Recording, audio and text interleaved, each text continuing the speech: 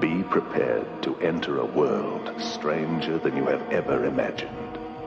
The world of witchcraft, magic, and ritual.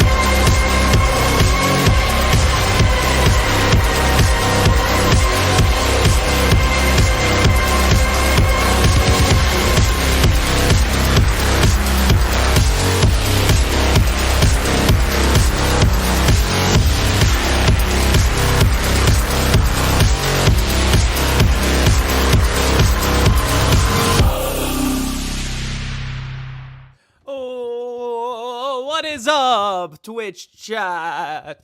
Oh, what is up, chat? How is my chatty chat?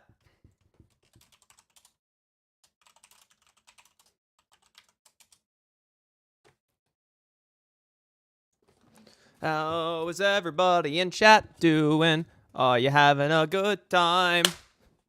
Whoa, hey, what's up, WizBiz? We love some Wizzy busy. Yeah, I'm starting pretty late today. I'm starting like an hour, 2 hours later than usual. Because I wanted to get dinner with my sister, and she gets done with her clinical rotation at 6, so.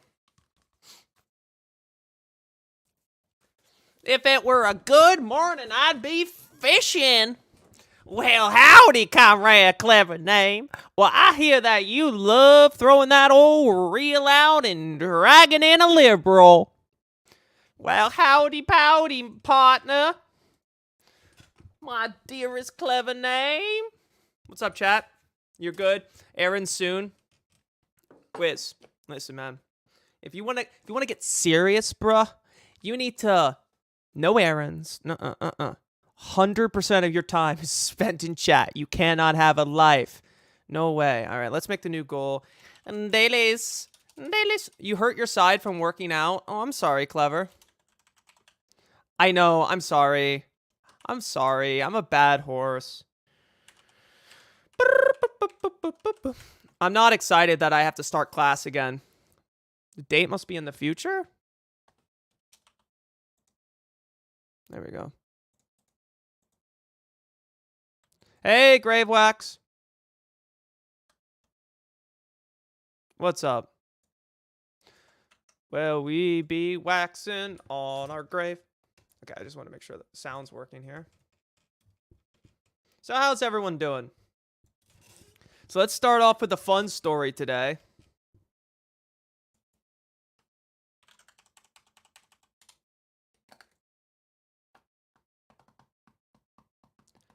Holy shit! Our good pal Vosh did something racist again! I, for one, am shocked. I cannot believe that he did something racist. It's weird. You'd think maybe he would know that portraying a Chinese person as yellow, you know, like, maybe not the best thing. Hello. No, Sterner. Anyone who reads Sterner is a fucking freak. No, Sterner. Do not read Sterner. Sterner is for freaks only. If anyone's like, I like Sterner, I'm like, all right, you're a fucking piece of shit. Sterner's philosophy is literally, I care about myself only. Problem, trollface. That's Sterner philosophy. Sterner is never good.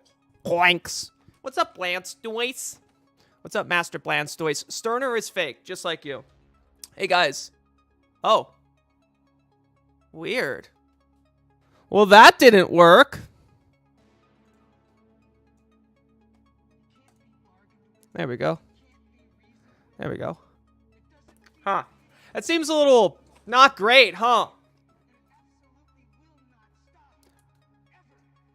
I know all the anti-China nerds love doing the Zinny the Pooh thing, but I gotta say, like, maybe don't portray a Asian person as yellow. Maybe don't do that. That seems like a little yikesy. I was in a different stream earlier and someone wanted Philosophy Rex and someone else said Sterner. Did you scream? Why did I join at the worst possible moment? Vosh did some shit. Well, because somebody just DM'd it to me like 2 seconds ago. Like, right as I'm starting the stream, someone DM'd that to me. And I was like, oh, all right. We did get some amazing new Lockheed Martin entries. People really seem to not know how to keep their mouth shut about anything ever. People just keep going like, well, I also work at the War Crimes Factory. If Angles didn't do a cutesy cartoon of Sterner, he wouldn't be popular to freaks. 100% correct.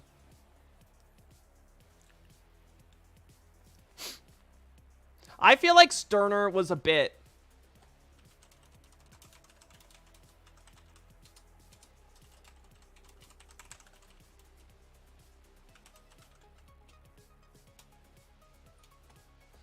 I think Sterner was like a fake bit invented to mess with all of us. That's right.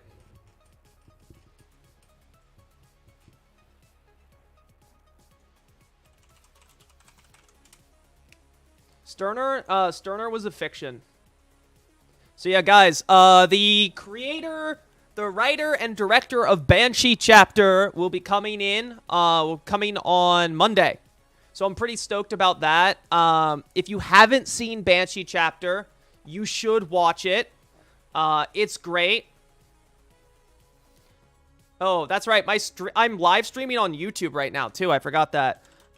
Here, I'll show you guys the synopsis, the trailer. It's a fun idea. It's basically H.P. Lovecraft's From Beyond, right? So the idea is that these like student journalists who meet up with some like intelligence community freak who's basically Hunter S. Thompson. So they do the thing that's like Hunter S. Thompson is obviously CIA, right? We all know Hunter S. Thompson is CIA, and they make that clear in the movie. And they basically get a hold of documents from MK Ultra about a really dangerous psychoactive drug that they used during MK Ultra. So they get to find these documents, they get the drug, and they test it. And it turns out what happens when you take the drug is it lets you see beyond the veil and see these horrifying monsters that are around us at all times. But once you take the drug, you don't unsee them. And once you see them, they see you. So Hunter S. Thompson was the gonzo journalist, the dude who liked doing a lot of drugs and sucked in every way. There we go. Let's pull up the trailer for the Banshee chapter.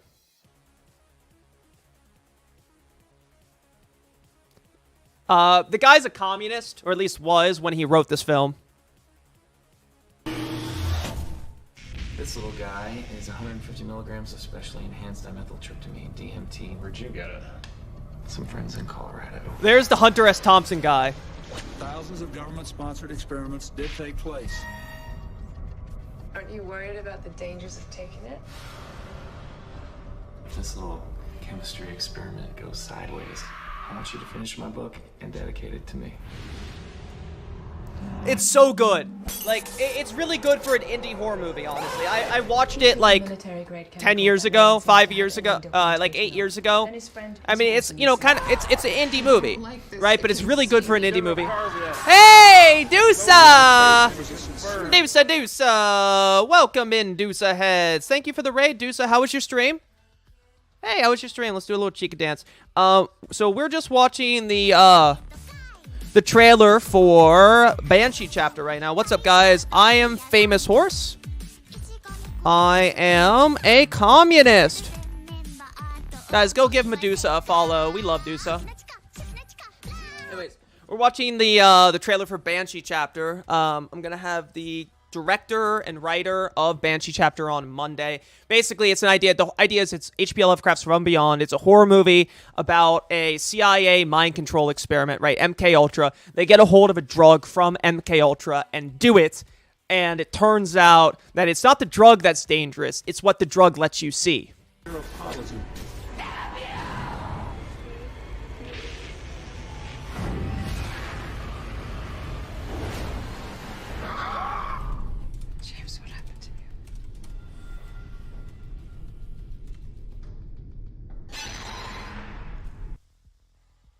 It's a great movie. So that's basically the plot, right? Like they take this drug from the CIA that the CIA used during MK Ultra. It's like a special form of DMT, and it lets them see through the veil. And when they see through the veil, they realize that our world is filled with monsters, and it's the same as From Beyond, right? Once you see them, they can also see you, and they don't like it when they get seen. So they tear you apart and eat you. Great movie, honestly. I love it.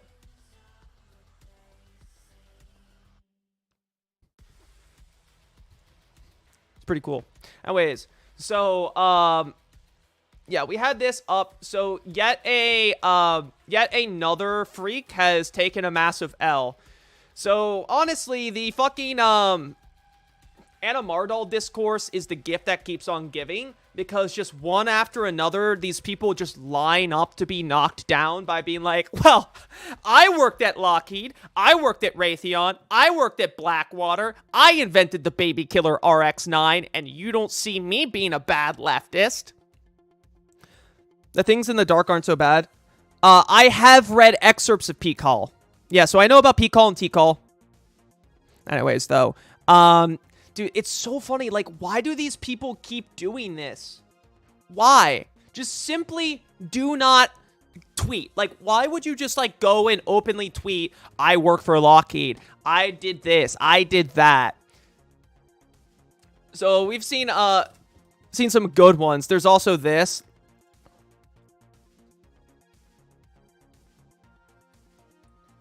Oh yeah, I know that, and I'll bring that up. Yeah, Anna Mardal is a grifter, right? He's a grifter. He's 40 years old. He's been lying about being poor. Who knows if everything else he claims about his personality, like if he is actually disabled or whatever. But and he has a good job, and he's been grifting a bunch of poor, vulnerable, queer, and disabled people in this community for a very long time by lying and saying stuff like, oh, I can't afford cat food. I can't afford rent this month. He's grifted tons of money from these people, and they're all kind of coming to realize it now. They're like, holy shit.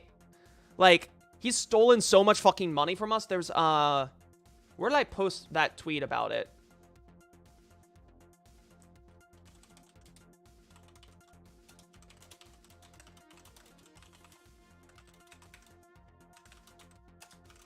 Let me see if I can find it.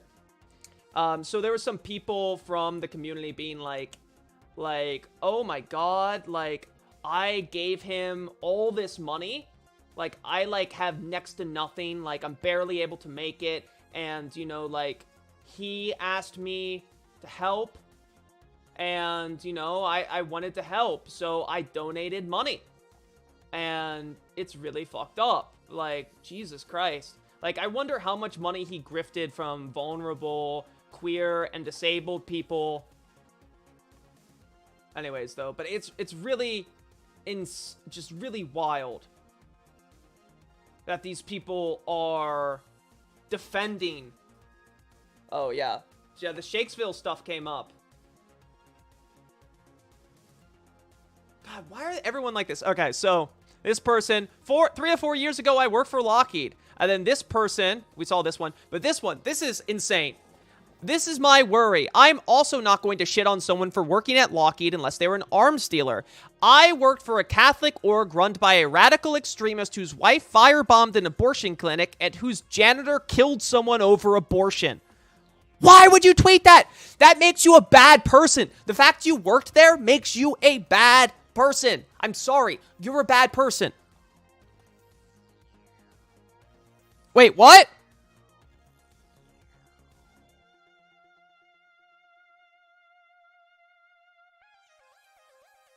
So how was the rest of your stream, though, Deuce?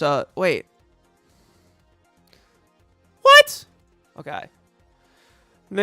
Seeing people unfairly judge someone who happens to work at a defense contractor. So let me save you the trouble. I worked at Amazon, but my dad was an industrial engineering firm bought by Blackwater. Grow up. The DoD farted punch by... Nope. Screw that noise. DoD funded my PhD and a large part of my cohort. I work for 2 defense contractors and 2 foreign government defense departments. Doesn't say jack about me. I would wax balls for the thin blue line if I needed to support my family. Ugh, who gets to decide which corporation is moral enough to work for? My husband works for a large power company that likes to pollute. Why do you keep tweeting this?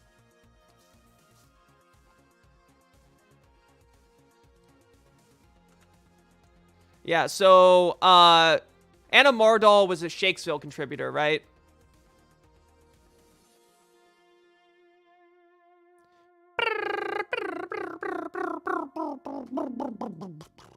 Okay, let's pull this one up. We're also going to talk about Sean King's $40,000 dog, which is so fucking funny. Having watched him since his Shakesville days. Okay, so everything I said about Anna Mardal was correct. Yeah, it really pulls the masks off libs, right? Oh, God. Guys, it's tiring having the lathe of heaven. It's so tired having the lathe. So tiring. Having watched him since his Shakesville day, Anna Mardal is an immoral serial harasser who has spent the 15 years squatting on the edges of fandom like a bloated tick, directing harassment campaigns and community abuse at artists he thinks aren't moral enough to make art. This is what people are saying, right? He has been instrumental in silencing countless other queer artists and writers. He is a profoundly destructive force within the creative communities he feels entitled to police as a self-appointed activist and moral arbiter. It's the history of policing and community abuse, not an inactive years-old doxing from an anti-trans hate forum that's behind Twitter celebrating him being knocked off the moral high horse he's demanded the queer creative community place him on.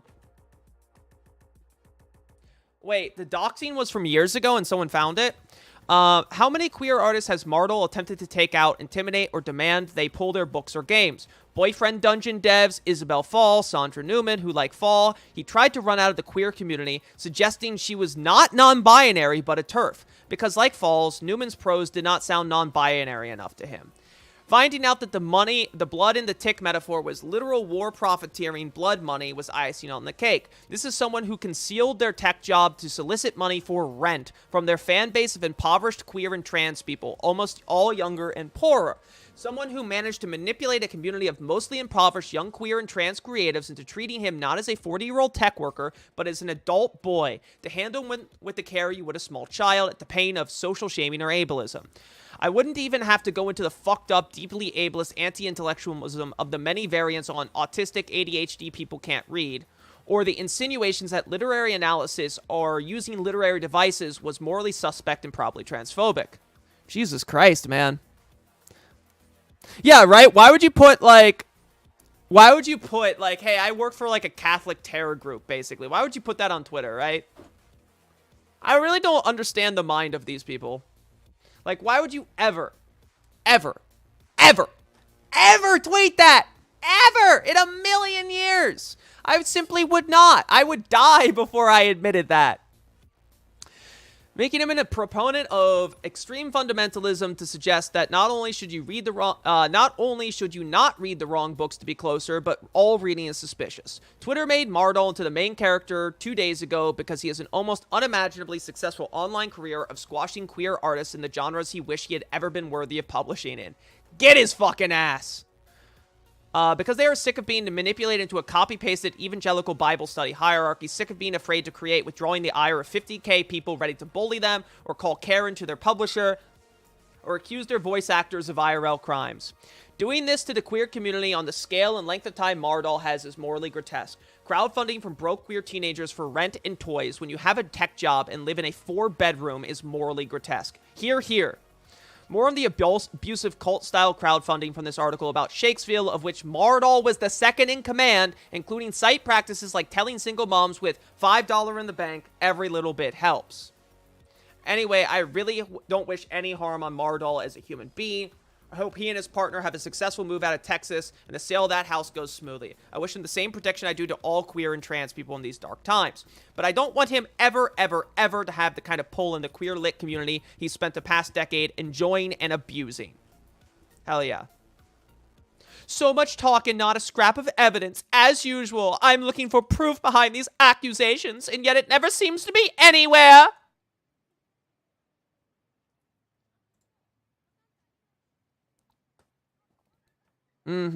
This person is awful.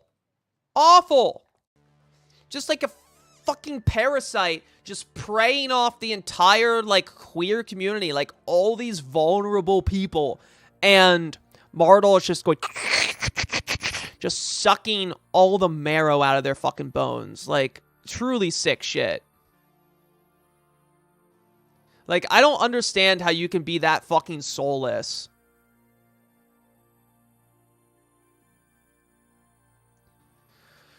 Really upsetting. Trying to find it. There were some people talking about how Mardal had grifted them personally. I'm trying to find that. Oh, also, Cassie Pritchard, she won her union vote, guys. Here we go. I feel like this is a nice tie into the whole Lockheed thing. He was apparently pretending to be poor and scamming his followers while working at a defense contractor nepotism job for 15 years. I want people to realize this person works for Lockheed, another disabled person, and has a very good salary after being there for 15 years. He begged for money for DoorDash, for taking cats to the vets, from the poor disabled community.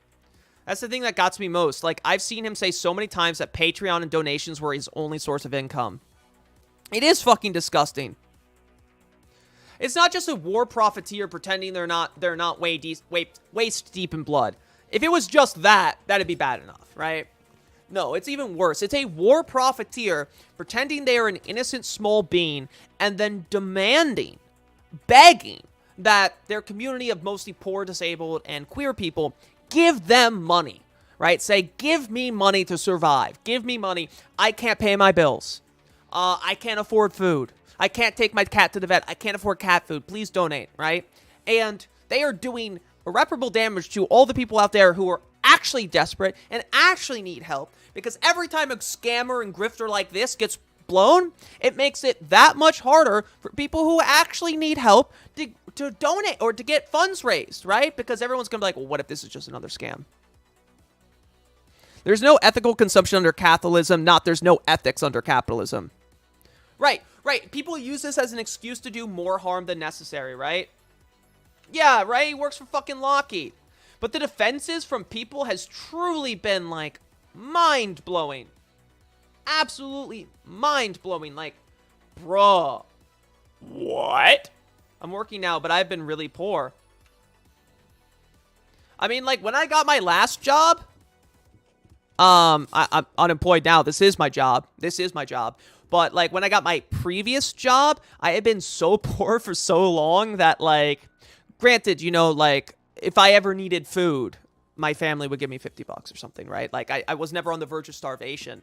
But, I had no money. Pretty much my job was a sales job. And, like, I, like, forgot that, you know, you can exchange money for goods and services other than food.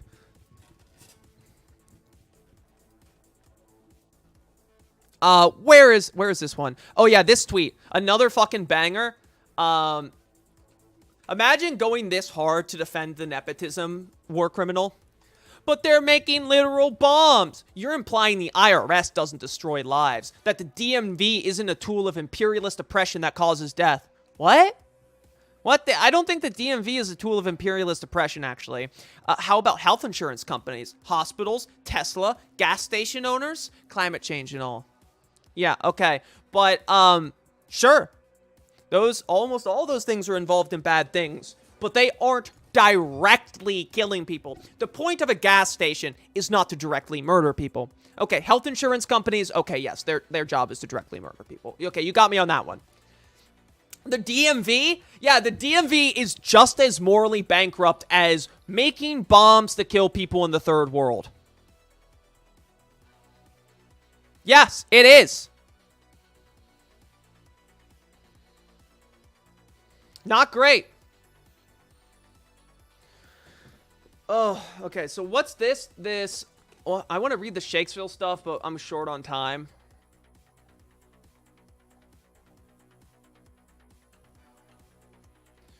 We got a lot of stuff to cover, though. Okay. So what's this? So Indiana Rep. Walorski and 2 staffers killed. Also, there's some Alex Jones trial stuff that I want to go through because it's so fucking funny.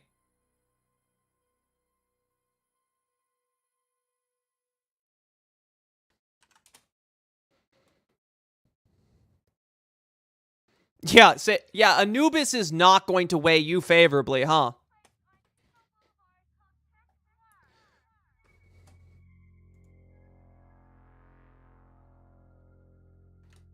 Uh-huh. Okay. Oh, no way! Neko, holy shit! Holy shit! I can probably read the article. Oh, Alex Jones! Okay, so we'll talk about this. Then we're going to bring up the Alex Jones thing because Alex Jones' lawyers did the most fuck-ups of fuck-ups I've ever heard. Probably the biggest fuck-up in the history of legal fuck-ups. Making bombs to murder minorities is the same as working at the DMV. That's right. That's right. Holy shit. Washington. Rep. Jackie Walorski, Republican, Indiana, and 2 of her staffers were killed in a car crash Wednesday.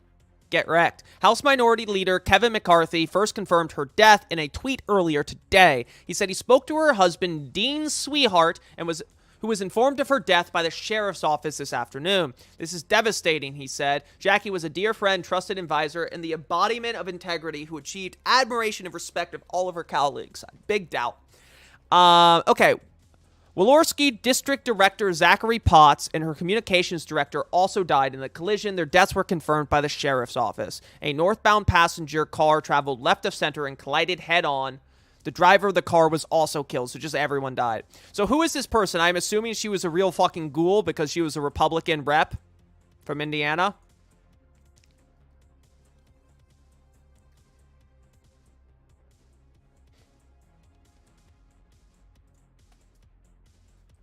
Oh, they've already updated her bio to say that she's dead.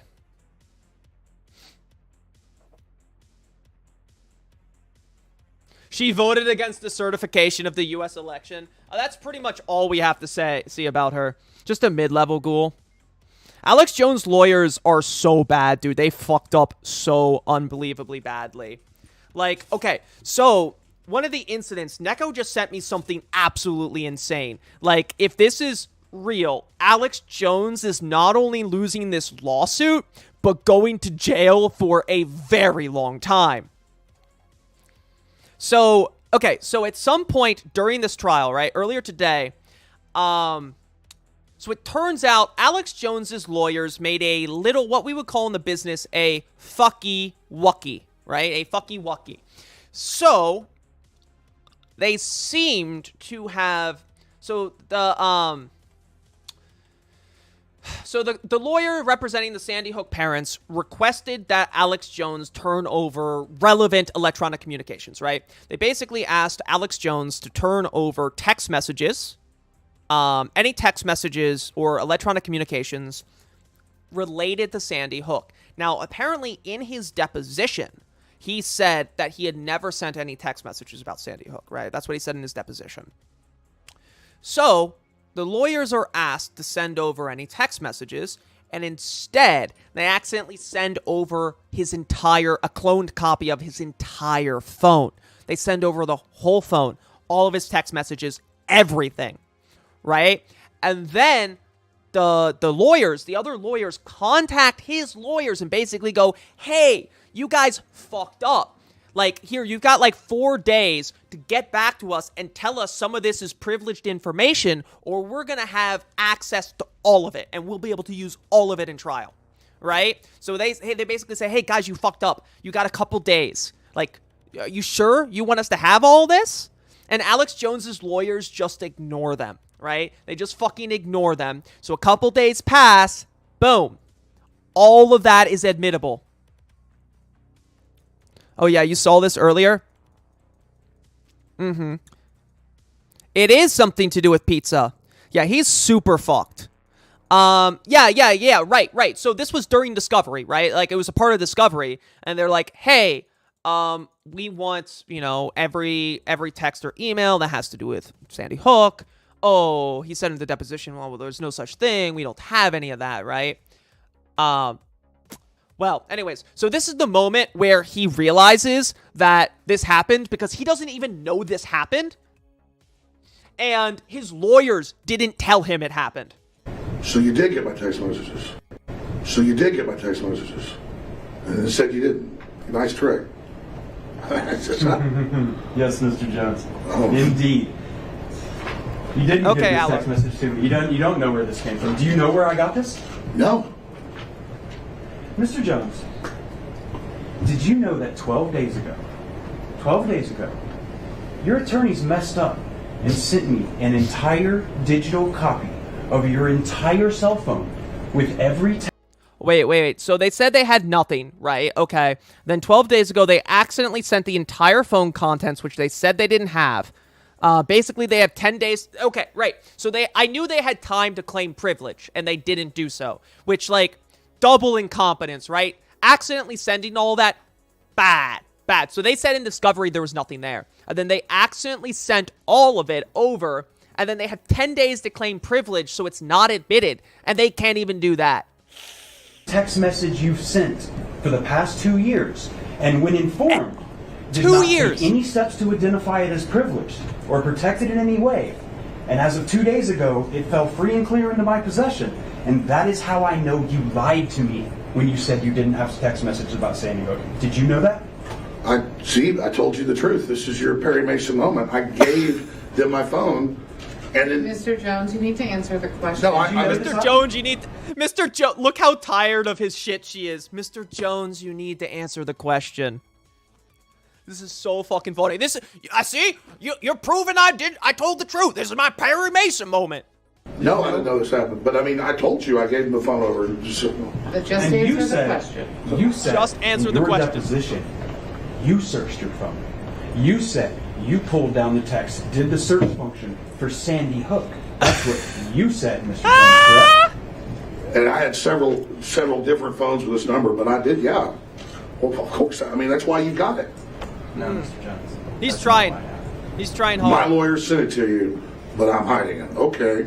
Mr. Jones, Mr. Jones, please just answer questions. There's no question. Mr. Bankston also only asks questions. Sure. Mr. Jones, in discovery, you were asked, do you have Sandy Hook text messages I just am dying at how upset and bored and tired this judge on is. your phone? And you said no. Yep. Correct? You said that under oath, Mr. Jones, didn't you? I mean, if I was mistaken, I was mistaken, but you got the message. Okay. You know what perjury is, right? I just want to make sure you know before we go any further. You know what it is. You know what perjury is, right, Yes, I Mr. do. Jones? I mean, I'm not a tech guy. I told you I gave in my testimony the phone to the lawyers before or whatever, and so you got my phone, but we didn't give it to you. No, Mr. Jones. One more time. And please remember, if you need to assert the Fifth Amendment, you can. I need to know that you can do that. Oh my god, if you need to assert the Fifth Amendment, you can. I need you to know you can do that. But you testified. Yeah, look at that. He's like, ugh.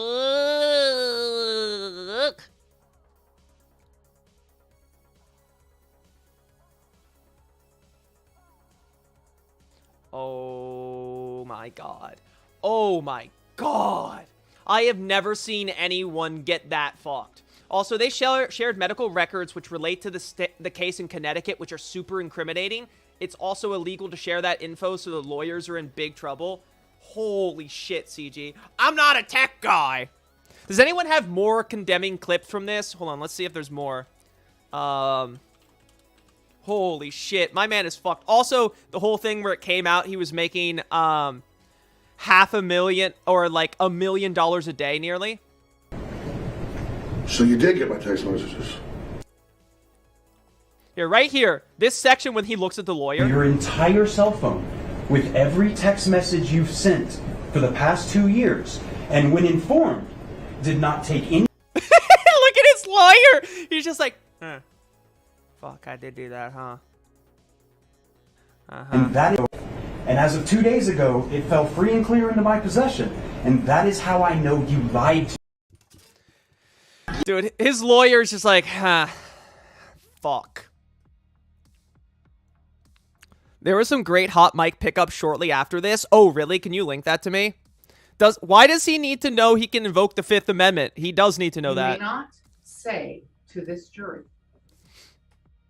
that you complied with discovery. That is not true. You may not say it again. You may not tell this jury that you are bankrupt. That is also not true. You're already under oath to tell the truth. You've already violated that oath twice today in just those two examples. It seems absurd to instruct you again that you must tell the truth while you testify. Yet here I am. You must tell the truth while you testify. This is not your show. Do you understand what I have said? Oh. Yes, I believe what I said was true. So I don't. Yes, you believe. Alar. everything Oh, you you're say not is an true, but American? it isn't. Okay. Your beliefs are not- The Fifth Amendment protects against self-incrimination, right? So you can't be forced, technically, you can't be forced to incriminate yourself, right? So if you're on trial, right, and I ask you, right, like, did you know that you're on trial for, say, like a civil case because you're an oil executive and there's an oil leak, right? And I ask you, were you aware that the the oil platform was leaking, right? You can say, I plead the fifth, which basically means I'm not going to say anything, right? So it's smart to use the fifth proactively and just say, I plead the fifth on anything that could potentially be incriminating, whether or not you did anything wrong. Although there is usually the inference of guilt, even though that's not legally true. People usually or often interpret pleading the fifth as an admission of guilt, whether or not that's true.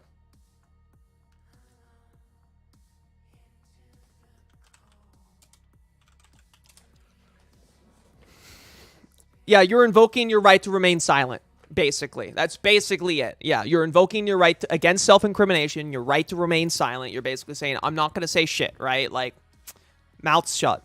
Mm-hmm. Oh, you're a Swede. Okay.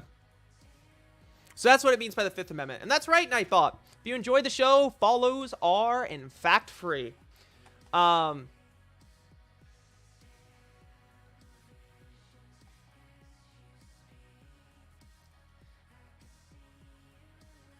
Okay, so I just, like, cannot believe. Oh, my God. There's also a video where he's making fun of the jury. So you did get my text messages. Messages right there. You know what perjury is, right? You know what perjury I is. just want to make sure you know before we go any further. You know what it is. Yes, I do. I mean, I'm not a tech guy. I told you I gave. That's so funny. Do you know what perjury is? I'm not a tech guy. I mean, perfect answer, right?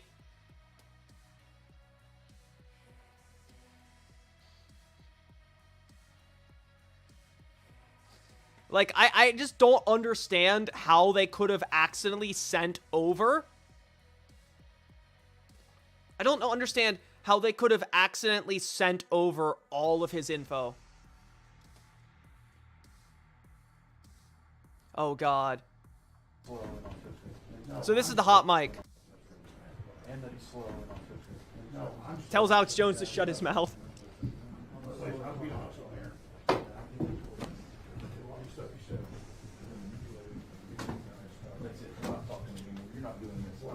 Best case, he's bankrupt. Yeah.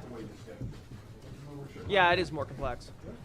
Mr. Prosecutor, I've never even seen a computer. Shut your mouth.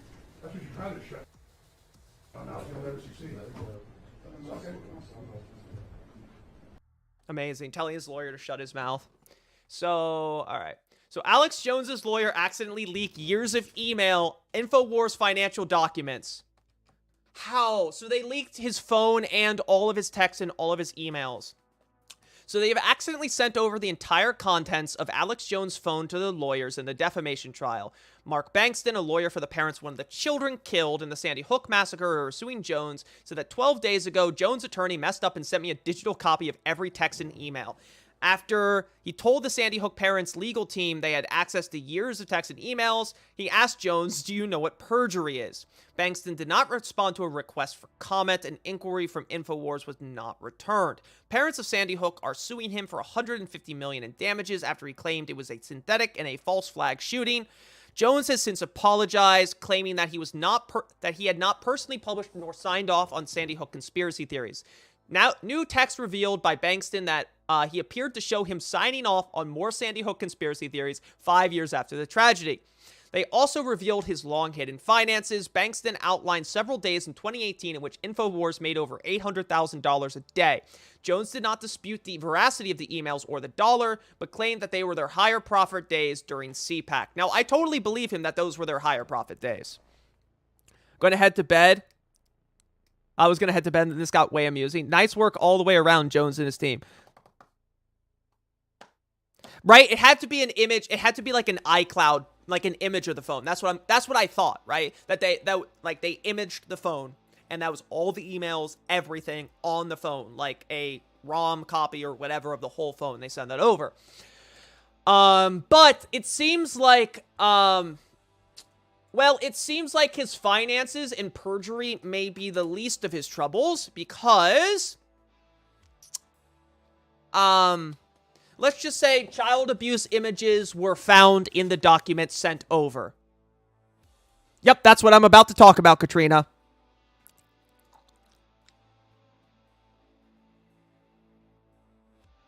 Oh, okay. So let's read this and then we'll read about the phone. Bruh. Right. Lawyers, Neko sent this over to me. Let's get some kakus. Let's get some laugh emotes in chat because this is funny. Lawyers representing the family of Sandy Hook massacre victims who are suing Alex Jones said they received child abuse images in documents that were sent by the InfoWars founder. Now, I wonder if this is accidental or it has to be accidental, right?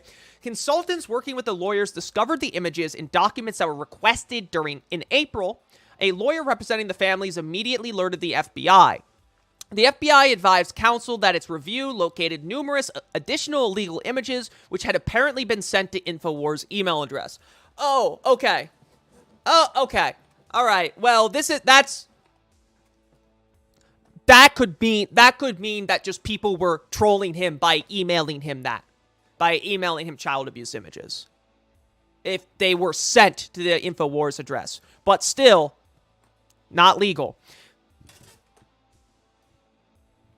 Yeah, no, this just came out like earlier today.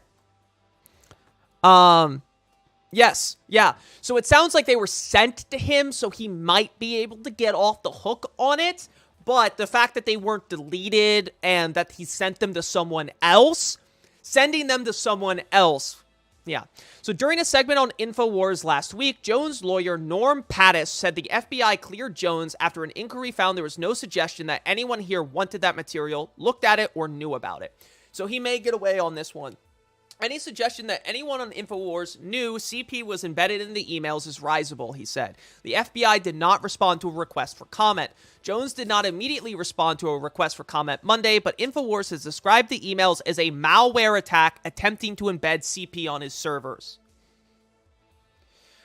So that could just be a troll sending that to him, right? It could be a troll, but it's not great either way.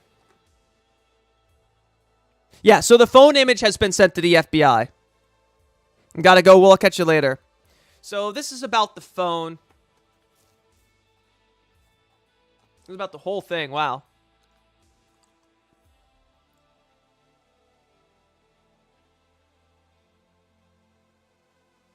So here's what happened with Alex Jones' cell phone, according to the lawyer for the Sandy Hook family. The phone's contents were put in a Dropbox folder the two parties had been using to exchange materials 10 days ago.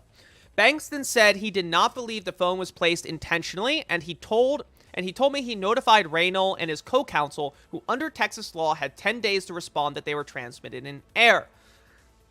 Also included was medical information on the plaintiffs in a lawsuit against Jones in Connecticut. Uh-oh, that's not legal. According to Bankston, Raynol never responded to his notice. As of yesterday, the files were legitimately in his possession. He destroyed the medical records. Bankston used some of the material on the phone in his cross-examination. Could be going through it last night. We'll be looking through it for information that is newsworthy or relevant to law enforcement and offering that to media or law enforcement as they deem appropriate. Unfortunately, there appears to be little chance that the contents of the phone might be left on a park bench somewhere that an intrepid reporter might happen upon and pick up. Bankston is clear he doesn't intend to publish the full contents anywhere. That's sad. Yes, I asked him and said, please. Also, if this is really the past 2 years of messages, this would include November 2020 to January 2021, which could be interesting. Yeah, he could have some Jan 6 stuff in there. While we're still in jury instructions, here's what happens next. Lawyers will make closing arguments on the matter of compensatory damages owed to Neil Heslin and Scarlett Lewis. Jury will deliberate, then award those damages and those damages only, not punitive damages. The trial is bifurcated, so the question of Jones' net worth is not a consideration for the jury when determining appropriate compensation. Once they return a verdict, a second and much shorter trial begins with testimony on the matter of his net worth. Woo! He's in trouble, guys. Like, how? How do you make this error, guys? Like, how? How do you accidentally do that? Wild. Just completely wild, right?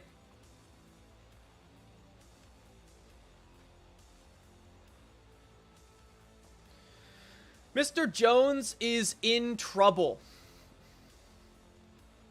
Honestly, I would not want to be Alex Jones right now. Oh!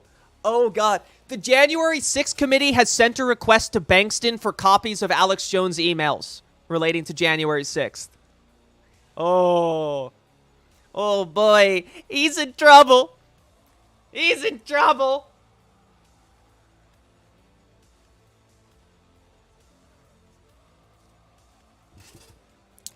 You send the phone contents, you don't respond to the notice, you don't notify your client that the release happened.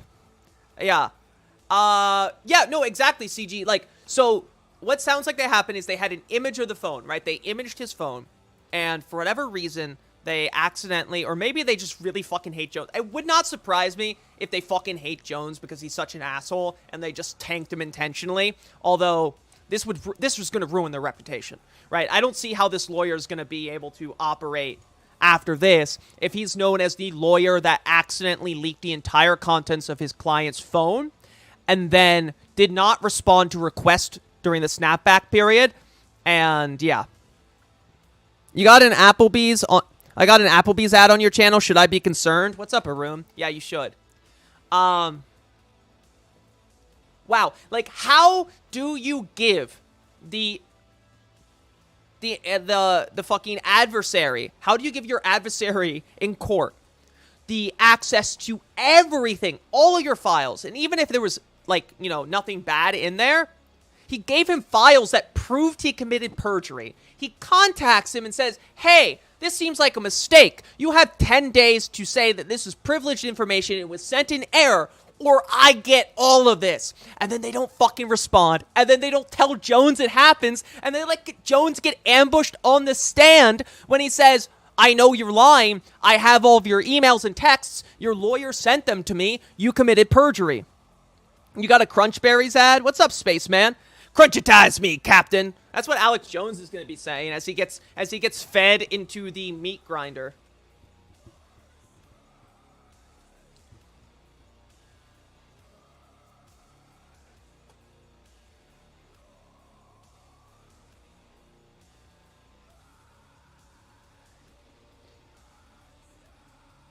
Wait. What the fuck? Why is... This makes no sense. This person's saying... Hassan said he's going to be watching the trial on stream. By this, he means he's going to get on Twitch and make money off calling the Sandy Hook kids liars? What? What the fuck? What does that even mean?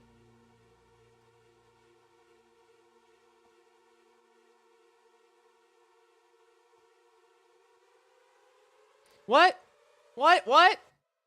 Look at their pinned tweet. What is it? That they're mentally ill and want Cash App money or something? You're arguing with a Kirby icon. Worry about that. Yeah. Why? I don't understand. Why? Why is she doing this? Why is she saying that Hassan is going to take Alex Jones' side and say that it didn't happen? I don't know, man.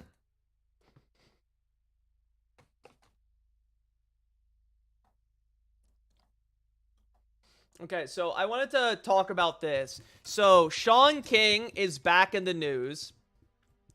And he did, something really, really fucking funny. So, Sean King used his PAC money to buy a dog. This is not actually the dog, but this looks a lot like the dog. It was more of a reference to the Depp Heard trial, you believe? Okay. I was just like, that's I was just like, what? Like, what? What are you talking about? I'm confused.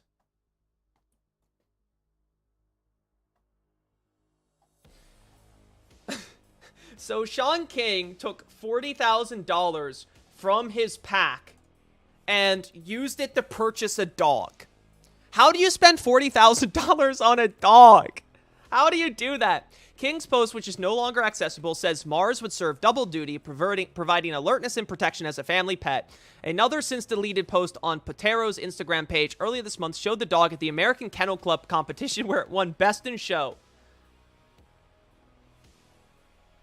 The 40,000 plus Grassroots Law PAC The 40,000 plus that the Grassroots Law PAC spent on the dog is nearly equal to the 56,000 in contributions it made to non-federal candidates in 2021. So Sean King's PAC has spent almost as much money on a single dog for Sean King as it has for political contributions as a PAC. What's up, Levelhead? Oh, thanks. Thank you. I forgot to update the thing. I need to update that. We had our 1K celebration this weekend. What's up, Levelhead? You clipped me saying, what does that even mean? What the fuck? What does that even mean? What the fuck? What does that even mean? Amazing clip. Amazing clip. Oh my god. So controversial activist Sean King's Progressive Political Action Committee paid a California dog breeder more than $40,000 for a hulking guard dog, but he apparently returned the powerful pooch because it had, quote, too much energy. The Grassroots Law PAC made $40,000 in payments, made a pair of payments to Partero Performance Dogs that included $10,000 contractor deposit on December 6th, the FEC records show. 2 months later, the PAC, which seeks to end oppressive policing, incarceration, and justice, paid Partero another $30,000. Within days, King posted on Facebook he had welcomed a new member of the King family, a Mastiff named Mars. Dude, my dog is too powerful. My dog is too powerful, so I had to return it. How could you spend spending $40,000 on a dog is wild enough. But spending $40,000 on a dog with your PAC money, that's definitely illegal. And he's like, well, I need the dog to protect me from violence, from people that want to kill me. It's like, all right. I mean, I feel like you kind of could have got a cheaper guard dog, right? Like, you could have gotten right? Am I crazy? Am I crazy here? I feel like, you know, you could spend less on a guard dog, but, you know, maybe I am.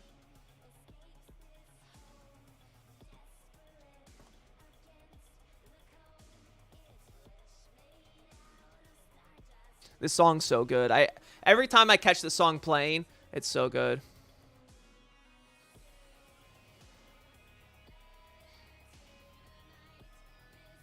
Oh, hell yeah. I'm just pulling up stuff from stream content suggestions.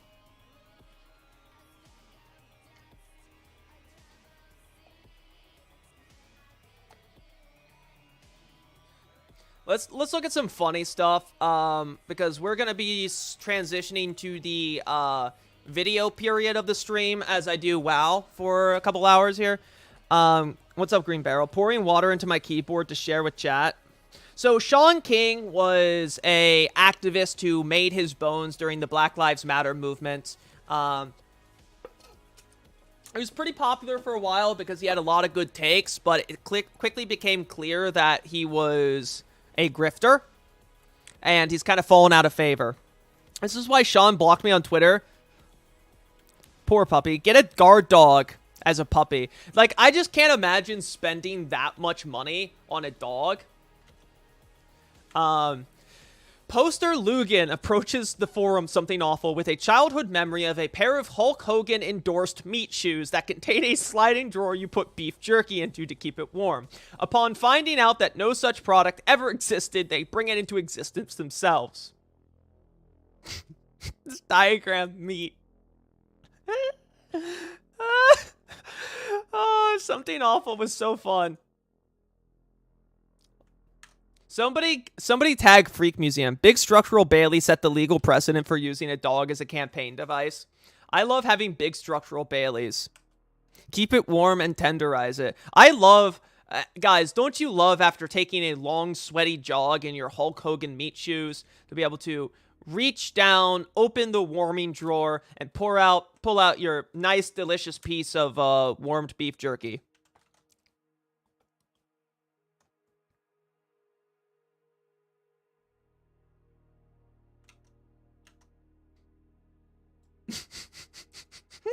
Meat shoes, meat shoes, meat shoes, meat shoes. I love having meat shoes, guys. All right, so it looks like a member of my community has been wiling out, guys. So unfortunately, it looks like a member of our community has caused some problems for some people again. Why would you make someone else see this? Because it's funny. I may come on to talk about futures and possibilities. What do you mean, Clever? Oh, I'll be in VC after 12 again, my time. The sneaker that gets metal plates in the soles that you place stakes into so you can tenderize them as you walk. Ooh, that sounds nice. So it looks like a member of our community has been wiling out here. A security guard at Lollapalooza allegedly faked a mass shooting threat to get out of work. I don't know which one of you guys this was, but you shouldn't do this. A security guard at Lollapalooza allegedly faked a mass shooting threat for the festival to get out of work. Jania Williams, 18, allegedly sent a message to a witness's cell phone at 2:50 p.m. that read, "Mass shooting at 4 p.m. Location Lollapalooza. We have 150 targets." Williams used her Text Now application number to send the message. The witness immediately reported the threat to her supervisors, who contacted the police and the FBI counterterrorism task force. Around 4 p.m., the witness returned to her post at the security team. That's when Williams allegedly told the witness her sister had informed her of a threat on Facebook. The witness told Williams to send her screenshot of the threat and allegedly created a fake Facebook page under the name Ben Scott. She then wrote a post that said, "Massive shooting at 6 p.m." According to prosecutors, Williams took a screenshot of the post and sent it to the witness from her cell phone. She's... Oh, that's one way to get out of work. Investigators traced the Apple iCloud and IP address of the TextNow account back to her, who was then brought to the command center for questioning. The Chicago Police Department command center for questioning. She allegedly admitted to sending the messages and said it because she wanted to leave work early. She is charged with one felony count of making a fake terrorism threat. She appeared in court Sunday and was held on $50,000 bail.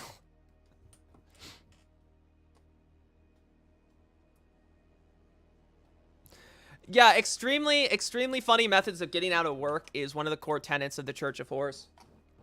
Well, actually, we're going to be, I believe we're going to call ourselves like the Order of the Divine Equine or something, or the Church of the Divine Equine. Divine Equine, though, is going to be in the name. What do you guys think? Sect of the Divine Equine, Order of the Divine Equine? We will be a church. Before the end of the year, this will be legally a church. Just leave work, right? She was a security guard at Lollapalooza. She was a guard at Lollapalooza. She's a guard at Lollapalooza, makes a fake mass shooting threat, and then when it doesn't get taken seriously enough, she just makes a fake Facebook page, screenshots it, so the EXIF data clearly shows, you know, she took a screenshot, and, like, makes a brand new Facebook account. Clearly, like, the IP is going to trace back to her phone as she's making the account. Esoteric Order of the Divine Equine. How does a shooting threat get her out of work? Because they canceled Lollapalooza and she can leave early, obviously. I don't know, dude. I'm not that stupid. I'm pretty stupid, but I'm not that stupid.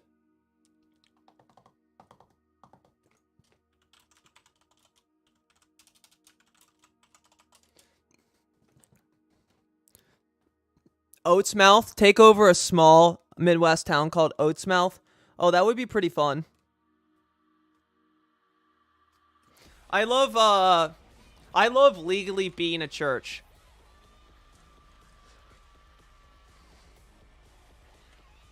Oh my god. Imagine, like, I just can't wrap my head around this, right? Like, why did you think that A, this was a good idea? And why did you think that B, it was gonna get you out of, like, you weren't gonna get caught?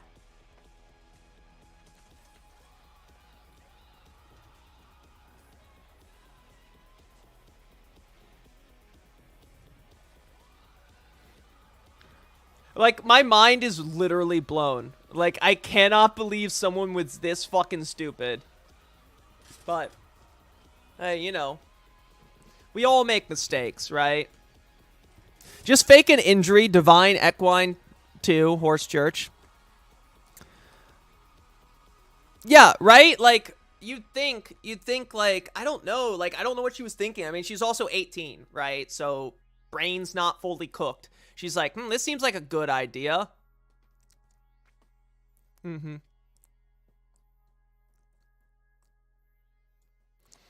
Are you guys also in the YouTube chat right now?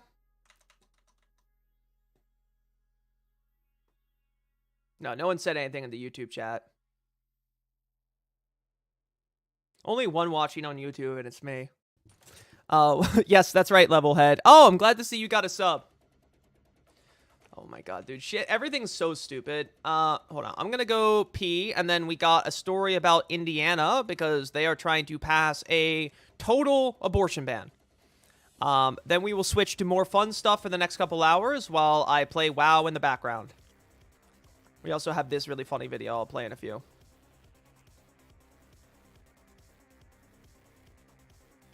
There's a lot of, like, rather funny stories that happened today. Also, oh yeah, also the US is about to destroy its economy even further.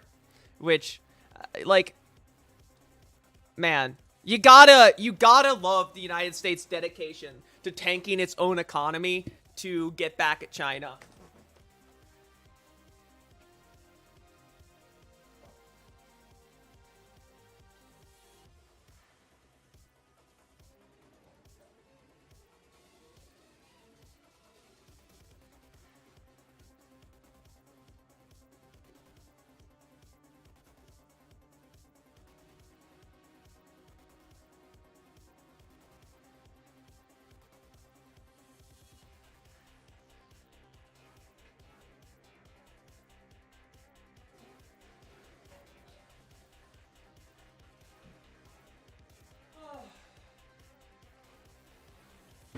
By the way, Levelhead, you should DM me. You should come on sometime. Talk about your investigative work.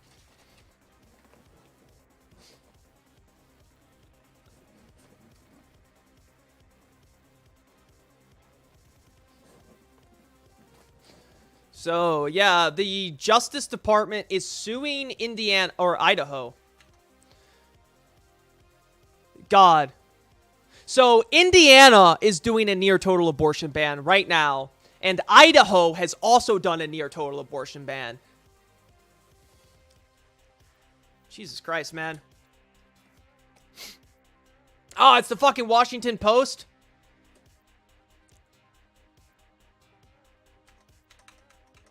Yeah, yeah, okay, here you go. Here's a mage table.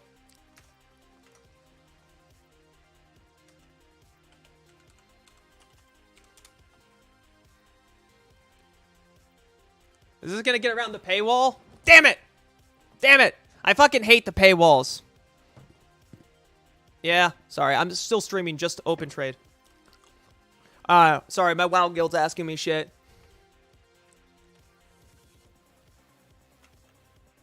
So, hold on. God damn it. Washington Post.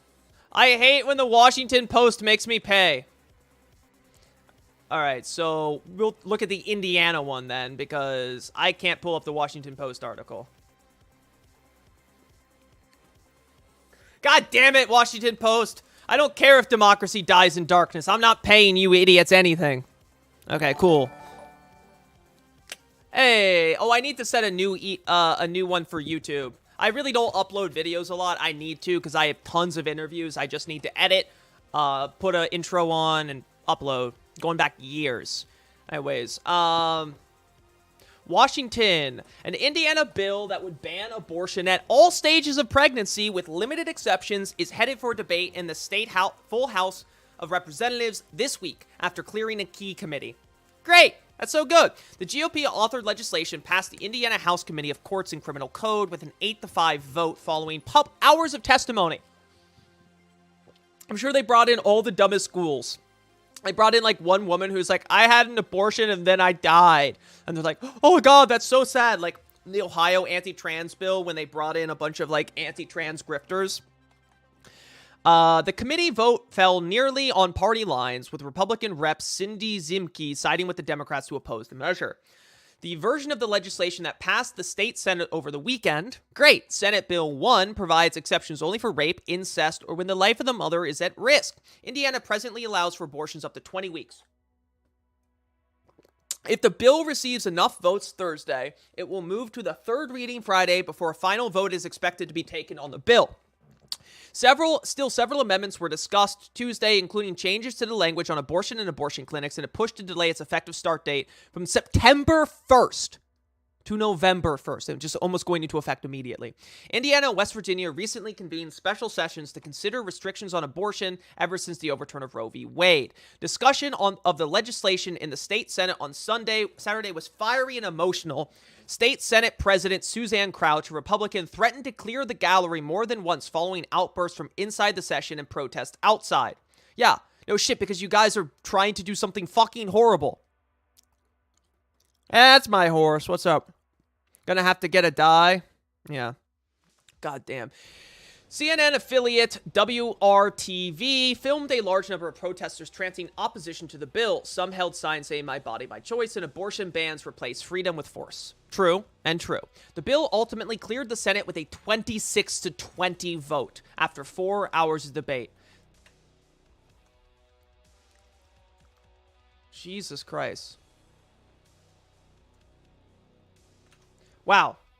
10 Republicans. See, that's how unpopular this shit is, that 10 Republicans were willing to cross party lines on it, and they never do. Just like the Kansas thing, right? The Kansas abortion ban, constitutional amendment, which they did everything in their power to trick people. K-State Nate, one of our constant viewers, got a text message claiming to be from the Democrats, saying that if you support a woman's right to choose, you need to vote yes on the constitutional amendment, which would allow them to ban abortion.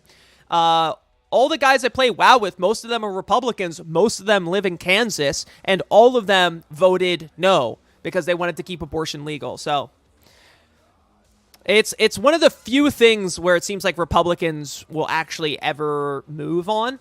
But once they coalesce the narrative enough, they'll all change their opinions. 10 Republicans voted across, with some saying it didn't go far enough. That's good. Through the legislative cycle, anti-abortion group National Right to Life and its Indiana affiliate expressed opposition, calling it deeply flawed and a weak and troubling measure. Yeah, so a near total abortion ban was not far enough for them because it allowed for exceptions for rape, incest, and the life of the mother. They wanted no exceptions, I'm sure. The bill fails substantially in many areas, including its failure to provide any meaningful enforcement provisions. This bill goes through the motions on paper, but lacks any teeth to actually reduce abortions by holding those who perform them or would skirt the law accountable with criminal consequences. These people are fucking monsters. There's nothing to say other than these people are monsters. They just want people with uteruses to suffer. Right? That's it. This is all about control. This is all about domination. This is a brutal measure. And that's the point. The cruelty is the point, right? They want to know that they have total control over other people. It's sick. It's honestly sick shit. And anyone who supports this, you got a VIP seat in hell, my friend. Yes, you would. You would, unfortunately. Unfortunately, you would, my dear Swede. Not against the rules. You can't do that. But yeah, like, it's sick. It's sick. These people, like, they just want to hurt people. That's what it comes down to. They just want to see people suffer. It makes me sick. I just don't know what could make your brain be like this.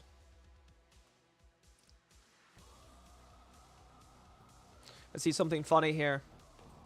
By the age of 30, you should have friends who on Friday night are dressed to kill down at Dino's Bar and Grill. They should be ready to drink the flow and the blood to spill. Things of nature. Glenn Greenwald, why did you delete this and then scamper away? I wanted to offer you the opportunity to enter a friendly yet very substantial wager on whether the innuendo and accusation implicit in your statement was accurate or not, buddy. Oh, yeah, because, oh my god, he's replying to a joke tweet because the guy tweeted at him, "Good luck with Alex Jones' text, buddy. Won't lie, wasn't expecting this when I tweeted a boys are back in town joke. It's as pathetic of you as it is revolting, yet sadly typical to make the insinuation that the boys are back in town. I trust your pathological need to signal to your in-group that your part of the team is satisfied." I think Glenn's going to be in trouble, guys. I don't think Glenn is going to be happy with the text messages that come out from Alex Jones' phone, huh? Chat, what do you think is Glenn Greenwald has said in Alex Jones text messages that he's so worried about? I'm sure you did. What do you think Glenn Greenwald has said that he's so worried about?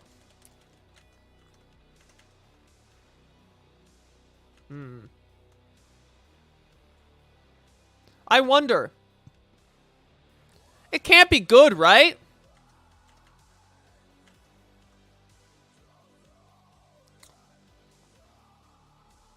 You think he finally defined what a woman is? That's possible.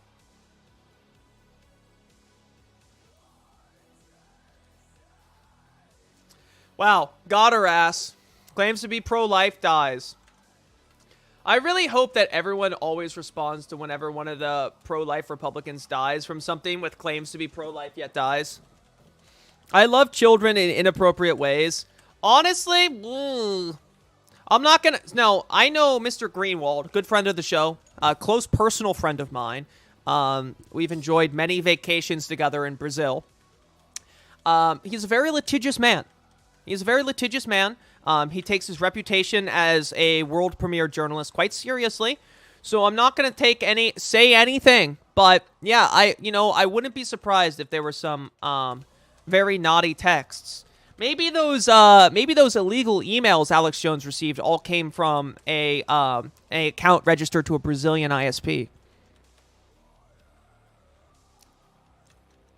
That's true. If you're an anarcho-natoist, you can't be bi. No, Dave Rubin isn't gay. Him and Milo Yiannopoulos went to the same gay conversion camp, and now they're cured. They're not gay anymore. Which, good for them, right? Takes a lot of courage to admit that you were wrong. Takes a lot of courage. Good for them. They got over it. I used to be gay, but then I got over it. I used to be gay, but then I got over it. Good for them.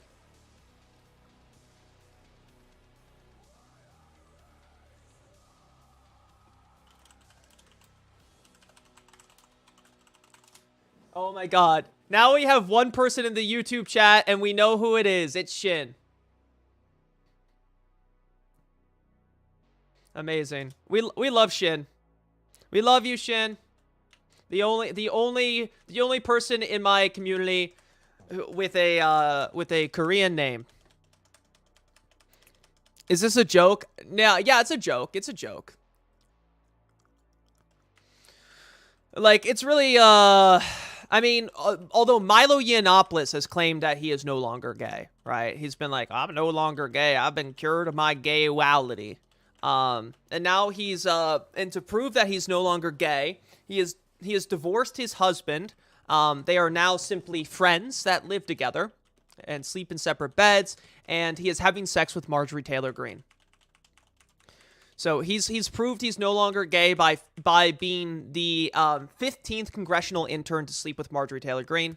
Congratulations. I'm so happy for you.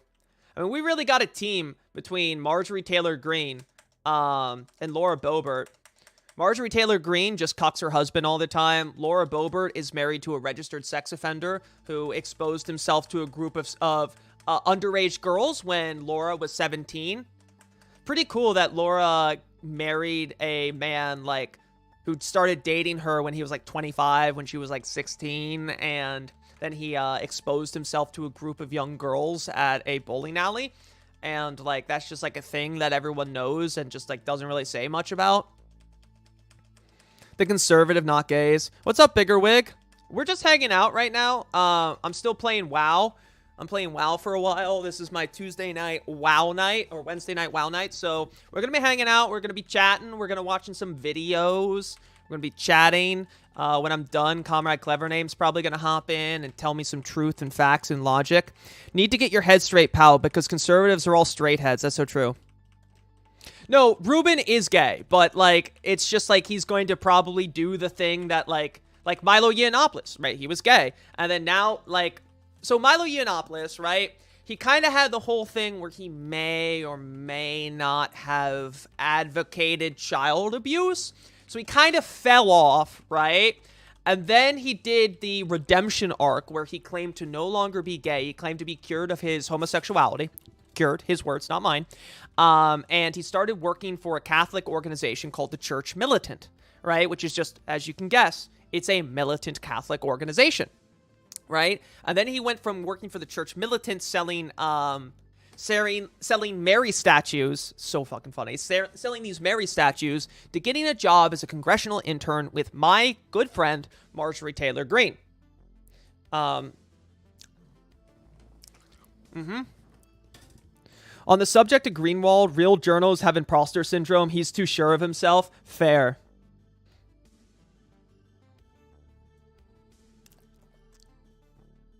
I mean, being socially liberal and fiscally conservative just means that you're a right-winger that doesn't hate gay people, really, in my opinion, right? Alex Jones would never fuck up. See, Alex Jones never makes a mistake. It was his lawyers who made a mistake. Alex Jones did what he was supposed to do. He committed perjury. He lied during the deposition. He obstructed discovery. He did exactly what he should have done. And, you know, I for one am proud of Alex for doing that. Good for you, Alex. Unfortunately, his lawyers could not handle the heat. They couldn't handle the pressure. They had to get out of the kitchen, so to speak, and they accidentally sent over all of the phone files. The definition of white identity will begin to exclude white gays, and the conservatives are trying to say they're not gay isn't going to work. Yeah. No, exactly. It's the Christian, so white identity, right, is now Christian nationalism, basically, right? And all these people have made it clear that they are now Christian nationalists. Marjorie Taylor Greene, Laura Boebert, Trump, all these people are like, oh no, we're Christian nationalists now. The fascists won, right?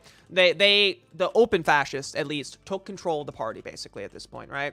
The moderate right-wingers like Romney, Liz Cheney, they're done, right? They have, like, little to no power in the party anymore, as far as I'm concerned. And you're right, they're going to shift this. They're going to be Christian nationalists. Like, you've already seen, like, a lot of these Christian nationalists saying, like, Ben Shapiro, you know, who has done tons of work popularizing fascist ideas, right? He can't be a member of their community because he's Jewish, right? And unless he forsakes Judaism, he's never going to be allowed in. So, yes, it's going to move to exclude anyone who isn't cis, white, straight, male. I mean, that's just a logical conclusion, right? Like, it's obvious that's where it's headed. No such thing exists, right? They don't take gay people. So I think a lot of them do.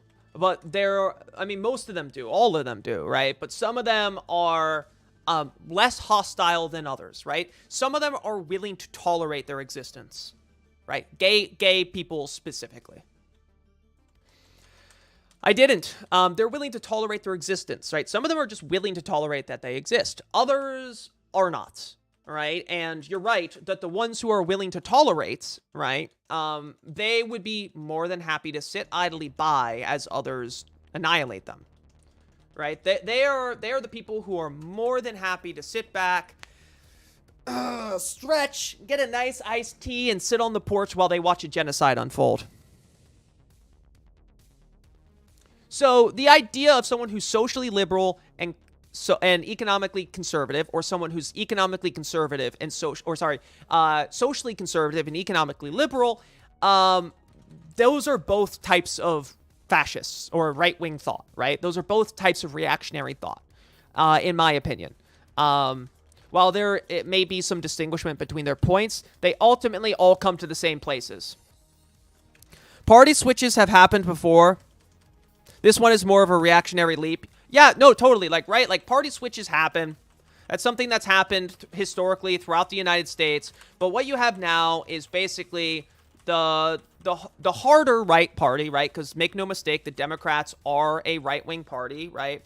The harder right party has, as a consequence of, like, the, rich right-wing billionaires pouring tons of money into the organization, psyops like QAnon, just increasing radicalization, the efforts of Christian fundamentalists, their base has shifted further to the right, right? And now the kind of the party shift is the rubes that they created, right? It was kind of like, in my opinion, it was always kind of in their interest to using Fox News, One American News, Epoch Times from the Falun Gong, all these other anti-communist right-wing sources to kind of create a class of rubes, right? Like create these people who believe every bit of deranged horseshit that the right-wing media outlets, the reactionary media outlets put out, right?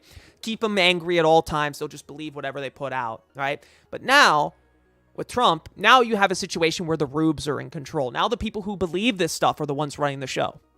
And that's kind of the shift. So you're going to see the more reasonable Republicans leave and join the Democrats maybe and push the Democrats even further right. So the Democrats are just going to be a right-wing, center-right party.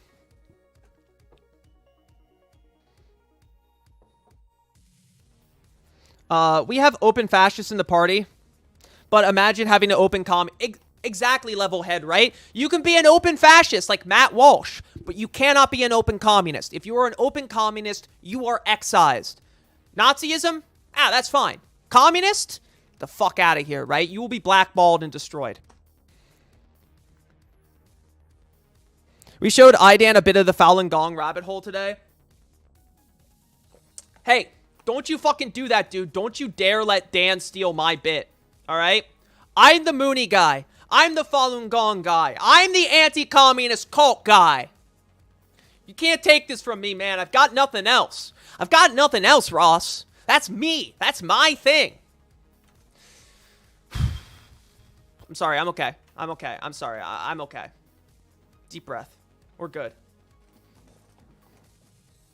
Ordinary people aren't falling for the American dream BS. This is what the end of the American empire looks like. It'll be ugly, right? The same forces that generate a radicalized working class movement, right? The dissolution of the promises empire made, right? Empire kind of cut a deal with working and middle class Americans, right?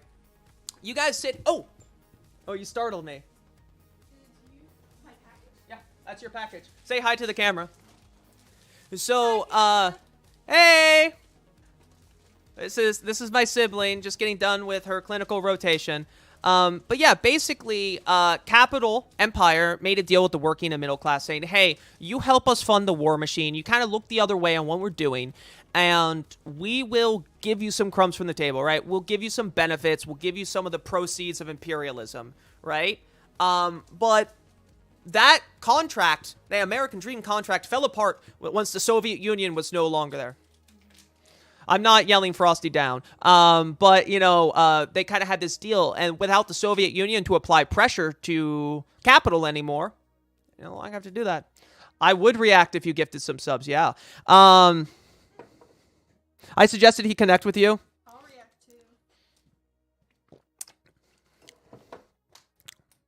too. But it's for subs, right? Yeah, we hit our sub goal this month, so I'm eating spaghetti and berries and wearing a maid outfit again. Mm-hmm. Yeah, it's... No, it's a cursed... It's spaghetti and berries is a... I'll catch you later. Good luck. My friend came up with it. No, my friend came up with it as, like, it's just deranged meal she made. It's spaghetti cooked with cinnamon and chilies powder, and then you put ricotta cheese and fresh cold strawberries in it. It sounds horrible. I guess.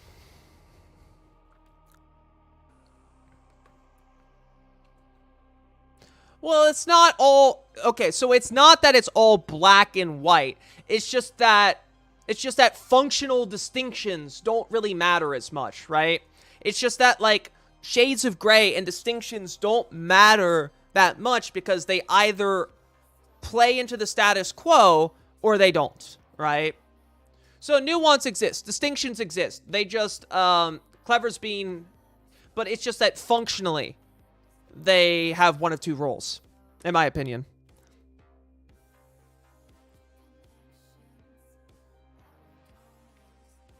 Yep. I have to do everything. Sorry, the guild was talking to me. I was explaining to my guild what spaghetti and berries was there, and they were all like, what the fuck, man? What the fuck? And then when I finally fully explained spaghetti and berries, one of them said, "Oh, actually, that doesn't sound bad. That just sounds like, you know, like dessert spaghetti. That sounds pretty good, actually." And I was like, what? Clever is being, horse every day. Uh-huh. Clever is being. Well, clever is being, right? You exist. You are being. You're a clever being. All right.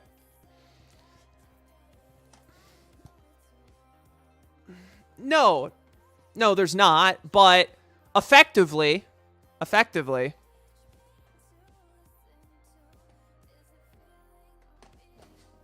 small clever bean.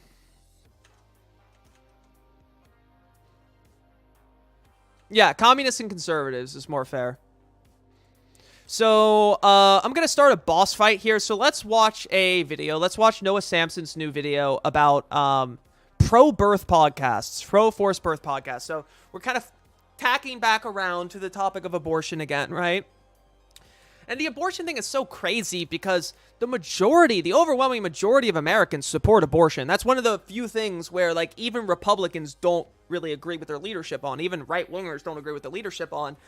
They all think abortion, as long as it, like, if you frame it that, like, oh, the viability standard, which they had in Roe, right? Like, if the fetus is viable outside of the womb, then you can't kill it, right? But other than that, it's fine, right? If you frame it that way, you say, oh, sensible restrictions, you know, you can't do it in the third trimester or whatever. Most of them go, oh, that makes sense. That makes sense. Yeah, that makes sense. You cannot be a fascist communist. No, you can be a fascist who uses communist language, like the Pat Socks, right? You can be a fascist who LARPs as a communist, who uses communist terminology, but that's a wolf in sheep's clothing. And unfortunately, online, there are a lot of wolves in sheep's clothing.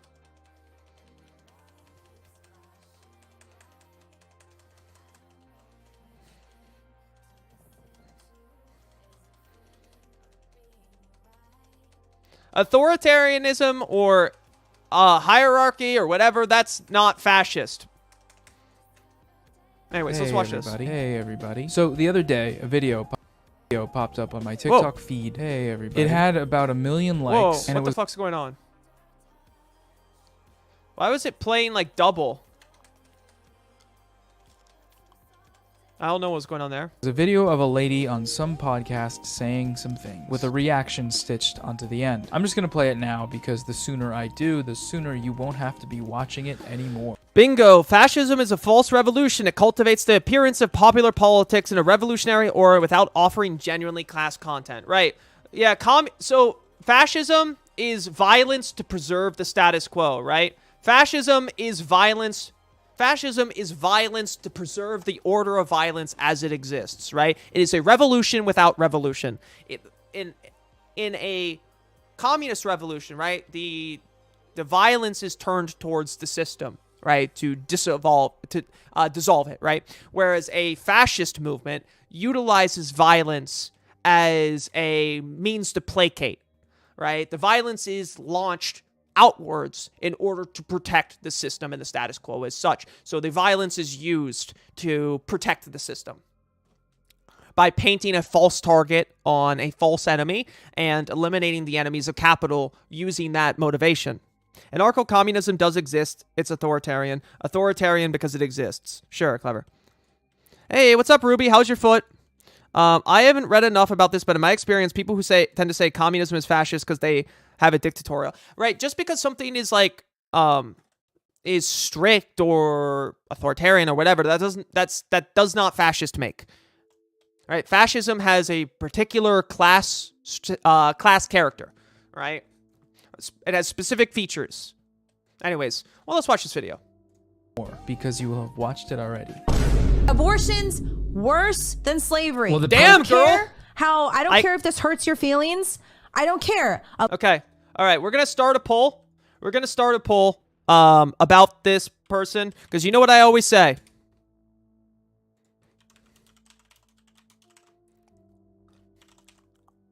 You know what I always say whenever I see an evil woman. Abortion is the #1 worst human rights issue Damn, that that's has crazy. ever happened on American I don't soil. like dictatorial government. Dictatorial So is not on the first correct word watch, for it, there though, are a shit. number of things I'd imagine you might be saying right now. What? Why? No, they How? do not. Why? Who? Why? Stop. And those are all valid questions and thoughts. For me, I interpreted this lady is clip very as dumb. someone just doing what the kids call a little bit of trolling. We do a little trolling. It's called We Do a Little Trolling. It's long been a podcast promotion strategy to say outrageous things on your show, clip it, and then post it to TikTok and have it go viral Yup. as you get mercilessly dunked on and witness in real time a trickle-down boost of followers that actually happen to good agree with strategy. whatever insane, exaggerated claim you might have been making in the original clip. It's the industry standard, and it makes for some truly fantastic and normal fan communities. I thought this might have been that, and perhaps it is, but the person in the video doesn't think so. Abortion is worse than slavery. People thought I was just trying to be provocative, but I mean this. God damn and it! I'm going to unpack what I mean by this. It is a million times worse than slavery. Abortion is a million times worse than slavery ever was and ever will be. I just killed everyone Make again. no mistake, though, she was getting dunked I never on, had ratioed issues into getting on the oblivion other in side. Comments. They gotta stop giving people microphones. 40,000 likes. This better affect her credit I'm score. gonna do that. I'm gonna do 70,000 that. likes. She said that too loud. 70,000 likes. It got to the point where her TikTok account was actually taken down. And so, of course, she opened up a new one to thank everyone for the views by insulting them. And so you're just leaving people with this empty hole in their heart. They have no meaning, nothing. And then they take to Twitter, to Instagram, and they find something that feels like it's bigger than themselves. And then they latch onto it, and then they turn into bots. And also post workout videos She got turned where into a she corn does cob. some stretches, which I assume must be some kind of warm-up for all of the mental gymnastics. Did you know that black people are not the only race to have historically experienced slavery? I know this is shocking, but pretty much every civilization in the history of mankind, at some point their ancestry owned slaves. And the United States was one of the first countries to abolish it very quickly and efficiently. So if It this was person not, is already actually. That's being not dragged true. through the That's mud not for true. This on its face horrible and racist take, then why am I Well, making that's this fair, video? CG. Well, Me to be too. honest, the more I looked into it, into who this person is, the rhetoric they are using, and how it relates to other similar pro-life rhetoric outside of this context, the more I found this whole story just interesting. I'm interested in the contradictions found within extremist pro-life ideology. I'm interested in the divide between general TikTok audiences it's not. and Fascism, far-right religious podcasters. And fascism isn't just like a strict government with ethnic cleansing or whatever. Fascism, the racism is a core part of the motivating animus, but fascism has a specific class character. It is a dictatorship of capital. A fascist state is a dictatorship in order to protect the interest of capital, the interest of banks, the interest of industrial capital, right? It is a coalition of the ruling heights. It has a class base of the bourgeois and the petty bourgeois and the lumpen proletariat. It is a distinct thing. It's a very distinct entity. It's not just a strict government or whatever.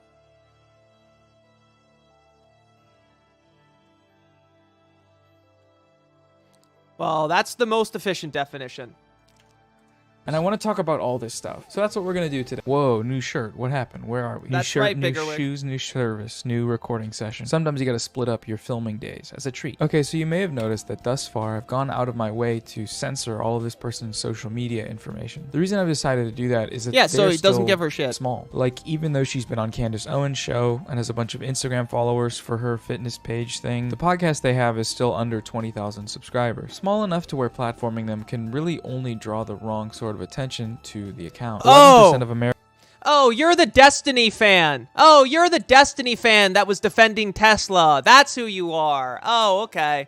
We spared you last time. Americans believe that even in cases where pregnancy threatens the pregnant person's life or health, abortion should be totally illegal. 15% of Americans believe that even if the pregnancy is the result of rape, abortion should still be totally illegal. I'm sure you all saw the news about Roe v. Wade and, you know, Texas's bounty hunter abortion law. So basically, I don't want to get these groups of people congregating as fans of a podcast or anywhere else.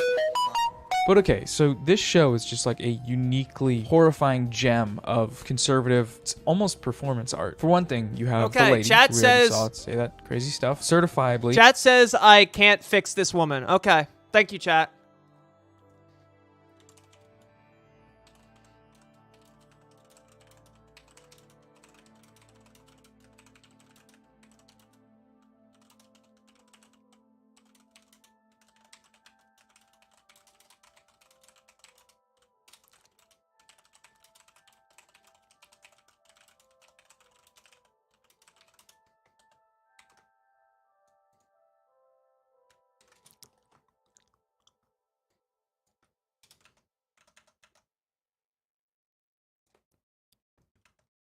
A right-wing religious extremist. She used to work for Candace Owens. Oh my gosh, I love this. I worked for her for over 2 years. I was her very first hire, so I can't wait to. Well, to you tell her defended that saying I'm they the weren't Asian reactionary. Candace Owens. She's gonna love it. Love it. Which makes a lot of sense, actually. Given Candace's propensity to downplay the severity of American chattel slavery, she's got a whole PragerU video on it. Here's the first thing you need to know.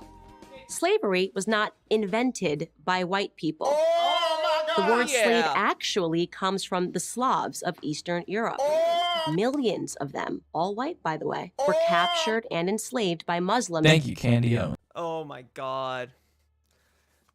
Okay, guys, we got a pretty little princess. Say hi. Say hi, princess. You got a little stinky. You got a little stinky.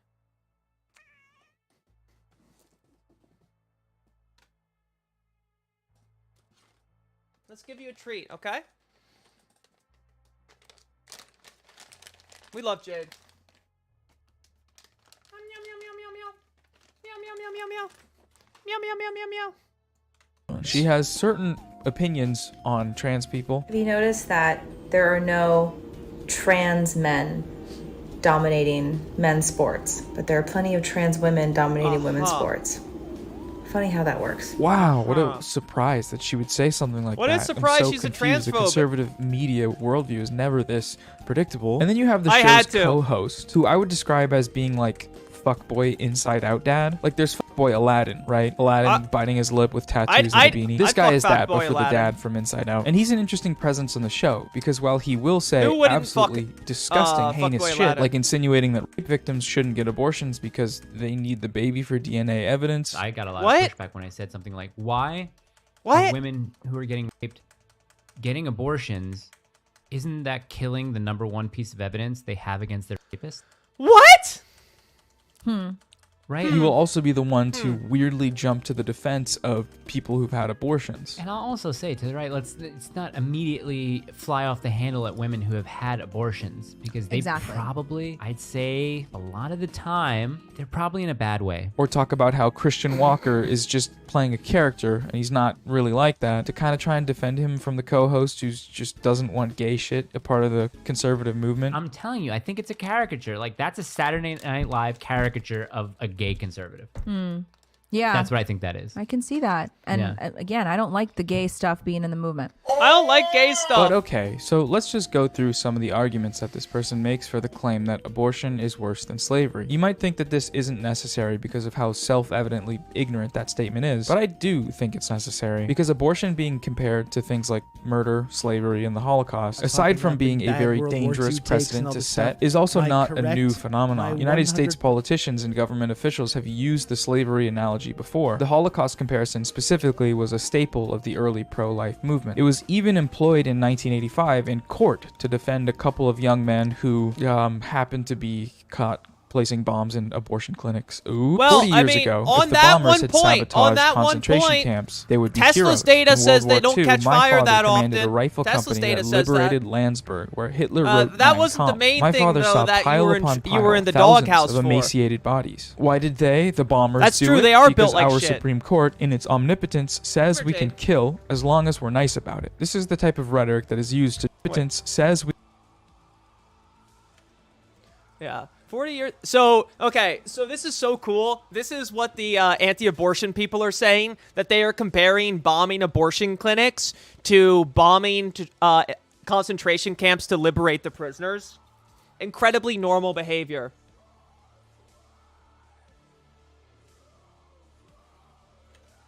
We can kill as long as we're nice about it. This is the type of rhetoric that is used to justify violence against abortion clinics, abortion rights activists, and it wasn't the Tesla stuff that we were. And as much as I really want to just Jesse. laugh at how insane this take is, I do feel like I just should dig a little deeper, just for this. I think it's actually really useful to say that abortion is worse than slavery because it really forces people to think. Because what's the worst really forces human rights you to issue think? That everybody talks about slavery? And yes, of course, it was heinous, it was wrong, it was immoral, it was disgusting. We all know that. But once you put slavery and abortion in the... But, okay, I'm sorry. If you talk about slavery, you should never go like, yeah, slavery was terrible, it was immoral, it was awful, but... Nothing good. Nothing. Just end your sentence, right? Just end your sentence. Don't put a button there. End your sentence and then say your deranged take after. The same sentence. It really forces you to understand the true atrocities of abortion. No. So they don't consider it slavery, right? They're not. The argument isn't that it's slavery, right? The argument is that it is a grave moral sin worse than slavery, right? That it is a crime against humanity, a sin on par, if not worse than slavery, is what they're saying, right? Because I guess making someone suffer their entire life is less bad than simply not existing at all. Here. You never want to find yourself setting up a point by saying, of course slavery was bad. Yeah, pretty much. No, they do. Like, or but this happens way more I don't times think they on actually this podcast really believe than it ever that should much. on any podcast, and it's fascinating to watch. It's not to say that slavery is good or okay or just. It's obviously still bad and disgusting. But again, I'm not defending I can't even have to say this. Obviously, we're not defending slavery. Obviously, slavery is one of the worst things that human beings have ever done to each other. But the thing about slavery is that you still have a right to life. So to no, the you idea don't. that making If you were a slave in the American South, you could be killed at any point. You could be beaten. You could be killed. You could have your family taken away from you. You did not have a right to life. Conservatives need to touch grass. This comparison somehow forces people to understand the true horror of abortion. We have to ask, is that really what happens? Why would I care about when their you do opinions? this? I mean, we saw the comment section, right? Those tens, maybe hundreds of thousands of people, did they seem to be going through some epiphany about the ethics of abortion when she made the comparison? Are they beelining it to the Daily Wire subscription page thanks to her uniquely effective rhetoric? No. Of course not. They were doing the opposite, likely just shocked and appalled at the ignorance of the statement. And can you really blame them? When she earnestly makes this comparison, what she's doing is undermining and whitewashing the uniquely horrific atrocity that was American chattel slavery. She's implying that enslaved black people and aborted fetuses are the same thing, and that there's no difference in the morality of the forces which have created their situations. Never mind the fact that American slavery was a permanent and heritable institution based upon your race that was carried out for the economic gain of the white masters, and that abortion is an often necessary procedure to protect the health and well-being of the person getting one. No, these two things are the same because one life equals one life, and that's all that matters. Another probably worse thing is that in doing this, she is also implicating people who've had abortions as being morally equivalent or worse than slave owners. And that's just not great, you know? Hey, that 10-year-old rape victim that had to cross state lines to get an abortion a few weeks ago, thanks to laws that you happen to promote, she was actually doing a slavery. Worse, even. Wow. When I tell people That's that fucked up. vaccine mandates are worse than the Holocaust, or that Trump having the election stolen from him is worse than a million 9/11s, it was always legal, it really right? helps them It's just legal understand. in a different you know? form They now, say, shit. wow, they must have been really actually... Right, so like in the United States with the passing of the 13th Amendment, slavery is illegal with the exception of as a punishment for a crime. So slavery does still exist in the United States. Slavery is used to produce, like, famously license plates, a lot of clothing, and a huge portion of the furniture used by the U.S. federal government for federal stuff is produced by essentially slave labor in prisons. Now, they're not technically slaves because they paid them like 10 cents an hour. They also use slave firefighters in California to put out wildfires. And here's the most fucked up thing, or not even the most fucked up thing, just a cherry on top, is that these slave firefighters who are risking their life for next to no money to put out wildfires in California, started by the electric company because, they won't update their infrastructure, they are prohibited from becoming an actual fully paid firefighter after they get out of prison. So, yeah, it's pretty cool. Actually bad then. Like, no, none of that is what's happening here. One of the reasons why abortion is even more heinous than slavery is because the person ending your life is the one person capitalism that you rely on. I can't even say this without getting emotional. As opposed to slavery, where the person enslaving you, it's nothing personal. It's pretty terrible. They're not your family. They're not your relatives. It's just some white guy. He doesn't have any. It's not his. It's his business. Come on. Come on. What are we talking Destiny, about? What are we talking about? This once again posits the intentions of the person getting the abortion as being to literally murder their own child, as opposed to like taking a pill to get rid of this like weird little axolotl guy. Because as we know, the vast majority of abortions take place in the first trimester. It's just very silly, and it's very silly, but I feel like I still have to just mention it. Maybe Media Matters one day will start taking our clips out of context and call me a slavery apologist. Stop killing babies. Nobody has to take you out of context to call you a slavery apologist. I can do it right now. Watch. You're a slavery apologist. You said multiple times that abortion is worse than slavery. And then you said you have empathy for people who have abortions. Doesn't that mean we ought to extend this empathy to the slave owners too? I mean, the acts they committed were, according to you, no worse than the pregnancy terminations. So what's up? Were they brainwashed by big slavery? Well, this is why I say the abortion industry preys on vulnerable women. Like, my heart breaks just as much for most of those women. Yeah. Again, not the ones out there with the not a human yet written on their stomach. Yeah. But the women, there's so many women, millions of women who have been preyed on by the predatory abortion industry, which is propped up and funded by the federal government. Oh, shut up. And my heart breaks for these women because they don't know what an abortion is. They don't know what they're getting themselves into, and they are coerced. They don't know what an abortion is. They're coerced by big abortion many times and bullied into ending the life of their own child. Yeah. And okay, no, that is not true. And actually, the inverse is true. The inverse is true, that there are 3-to-1, now it's probably 6-to-1, crisis pregnancy centers, which are not medical centers, even though they dress as such. They have their employees wear white coats and stuff like that to act like they're medical professionals when they're not. They're mostly religious organizations that exist solely to mislead, lie, and trick women into not getting abortions or terminating their pregnancy when they want to by telling them things such as they'll get cancer, they'll go mad, they'll become infertile if they get an abortion. And a lot of times they will coerce the women into giving the baby up for adoption. And wouldn't you believe it, that most of these places, or a lot of these places, run adoption agencies as well. And once the woman agrees to have their child put up for adoption, they're like, don't get an abortion. Hey, what's up? Hey, Rob. Hey, welcome in, Rob Heads. Thank you for the raid. How was the cat game? Welcome in, Raiders. What's up? What's up? I'm Famous Horse. How we're doing? I'm a communist. We love being a communist, don't we, Rob? Welcome in, good old Rob and all the Rob heads. Thank you so much for the raid. How's it going, guys? Hey, Dorian. Hey, thank you for the follow, Johnny Dialectically and Carrier Wave.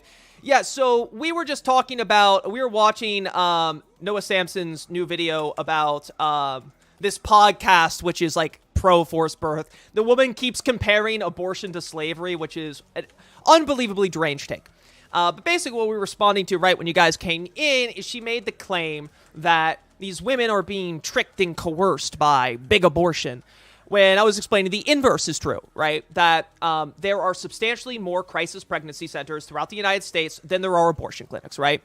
And the crisis pregnancy centers will lie to women, tell them that if they get an abortion, they will become clinically depressed. They will go mad. They will become infertile. They will get cancer, right? And they say, don't worry, if you put the baby up for adoption, we'll pay for your prenatal care. We'll give you a place to live, whatever, right?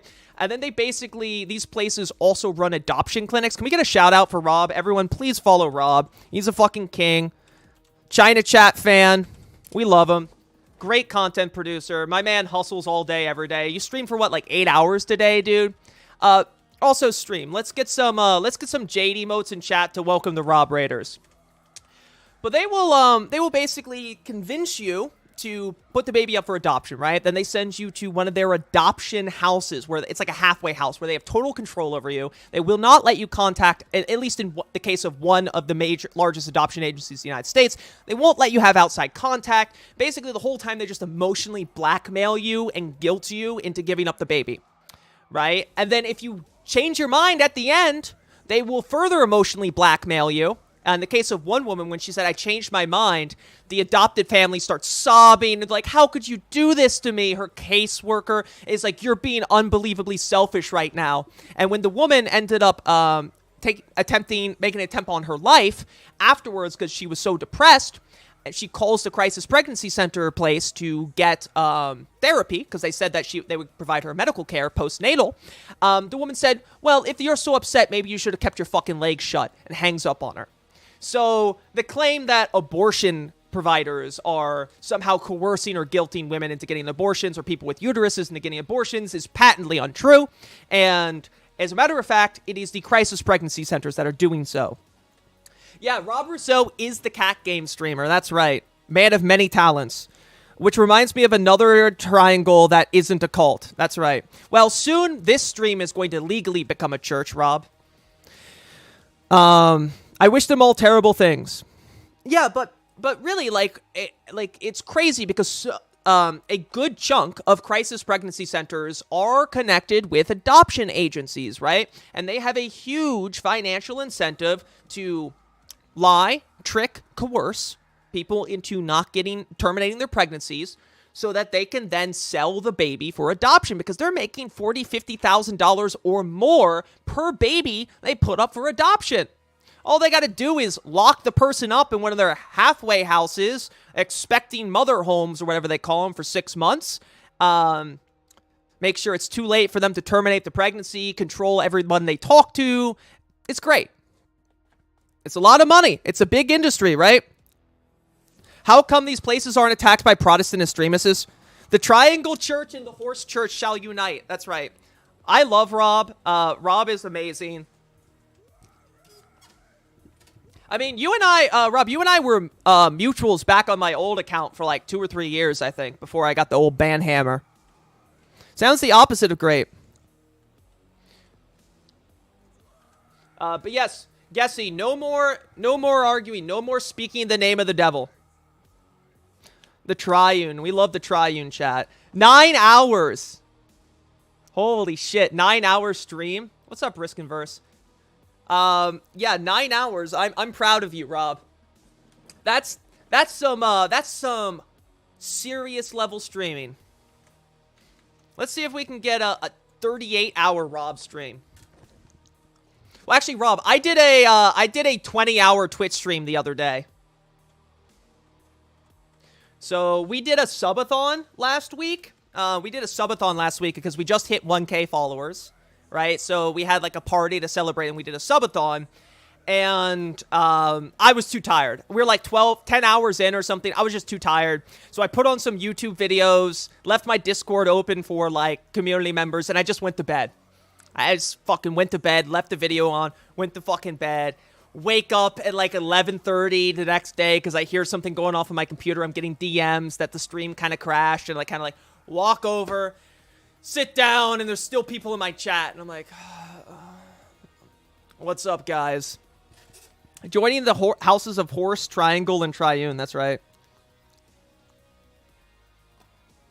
What metal is playing in the background? So this is, I believe, Dying Light by Perturbator. Final Light by Perturbator.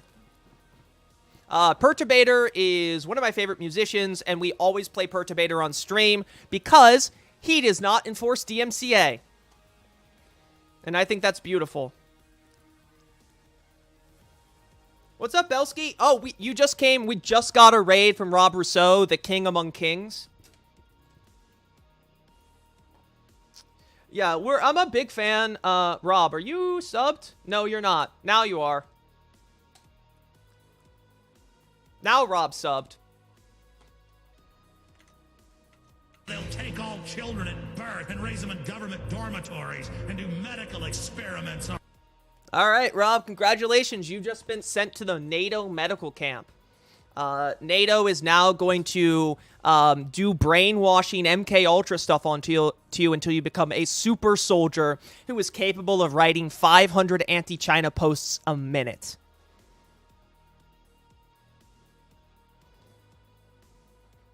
I wonder if clipping enforces copyright. I don't know. Yeah, we were talking about it earlier. We're having, I'm having on the director of Banshee Chapter later this week on Monday. Banshee Chapter was an indie horror film from 2013 that was literally about MK Ultra. It was a combination of MK Ultra with From Beyond, H.P. Lovecraft's From Beyond, and they have a Hunter S. Thompson stand-in who was a CIA agent, which I think is very appropriate because I am certain Hunter S. Thompson worked for the fucking feds. But yeah, basically the plot is they find some MK Ultra documents during disclosure, and one of them mentions a certain type of DMT, and they take it, and when they take it, they see through the veil, and they find the world is filled with terrible monsters, and once you see the terrible monsters, they see you. It's a great film. Say the Name would be a sick break song. It's a great film. Very scary. At least it was when I watched it like last time. It was scary enough that the friend I was watching it with literally started crying. So it's got mixed reviews. It's like 50% reviewer score, like 80% audience score. But it was scary enough my friend was like literally sobbing. So I actually met the director because he's a communist and he was in just some random left book Facebook group years ago. And I saw him, I was like, wait, director of Banshee Chapter? So I like DM'd him, was like, hey, big fan of your movie. My friend started sobbing uncontrollably out of terror when he watched this movie. And he was like, oh, cool. I was like, yeah. So I just DM'd him again randomly yesterday. I was like, hey, would you be willing to come on my stream and talk about Banshee Chapter? And he's like, yeah, sure, I guess. Not at all, Belsky. Not at all. It is based on H.P. Lovecraft's From Beyond. The idea of From Beyond is there's like a scientist who's like best friends with this guy they haven't spoken in years, and he's kind of, he sends the friend a bunch of letters, and it's very clear that his mental health is deteriorating, and he's like terrified, and he doesn't know what's wrong with him. He gets there, and the scientist explains that he's created the thing that lets him see beyond the veil, and that the world is filled with monsters, and that there's monsters everywhere, and eventually the monsters see him, because he can see, if you can see them, they can see you, and he dies. They eat him. But hey, any movie that's basically based around MK Ultra is A-okay with me. And that is so we'll watch the rest of this terrible idiot. Also, there's no evidence of this notion that people are being propagandized en masse to get abortions. The most commonly cited reasons for getting abortions are 74% of people saying that caring for a baby would interfere with work, education, or ability to care for dependents. Younger women reported being unprepared for the transition to motherhood, and older women cited their responsibility to dependents. So there is no Marxist plot to get everyone to get abortions, and there is no hoes being hoes agenda. The fact that we have millions of babies murdered in the womb just because... Millions of babies! And implying otherwise just demonstrates ignorance on the reasons for why people get these. Oh, and what Hereditary the is great. does for people. Another argument that gets made here is that stare into because the the abyss. phrase life, liberty, and the pursuit of happiness was written by the founding fathers in that order, this means that it was some kind of intentional chronological checklist of morality. The right to life, liberty, and the pursuit of happiness. I gotta say, what does abortion the take away? anti-choice It takes people away are the right so to life. fucking And do you stupid. think that our founding They are fathers so fucking just threw stupid. those words together willy-nilly, nonchalantly, without ever thinking about them? You think the order of... Oh my god, you're such a fucking moron. Abortion was legal. Abortion was legal until like the mid-1800s. Right? It was common. It was written in English common law that abortion, terminating a pregnancy was permissible up until, quote, the quickening, which was the point at which the movement of the fetus could be detected outside. Right? It was completely normal and legal to terminate pregnancies for most of European history. Right? Back when the founding fathers lived, they would have been fine with terminating pregnancies. That would have been a thing that happened all the time. Abortion is in the Torah. This guy? No, this guy is not a shit lib. He's definitely not like a hardcore communist, but he's got pretty good videos on most things. He's very anti-debate pervert, which is great. He actually got a huge amount of heat for being very anti-debate pervert, and then he made the fatal mistake that one must never make, accepting an invitation to debate one of these guys. That's right, Squatch Drew.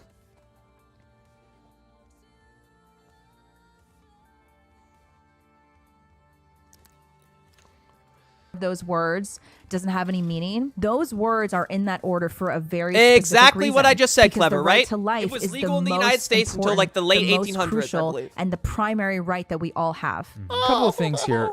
First, when we're having discussion, funny that she says that when she probably supports throwing drug users in jail and probably supports the death penalty. Questions about the morality of slavery. I don't think the founding fathers are the people that we... Yeah, she also compared earlier, said that abortion was as grave of a sin, if not a graver sin, than slavery. The right-wingers, they're just not doing okay anymore, guys. They're really struggling. With the abortion matter, they very much are the dog that caught the car, right? Like, this was something that they used to drum up support, just like Liz Bruning, right? Liz Bruning, a progressive Catholic who's anti-choice, cannot exist in a post-Roe world, which is why Liz Bruning keeps getting dunked on and deleting her account or deleting all of her tweets, despite the best efforts of Carl Beer to defend her, right? Like, this was always a thing that was kind of used to drive turnout, drive engagement, and honestly, complete abortion bans are very unpopular. And now they are kind of having to reckon with the fact that, oh no, we got what we wanted. You know, they're probably still going to win, right? Because it doesn't seem like there's anything they can do that will keep them from getting their 30% of Americans that believe angels are real for voting for them.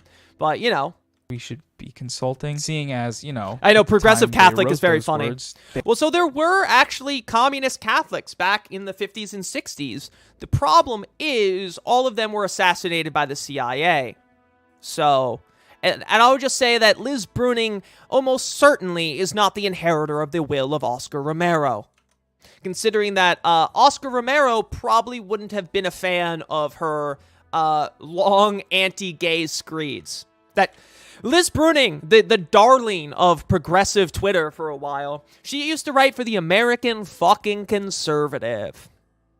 I cannot believe anyone ever took her and her husband doing the small being Catholic, I hate abortion, ooh-woo bit seriously.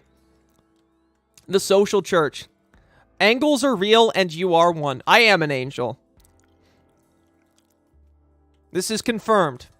They owned slaves, so even if she's right about the intentions of the order of the words, why would that matter? For black people in America, all of those words were a lie. Secondly, you may see where this argument is leading to. If she's making the case that abortion strips all of these rights away from fetuses, and that this process is worse than what happened with slavery, then does she mean that slavery didn't do that? Well, her answer may shock and surprise you very much. She's going to say slavery is better. Your right to life, it can't be given to you or taken away from you by the government. That is a God-given right.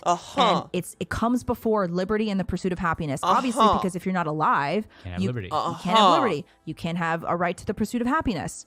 Now, again, I can't even believe I have to say this, but I have to say this for all the dum-dums. Obviously, slavery is one of the worst things that human beings have ever done. Can't wait for the butt. But the thing about slavery is that you still have a right to life. You are at least alive. And she said that earlier. And that's not true. If you are a slave, you do not have the right to life. You do not have the right to life. You don't. They can kill you. You can be killed or beaten or tortured or imprisoned at any time for any reason. You don't have the right to life, you fucking moron. But, checks the history book, says here, worker. And by the way, thank you so much, Rob, and welcome to all the new Rob chatters. So glad to see all of you. This is a little bit more of a low-key night tonight. We're just kind of, I'm playing WoW in the background. It's my usual raid night. So we're going to be watching videos, discussing them, kind of hanging out, but yeah, just letting you know in advance. There's also some shit in the Bible. Okay, you are alive. Now, do you have a right to liberty in the pursuit of happiness? Very likely not. Right. It does kind of depend. Not on, when buying a person like, is cheaper than feeding the them, like was in the owner, is often the case. like, you know what I mean? It depends on where you're enslaved, the era that you're enslaved in, etc. Depends on the slave owner. What? Depends on the slave owner. Hey, slave owners killed slaves all the time. That's a thing that happened, and they mostly got away with it. What are you saying? What are you saying? Ever. This is again what makes it hilarious, the notion that people are going to take this It is from the podcast out Declaration. of context to make them look like slavery apologists. The point that is repeatedly being made is self-evidently slavery apologia. Just over and over saying that slaves didn't have it that bad. Not like little Eggo Waffle here, the thing that can't see, hear, feel, think, or breathe. Pain. Jesus Christ, dude. Pain. I'm Jesus in pain. fucking All right, Christ, y'all, so that was Gassy. just a quick little peek at some I don't know why we haven't insane banned you internet yet, conservatism. honestly. We always make sure to have a good, fun, wholesome time on this channel. That's why we do it, and we love it. The only thing that could make this worse if this show somehow got The picked infinite up or mercy of my sponsored by, mods. like Daily Wire or PragerU. That would be pretty wild. And to be perfectly honest, that probably will happen. It doesn't matter how incompetent or extremist your propagandists are, if they can keep pushing a conservative worldview with a sure SM7B and a smile, they will fit perfectly snug Sure into the right-wing SMB7. media machine. And we love that for us, for this country and the world. The same people that shit their pants and cry 1984 when asked to wear a face covering in CVS are the people that love when the state enforces every pregnancy to be carried to term, even if it requires state violence. It makes sense. If you really think about it hard, it makes sense. Okay, thanks again for... Yeah, right? And like, I mean, there is a pretty good cross-section of people who support forcing people to give birth, with the same people who are like, it's not fair to make me wear a mask. That's government tyranny. That's an overreach. I refuse to be vaccinated. I mean, it's not surprising. There's just no ideological consistency, right? I mean, it's not about these kind of people. It's not about a worldview, right? It's not about ideological consistency. It's about cruelty. It's about enforcing their will in any way they can. That's all it is. That's all it is. I don't fucking care. Of course they're not going to be ideologically consistent, because that's not the point. Was me.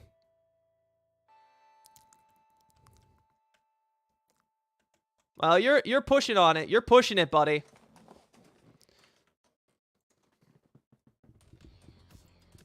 All right. Okay, let's watch something stupid now. All right, we watched something that made me mad. Okay, hold on. I need to check Twitter. Let's see what's going on Twitter.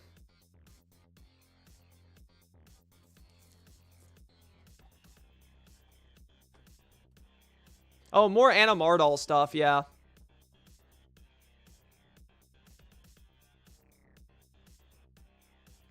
Oh, cool. Anna Mardal helped destroy the reputation of a trans therapist. That's cool. Yeah, Anna Mardal, the Lockheed nepotism baby, it's come out that they just basically grifted thousands and thousands of dollars from poor and disabled people by saying, hey, I can't afford to buy cat food. Anyone want to help me out with a tenner? Okay, I think Rob just tweeted something pretty important here. Rather than doing discourse in my mentions, I encourage you to instead go outside and perhaps spend time with a friend or family member. That's true, Rob. I think you should not do discourse in Rob's mentions. Okay, actually, I'm going to do discourse in Rob's mentions. What discourse should I do in the mentions here?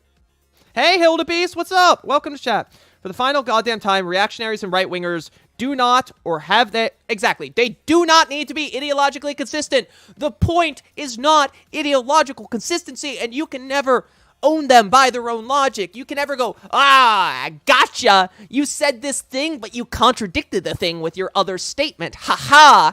And they're not going to go, oh, no, my worldview. I have been west-winged. My worldview is collapsing around me. No, they're not. They're going to say, so? What do I fucking care? Right? Cruelty is the point. Power is the point. Hurting people, implementing their agenda, that is the point. They do not care about ideological consistency. They don't. And pointing them out as hypocrites, while funny, ratioing them, dunking them, whatever, while funny, it does not really do anything, right? Because they don't care. They don't have a sense of shame. They don't care about being wrong. They don't care about being exposed as a fraud or a liar or anything like that. Right? They don't have a coherent worldview. What is this? Let's see what this... Check this out, Rob says. Oh, hell yeah. Yeah, we were watching some of the Alex Jones stuff earlier too, Rob. It's so fucking funny. We were talking about the Alex Jones stuff. It's so fucking funny. Lenin told us, folks.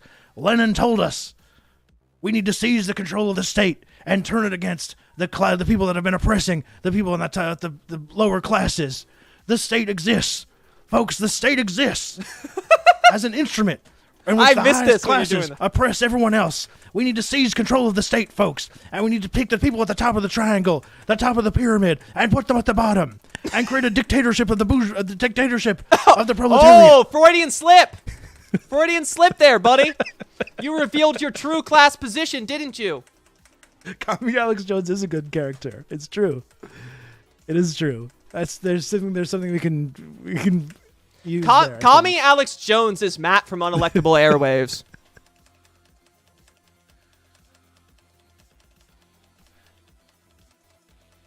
Folks, why are you criticizing China because it has... Oh, you keep going? If you clearly read the chapter in State and Revolution about the transition from socialism, from the transition from capitalism to socialism, Marx clearly outlines that the state will wither away. It doesn't just go away automatically. You don't become a socialist society overnight. You don't press the communism button and the state immediately goes away. You must defeat imperialism. There must be a state as long as imperialism is a threat, which will be a lifetime of struggle. As long as imperialism is a threat, there must be a state to defend yourself against imperialist aggression. Hell yeah. Preach, Alex. Preach, Alex. That was a good bit. That was a good fucking bit.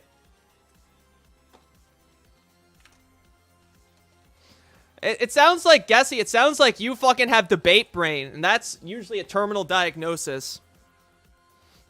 He's got, yeah, Rob, you got the voice down pretty well, honestly. That was a good bit. Yeah.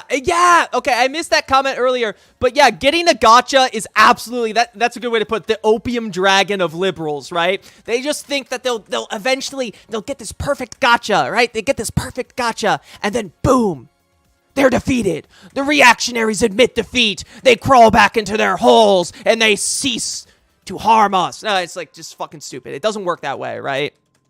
They don't care. They don't have a... If they had a sense of shame, they wouldn't believe those things in the first place. Alex Jones getting busted. So, I mean, the whole trial was super funny today. Like, I cannot believe how dumb his lawyer was. Honestly. Like, I cannot believe how dumb his lawyer is. How do you accidentally turn over the copies of an entire phone with 2 years of emails, 2 years of text? How do you accidentally turn all that over and then ignore the other counsel warning you for, like, you know, giving you a 10-day notice that, hey, you turned over all this information and you really shouldn't have. Did you mean to give this to me? Are you sure you meant to give this to me? What's up, Black Lagooner? I haven't seen you in a while.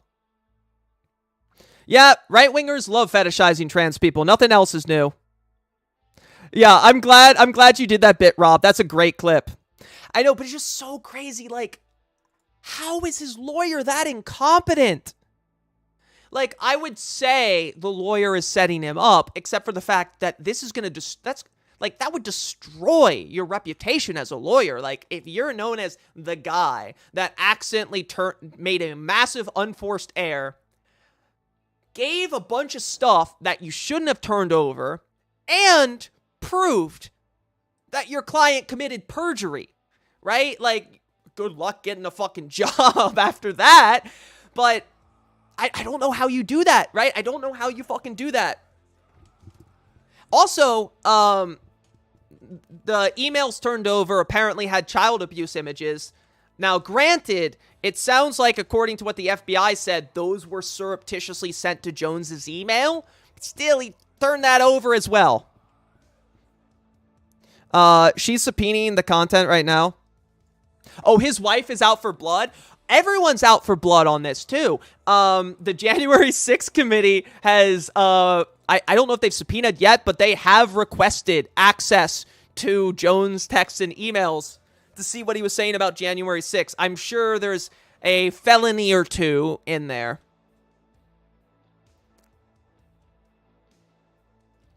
Correct, Lagooner. The second.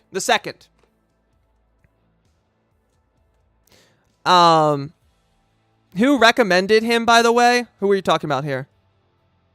Oh, the lawyer? If Tim Pool is the one that gave Alex Jones his lawyer, oh, perfect. And the hot mic incident at the end of today's trial where he's like telling off his lawyer. Oh my God.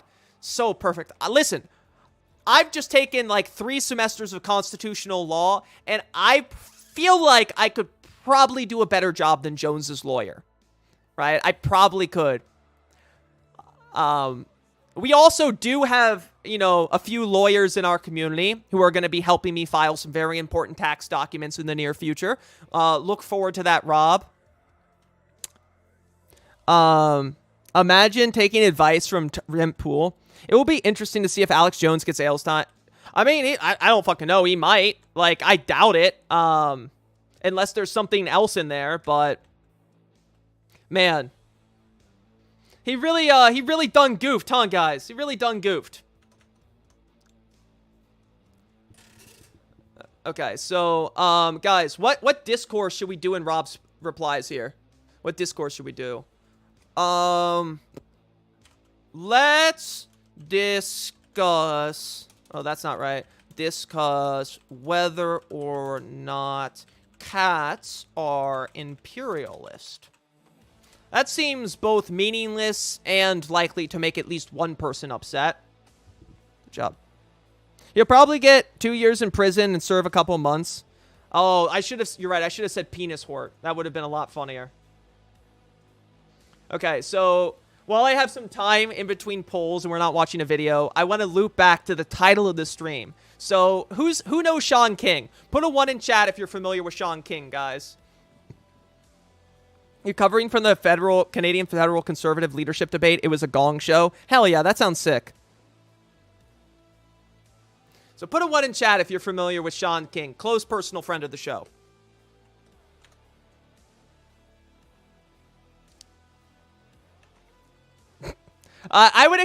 Shin, I wouldn't expect you to, considering you live in South Korea.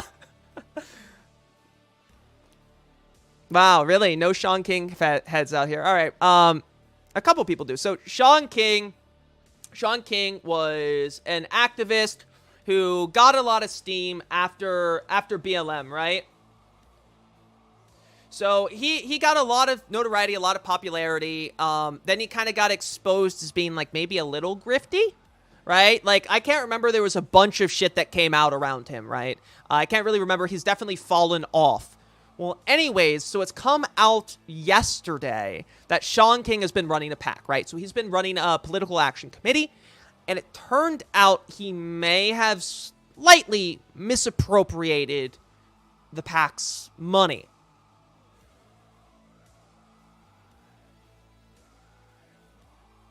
You used to follow him? Yeah, he's an OG Twitter grifter. Oh, for sure. Going off what other clients have said. Okay. Yeah, that's right, Nightbot. If you enjoy the show, follows are in fact free. Subs are appreciated. Please consider donating $1 if you can, or subscribing with Prime if you have the Amazon account. Anyways, though, so yeah, he may have slightly misappropriated some money. So the story that's coming out today is that apparently he has spent $40,000 of the PAC's money to purchase a dog. So Shaun King has spent $40,000 of donated money on a guard dog to protect him from cops, white supremacists, and presumably from donors who realized they've given money to a guy who spent $40,000 on a dog. So he's running a PAC, right? And the breakdown was the PAC has spent $56,000 on funding other campaigns and $40,000 on one dog. However, Shaun King couldn't acquire a gun and had to return his $40,000 aggressive dog because it was too aggressive, and now he's sending his followers after his enemies. So the dog was also a dog that won Best in Show, so it's a really expensive thoroughbred dog. Shaun King's... Yeah, who hasn't embezzled $40,000 as a treat, right? You're entitled to a little bit of embezzlement. I'm always saying that we should misappropriate PAC money. Right, so Shaun King defends buying a $40,000 guard dog, complains he can't get a gun. paid $40,000, all from the New York Post. Sean King, I'll tell you what, from the pain and misery people have caused my wife and kids, I'm going to start redistributing that pain right back to you. That's my word. I've been far too kind to all of you who have disrupted my life and made my wife and kids cry. No, not going to accept it. Cross my family again and see what happens. I'm backdating this promise a few years. Quote, you motherfuckers won't leave me and my wife alone. I'm going to return the pain back to you.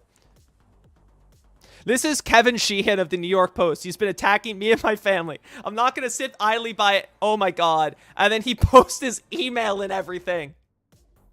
So this guy fucking reports that he misappropriated $40,000 of PAC money. And he's like, guys, I want you to go dox him. He's literally doing Navy SEALs copy pasta right now.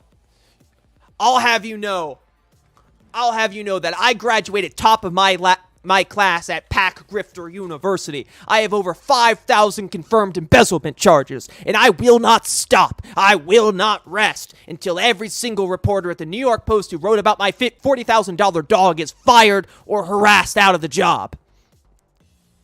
Yeah, right? You reap what you fucking sow. You reap what you fucking sow, dude. But seriously, $40,000 on a dog. How is it? Is that common? Are there a lot of dogs that cost $40,000? Like, I thought it was crazy when, like, I knew someone who spent, like, $1,000 on a dog. I was like, that's wild. I can't believe you spent $1,000 on a dog when they're free down at the shelter. $40,000 on a guard dog? Yeah, that better be a really well-trained guard dog. But hey, he had to return it because it was too energetic. It was too aggressive of a guard dog. Maybe it, like, bit his kid. I don't know. I hope it's the ghost of all the people who he's grifted who were poltergeisting his house. He's doing Jesse Slaughter's soliloquy, consequences will never be the same. Yeah, he embezzled $40,000 and the best he could think of was buying a dog. But even funnier, not only did he embezzle $40,000, right? He embezzled $40,000 and the PAC has spent a total of $56,000 on its stated purpose. So he's nearly embezzled just as much as the PAC has spent legally. Usually if you're embezzling, you want to have like a 1 to 5, 1 to 10 ratio, right? If I spend $1 million, I can embezzle 100,000, right? Maybe 200,000, right? But I got to spend $1 million. You don't want to be doing like a 1-to-1 embezzlement expenditure ratio. That's easier to notice. You know, if you're spending a couple million with your PAC, who's going to notice $100,000 missing between friends? But 1-to-1, not great. All dogs should be adopted from shelters. Here. Also, mad funny, this dude is trying to call the internet police for a dude that represents families that have lost loved ones to police violence. Wait. What? I missed that angle in the story. Just get a cat from behind the dumpster. Yeah, there are plenty of people out there who will tell you that when they set their intention as finding a cat and open the Randonautica app, they found a cat. So all he's got to do is open up Randonautica, set his intention as find a guard dog, and go to the Randonautica location and you'll find a guard dog. Dude, that's all you got to do. If you really want a guard dog, go to a house that has a guard dog and get the guard dog from them. Right? Like, it's not that hard. You can get guard dogs anywhere. The ducks in the park? That's true. You can take the guard ducks home. They keep guard ducks in the park, but they are free to take. It's like take a penny, leave a penny, right? Same thing with guard ducks. You can go to the park. There's ducks in the pond. You give them some bread, right? You befriend them, and then you say, pss, pss, pss, pss, pss, pss, pss, pss, little ducky, pss, pss, pss, pss, and then you take the duck home, right? And you put a little pool in your front yard, and you teach the duck how to kill. Oh my God. What the fuck? A fully trained guard dog is like, wow, that's a lot. Those ducks in the park are free. That's right. The ducks are free. The ducks are free. So Randonautica was this app that, like, it's just like bullshit new age stuff. But basically the idea was it was an app and it used complex machine learning and algorithms plus magic to send you to blind spots or other unique locations, right? So you put on the GPS, you say whether you want to find like a void, a hot spot, or something like that, and then you set your intention, what you want to find, and then it'll give you a random GPS coordinate, and you go there. It got into the news because there was a case of somebody went Randonautica, and they found a body chopped up in a duffel bag that had washed up out of the river. That's how Randonautica got in the news. But as far as I'm aware, all the incidents of people finding spooky stuff on Randonautica, almost every single one of them is faked, with the exception of finding the body in the river. That was real. That happened. The kids fucking TikToked it too. They literally made like a series of TikToks like, we're going Randonautica, guys. We found a bag by the river. It's really stinky. It's a really big, wet, stinky bag. I bet it's full of food. And then they made like 6 TikToks, and then they recorded themselves opening the bag and finding a human corpse. So, don't post that on TikTok, in my opinion.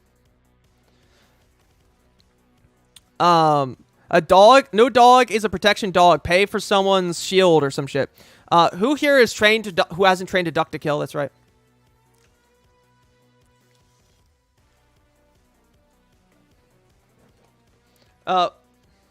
Whomst amongst us does not have an attack duck, right? Although an attack goose, I think that's probably more effective. Those things are scary fuckers, and they got big sharp teeth. Ooh, I'm scared of goose. I'm scared of geese. I wouldn't want to fuck with the geese. A trained horse is cheaper? Probably. $40,000 for a dog.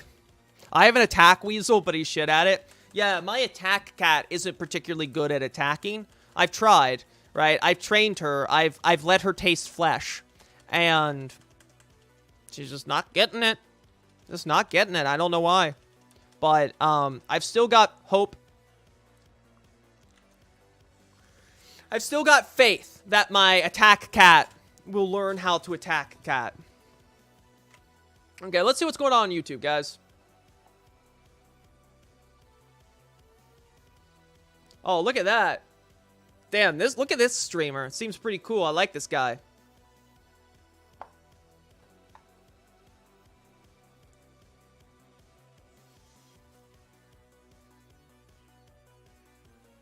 Oh, by the way, Rob, are you familiar with Nathan Rich, the Hot Pot King?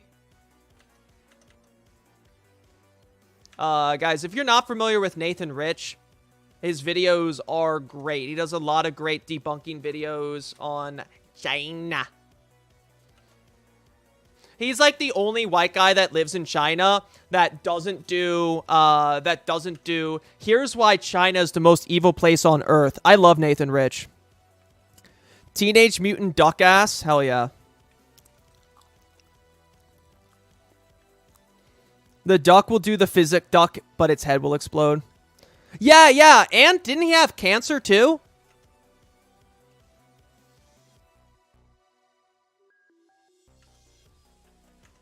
Okay, well, I find something else. I'll put this on. I want to find something kind of goofy and fun. Lightly related to politics. We actually do have a lot of videos in my politics list to check out. Politics and cults are most of the stuff that we cover when we're doing the videos.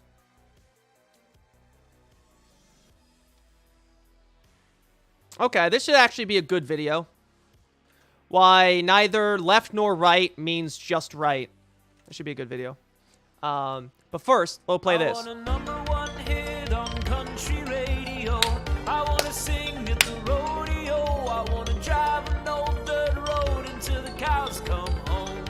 Oh, whoa. I wanna do it with the yodeling boy. I wanna party with Garth. Gonna be a back road cowboy country music star. Oh, whoa. I'm gonna be on CMT. Gonna put on my cowboy boots and head to Nashville, Tennessee. I need to get back to my country roots, cause I'm from the South, and that country as hell. Yup, I'm a cowboy if you couldn't tell.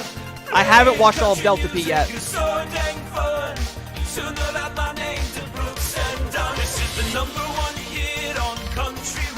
Let's get those TTRS Rob drumming emotes going, guys. Dash into the cows. Do it with the yodeling boy. Party with Garth. I don't think he's Canadian, but I could be wrong. I think he's from Texas. Oh, whoa. Thank you, Rob. Dump the man in the tunnels under Grandma's house. Bell that I heard a bird down there. You should probably go check it out. I'll use my country music money to buy a truck full of cement. And if I never see Mel again, I guess that's country music money well spent. Go tell your friends and family, country music's got a brand new president. Go tell your friends and family, I am country music's brand new president. This is the #1 hit on country radio. That's why you're doing the do-si-do. I'll be raking in loads of cash until the cows come home. I'm gonna do a duet with the yodeling boy. I'm gonna party with Garth. I'm gonna be a rich-ass cowboy country music star. It's been a long week. Well, Nick Lutzko isn't exactly the most reliable of narrators. The whole point of Nick Lutzko's songs is that he is a very dangerous person. Like, it's your inauguration. And it... They need something that gets them dancing. And it's a Halloween planet. So why not make the theme spirit Halloween the new national anthem? America stand up. Hand in hand we'll all stand taller. I'm happy to lead the charge. And it'll only cost $100,000. It's cheaper than Meatloaf. It's cheaper than Seal. It's cheaper than Elton. It's really a steal. It's cheaper than Sting. It's cheaper than Simon. It's comparable to Garfunkel. It's cheaper than Springsteen. It's cheaper than Cher. It's cheaper than Jay-Z. It's really pretty fair. It's cheaper than Axl. It's cheaper than Neil. And America can heal.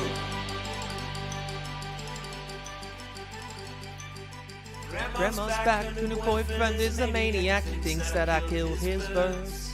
If I don't give him $100,000, my face is gonna look much worse. I don't even care about that. I just need to unite this nation. The only way is for me to play at Biden's inauguration. Let's all sing the Irishman singing at Biden's inauguration. I fucking love Nick Lutzko so much.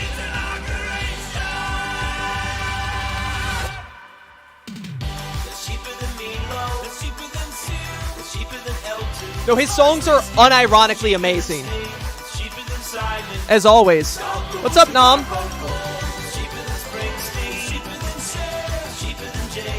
It's really good fair. Won't murder me. Hi, Biden. Just an FYI, I will need payment by tomorrow morning, so... Okay, let's check this out from Second Thought. Second Thought's been putting out some really good videos, honestly, lately. I think it's his affiliation with Hakeem that's been doing wonders. So let's check this out. Why they're neither left nor right just means right wing. This episode and others like it are made possible by the generous support of my patrons on Patreon. In some other news, I recently started a podcast with Hakeem and Ugopnik. It's called The Deprogram, and it's a show dedicated to helping listeners shake off the capitalist programming we've all been subjected to over the years. We tackle all sorts of topics, from theory to current events to culture, and just generally have a good time. If that sounds like something you'd enjoy, be sure to check it out by following any of the links below. If you're neither left nor right, then you're definitely on the right. I have done the math. It's not left. It's not right. Uh-huh. It's forward. And that is how we're going to beat Donald Trump in 2020. But tonight I say we must move forward, not backward, upward, not forward, and always twirling towards freedom. Hello, Short Kings and ABBA karaoke enthusiasts. Today we're talking about the guy most well known for his fun hat, no hand, and maltreated strip of buckskin shoelace. Ooh, boy. It's Napoleon Bonaparte. Listen. I've listened to Trailburn's Age of Napoleon, and I am coming to the conclusion that Napoleon never made a single mistake. He did genocide in Haiti. Napoleon made one mistake.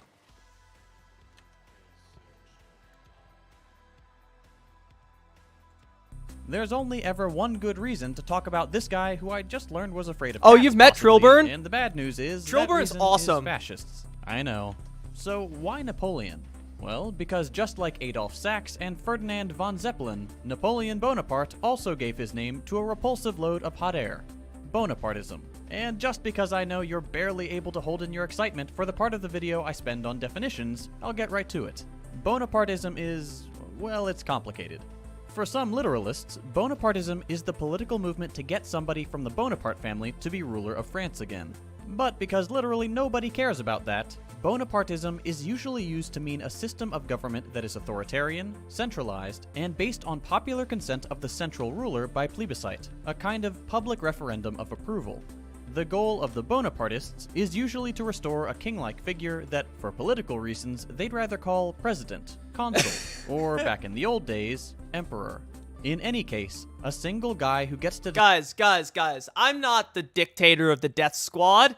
I'm not the military junta, man. I'm not the guy that liquidated 50% of the country. Just call me president. Just call me Mr. President, please.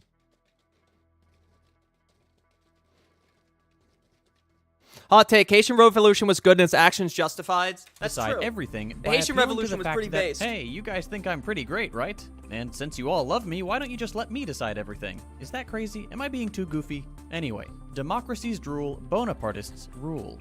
Pretty importantly, these leaders get their legitimacy by appealing as unifiers, who unite the people above their left, right, or even class divisions. Oppressors and oppressed united under one roof, usually to create a united front against an outside Hell yes, enemy, CG. foreigners, and that kind of scapegoating.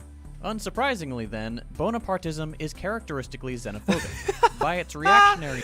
Oh, I'm not a dictator. I'm just a small little bean. I'm just a small little bean who bombs everyone.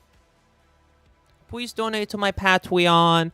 Patreon.com/famous whore so I can buy more artillery. nature. In seeking to re-establish a sort of monarchy, it's also characteristically far-right. True, Katrina. Keep that in mind for later.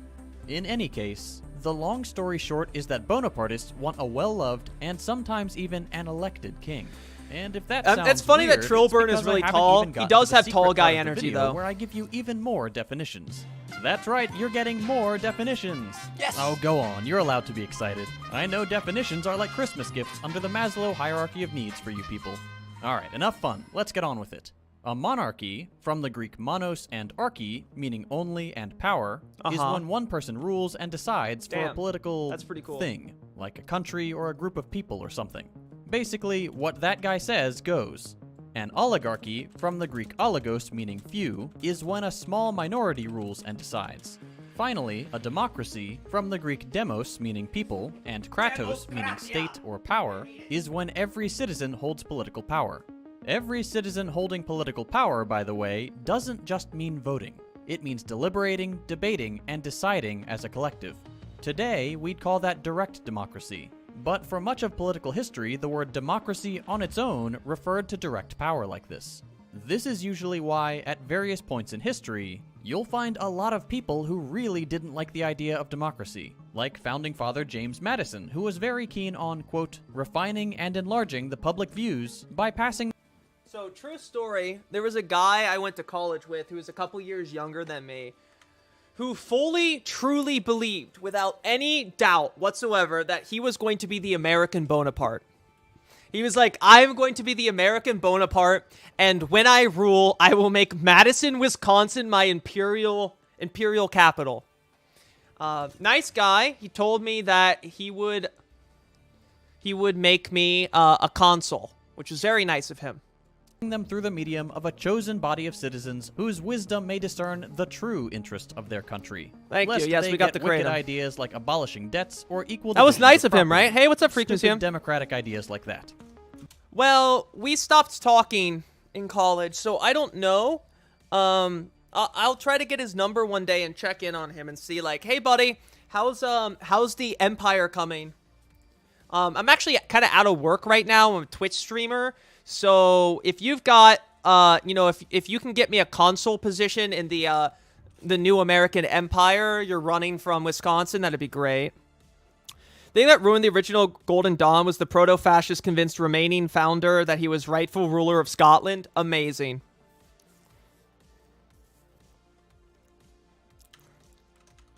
But I'm getting distracted. Basically, just because you vote and participate in elections doesn't mean you live in a democracy. That's At least true. Not by this definition. That's which, true, for the record, baby. Is as arbitrary as any other. You can have an elected monarchy or an elected oligarchy. A democracy is just something else. Just for fun, you could call something like our American Republican government, with its weak Congress and powerful single ruler at the top, a monarchy with democratic characteristics. That is, if you have a very boring definition of fun. Anyway, why does this matter? I don't know yet. It's a secret for later. Keep watching. Let's go back to Bonapartism for a second. The goal of Bonapartists is usually easy to understand, but hard to find. Okay, what do I mean by that? Finally, we actually get to the title of the video. There's another part of the Bonapartist definition I've been holding out on giving you. Bonapartism works because it's confusing. Bonapartist politicians, both those who actually embrace the label and those who prefer to hide it a bit more, have a pretty specific strategy for muddying the waters on politics, pretending like there's no such thing as the left and the right, but only strategically in order to usher in a more reactionary, or at the very least conservative, political program cloaked in the symbols of progressive politics. Let's take a little trip to France to see what we're talking about. Ah, très bien, une baguette. French people love... Hey, asshole, that was a macaroon, not a baguette. Fuck you. Napoleon. Here's French President Emmanuel Macron commemorating him on the 200th anniversary of his death. And here's far-right presidential candidate Marine Le Pen making him a fan cam for his death day. Well, middle most of the time serves the position of the right, of preserving the status quo, right? Is usually inherently reactionary. This is less on that, and this is more on third positionism. Third positionism, neither left nor right, right? Third positionism, which he is making the allusion to Bonapartism. And hello, Shin. Yeah, this is Green Vein Kratom.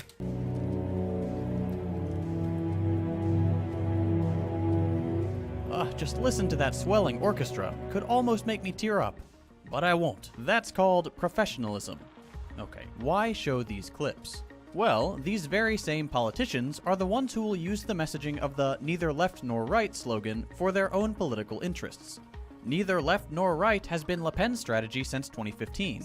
Nous engageons tous les patriotes de droite et de gauche à nous rejoindre. And here's a room of Macron supporters chanting at the same time. The president's own quirky, unique way of saying he is at the same time from the left and the right of the political spectrum. Now, it's obvious to most people that Le Pen is a far-right candidate, and that Macron's presidency has been one of right-wing liberalism. What with the cutting taxes on the wealthy, violently beating down protests, and abusing executive powers to force through legislation. Classic right-wing authoritarian stuff.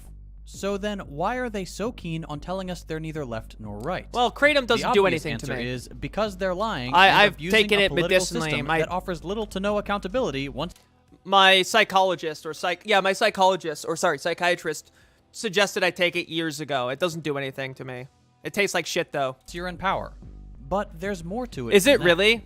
The point is that a lot of French politicians really dig Napoleon. Every instance, neither left nor right has served the right, They especially like his strategy. Napoleon, and later his nephew Napoleon III, were masters of counter-revolutionary and anti-democratic reactionary politics, but were also very skillful propagandists. They were both incredibly capable when it came to convincing the masses that rallying behind a single leader above the left-right worker-owner divide was better than continuing with the messy and difficult exercise of democracy and revolution. This leader could claim to be above the left and the right, but then, of course, use his power solely for right-wing policies and turning back the gains made by the revolutionaries, like universal suffrage, the abolition of slavery, and the nationalization of labor. Yeah, fuck off. In the spirit of, quote, defending the... Shitty weed shake you drink. It's a tea from Southeast Asia. I take it because it basically controlled the cravings I had when I got sober. And now I'm just just drink it every day. So Republic, and making that very clear by celebrating it with not all of its exactly. symbols, like it does the blue, work on white, and opioid red French flag receptors, and but the revolutionary anthem, it La doesn't Marseillaise. function in the same way, Napoleon though. cut down the gains made by French revolutionaries over time and de facto reinstituted the monarchy, overturning the revolution's most central victory. Basically, left-wing It's the horse symbols, juice, but that's right. right-wing politics. Both leaders were able to use the revolution. Yes, you can. It can physically habituate for their you. own benefit. I'm physically to turn habituated around to and it. Yeah. tyrannize foreigners and their own people. Specifically, Napoleon Well, I I don't like always talking about it, but I've been sober for 10 years. Then leveraged his support from the French people as a famed military general to go from first consul to first consul for life, and finally emperor. Emperor! All with a massive amount of public support. Good job, His Napoleon. nephew did the same thing. First as president of the Second French Republic, then seizing power in a coup d'etat and calling himself emperor.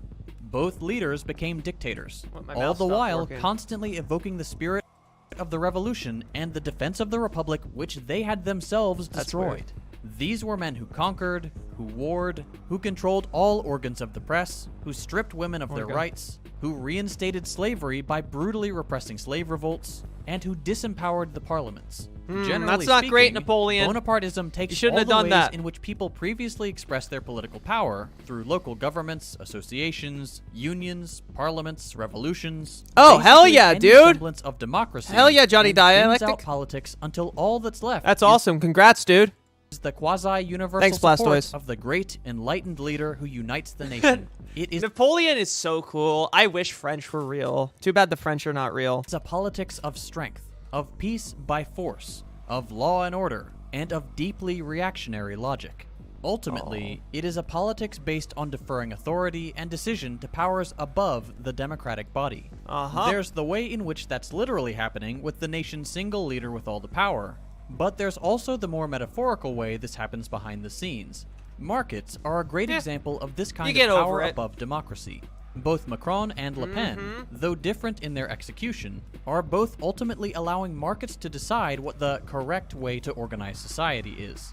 These leaders are more than happy to delegate the power they are granted upwards to let market forces ultimately be the way by which politics are decided. For Macron, it's the classic neoliberalism of the third way politicians that preceded him, like Bill Clinton in the US and Tony Blair in the UK. Basically, Italians letting aren't international real. markets run loose. Yeah, never fuck deregulating with and opiates. privatizing Never. all over Bad the idea. place, and fixing things when they inevitably go wrong with austerity politics. For Le Pen, it's the same thing, but with domestic, not international capital markets. Relying on French capitalists to just treat their employees better, because they're both French. Guys, that's all you got to do. If you're upset about how labor is treated, if you're upset that wages are bad, work conditions are bad, people are immiserated, they have no control over their lives, simply ask the capitalists to be nicer. Just say, hey, could you guys be a little bit nicer? And, then they'll say, oh, oui, monsieur, I am so sorry. Here you go. Here is a $5 an hour raise. And that's what matters at the end of the day. It shouldn't be surprising to learn that that does not happen. Back when it was the two Napoleons doing this, pretty much, Johnny, there was a guy who looked at what was happening and said, man, this blows. In his book, The 18th Brumaire of Louis Bonaparte, Karl Marx I do not recommend doing either of those, but yeah. Figured out what Bonapartism was about, and correctly identified that the French peasantry, disunited and without common interest, happily accepted the all-powerful sovereign, but that it was ultimately the French bourgeoisie, divided among itself and unable to rule effectively, that gave up its crown to save its purse. It gave the powers of the executive to a popular leader that would leave them alone, free to exploit the French working class that had started making too many gains during the first two republics. That's right. So that they, the upper class, could keep making their profits. That's the purpose of neither left nor right discourse. A way to unite people behind one guy or one idea that'll take politics and democracy out of their hands and into the hands of a few capitalists. We don't hear about it as much here in the US, but Yang's platform gives us an idea of what it could be like. Andrew Yang's not some far-right authoritarian. Nothing about him really gives us that idea of a vaguely fascistic unifying leader the way a Le Pen or a Macron can be, despite whatever this is. Yang Gang 2020. Yang Gang 2020. But Yang is still applying the same principles as the Bonapartists with roughly similar goals. He's using this idea of unifying the left and the right, getting rid of all the silly polarization and commotion of political life to give more power to markets and what he calls human-centered capitalism. He's using a universal monthly check as a permission slip for capitalists to do whatever they feel is fair. Workers be damned. Deregulate and privatize everything, including social safety nets. Let the market do what it wants. Just toss back. Yo, Johnny, we're Yang Gang here. This is the Yang Gang chat. Yang Gang 2020. Enough crumbs that people won't want to change things themselves Bingo. or have an actual place at the table. If he can present himself and his very conventional neoliberalism, that's exactly the point of those kind of progressive, the slow boring of hard boards of incremental changes, right? That's the kind of deal that capital struck with American labor in the 50s and 60s, was that you give them enough crumbs that they de-radicalize, right? And they don't demand more. They don't demand their rightful share of production. As the politics of change, and turn around and cast the, quote, extremism of the left wing of the Democratic Party as nothing more than political stagnation. Also incredibly funny to say there is an extreme left wing in the Democratic Party. That is literally probably the funniest thing you could ever accuse the Democratic Party of, having an extreme left wing. Amazing. That's like accusing bronies of being normal. That's all the better for him. He's defending democracy while turning back the clock. Bingo, Johnny. Right, the UBI was going to come from gutting the social safety net, right? For any personal political power, but for that of capital markets. And hell yeah, capital markets. I forgot about the guy who I literally cannot make a joke about without sounding like Colbert. Trump's strategy wasn't very different. His was just more personal, more closely related to the imagery of kings and monarchs, based on an appeal to an imaginary nation that never existed except in some racist white guy's fantasies. Yep. That distinction doesn't make him substantially different. It was still just a way to let the wealthy do whatever they want in the background. But it's what prompted a lot of observers to analyze him with the Bonapartist model, though usually stopping short and using the more in vogue populist label. And here we find part of the reason why some people who talk about populism can get politics so wrong. What social safety net? Someone like Sanders to someone like Trump makes a lot less sense than equating a Trump and a Yang. Because even if both Trump and Sanders are both known for bold, loud personalities and a very vocal grassroots support, their politics are so radically different in the way they treat democracy and what people want that putting them on the same level misses the point entirely. Yang isn't a populist, really, but it doesn't necessarily matter. Trump and Yang, like Napoleon's the First and Third, have figured out that people think democracy stops at the ballot box. These people are perfectly happy with a system that gets them public support and lets them use it to act as protectors of the capitalist economy. An economy that lets the few people who own entire industries decide for the rest of us what's right and what's wrong. That is not what democracy is. Democracy is not just letting your favorite guy do whatever, especially not if that means giving power to a wealthy group of capitalists to continue exploiting you. That's not democracy, that's Bonapartism. Be vigilant. Remember that just because a politician waves around revolutionary symbols, that does not make them a friend of the people. Yup. If they're neither left nor right, you better believe you're gonna see 100% right-wing policies.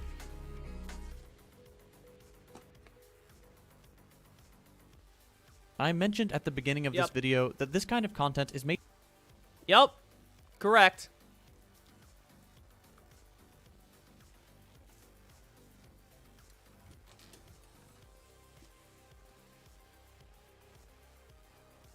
As a dude who works with the prison population, it's very little, under-budgeted, understaffed, overworked. I get weekly fucking emails about burnout, and it's like, yeah, that happened months ago, and their solution is go meditate in the grass.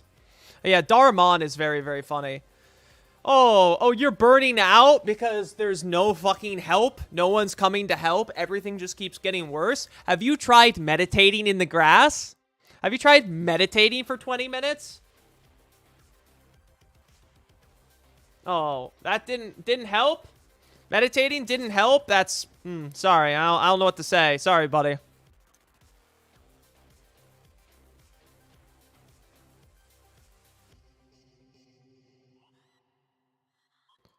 Oh, let's see what else is going on.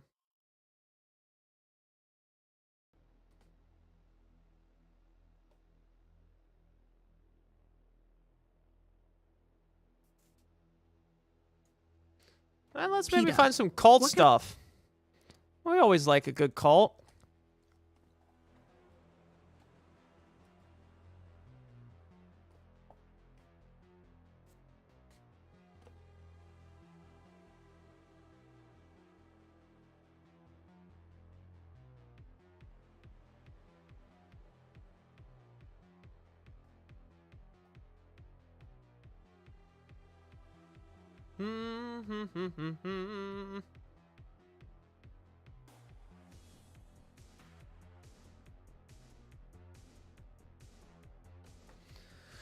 Oh, let's see what we got.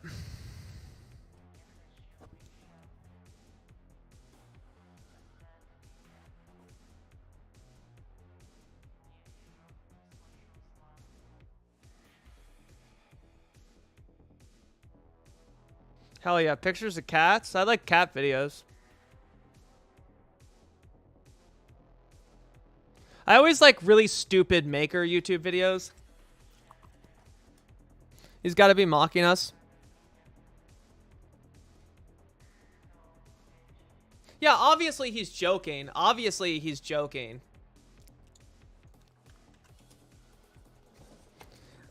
Like, he's joking because he's always joked about being sponsored by Raytheon. He always jokes about being sponsored by Raytheon. Like, oh, yeah, we're sponsored by Raytheon. We've got those R9X knife missiles. He always jokes about that. Although he probably unironically is. He just did a video or a some episodes today. Robert Evans, Bobby Bevers. He did a video about the World Anti-Communist League today. And the first 20 minutes of the video on the World Anti-Communist League is just straight up anti-communism and like lies about the Soviet Union and being like, oh, actually, the reason the KMT existed and the Chinese Civil War happened was all the Soviet Union's fault. Like, yeah, okay, the Soviets assisted the Chinese nationalists against the they assisted them like against the Qing dynasty. But it's like, yeah, he basically like blames the World Anti-Communist League and the KMT on communists. And it's like, all right, dude, cool. Are we talking about small bean defense contractors? No, but Robert Evans made a joke about it. Yes, and poor people do get burned out, dude. What are you talking about? But yeah, so he was, yeah, he's just joking. I feel like he definitely gets money from weapons contractors. Like, my man's like suspicious as hell. I mean, he worked for Bellingcat, right? That's pretty sus. But, yeah, so he basically brought on his friend, who, like, the guy, the researcher who works for him, the same guy that spread the fake story that the PSL was funded by, like, credit card companies and stuff to support the Chinese Communist Party. They brought on that expert, the same guy that's also harassed a good friend of mine on Twitter many times. And he basically was like, yeah, it's the Soviet Union's fault. He's like, you know, the Soviet Union could never do anything right, and like this is just another one of their major fuck-ups. They created this KMT. They're the reason the KMT exists.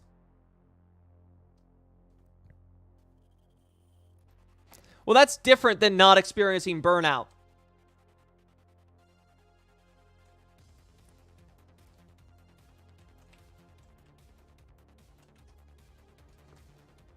Mm-hmm.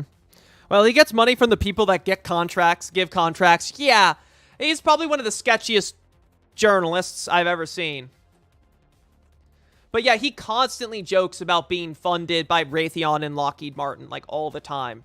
Like, that's one of his, like, biggest recurring jokes is like, oh, yeah, like, we're excited to announce we're locked. I mean, like, I guess I make the same joke, right? Like, I make the same joke sometimes, but he makes it all the time. And he's, And I never worked for a outfit which has been proved to be a used as a front for Western intelligence agencies. So, irony is the coward's honesty. The KMT was basically a historical inevitability given... Right, like, there was always going to be a nationalist movement in China. There's always going to be a nationalist movement, right? There's always going to be a movement of some sort, right? But being like, oh, it's the USSR's fault there was a KMT. It's like, all right, dude, whatever. Support your local mom and pop missile maker. That's true. You should, right? Fuck big missile. Fuck big missile. Support your local mom and pop missile maker. So I just heard from my favorite clown e-girl that apparently there's a rumor going around that some of the staff at VR chat are, let's just say, very sussy around kids.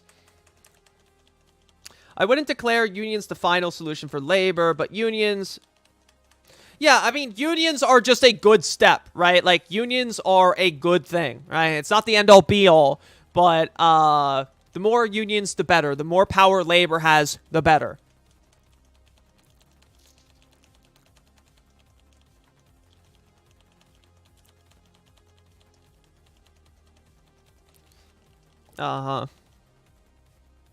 Backyard Missile Gang.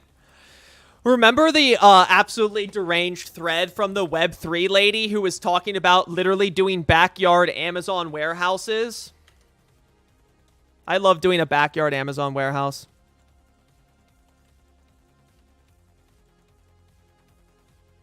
What? Don't get to skip what because they're not fun. I'm going to start a missile company called Small Bean Solutions.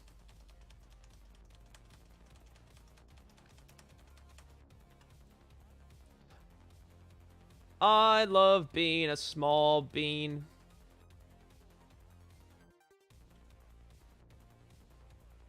Look at me, I'm just a small bean mom and pop missile manufacturer.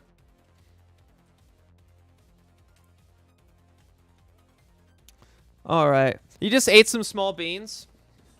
Hell yeah, you ate some small beans? That's pretty sick. I love when beans are large, and I also love when beans are small. I like beans of indeterminate size as well. I like small beans the size of a large bean. Backyard Amazon warehouse sounds like a really filthy sex move. Like, I'm like not even kidding. This person was like, you know what we should do? We should like allow to make Amazon's logistics more efficient. Make Amazon's logistics more efficient. What we should do is allow individuals to carry Amazon stock at their houses, in their backyards, and then, you know, the Amazon guy can just go pick it up from your backyard. Small Bean Solutions, artisanal WMDs. Ooh. See, now that's a creative solution. Modern problems require modern solutions. That's right.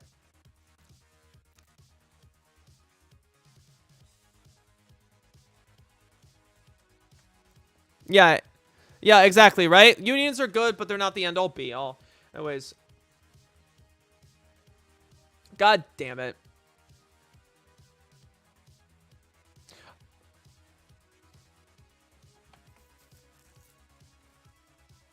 Great. Curious kid.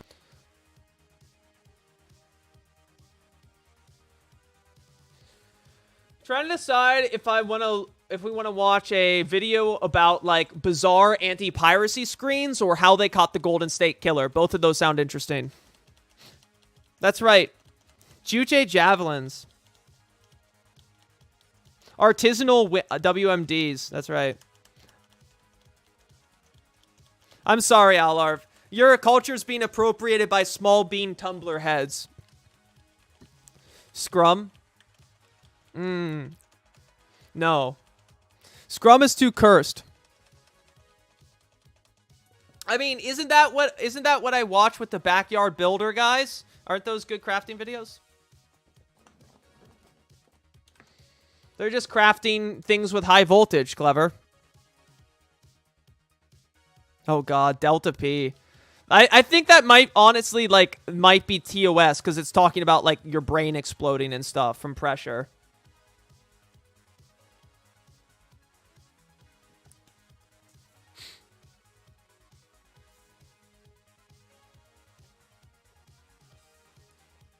Okay. The worst inspirational material on YouTube.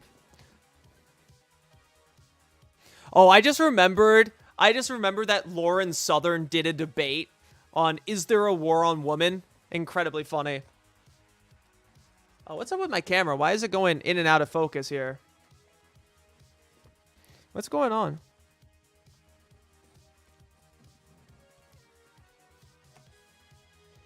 Why is my camera out of focus? At least on YouTube it is. That's kind of weird. Weird.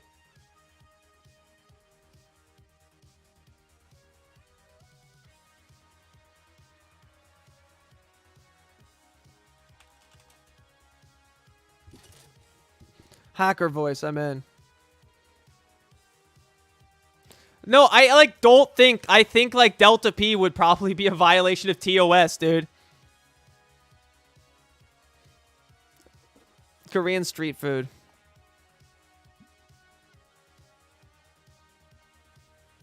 Oh my god.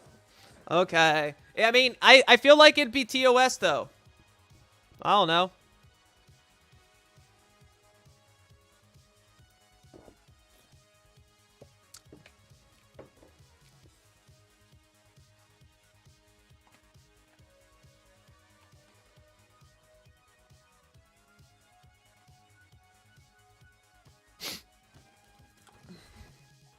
I got your message, Clever.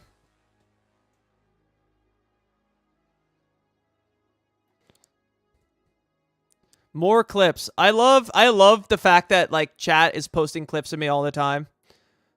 Oh, fuck yeah.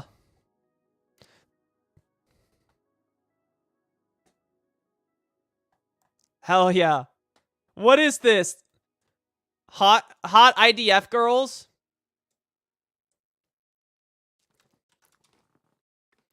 Thank you. Thank you for this, Boy Mare. She's a 10, but so are her coworkers. That's not how it works.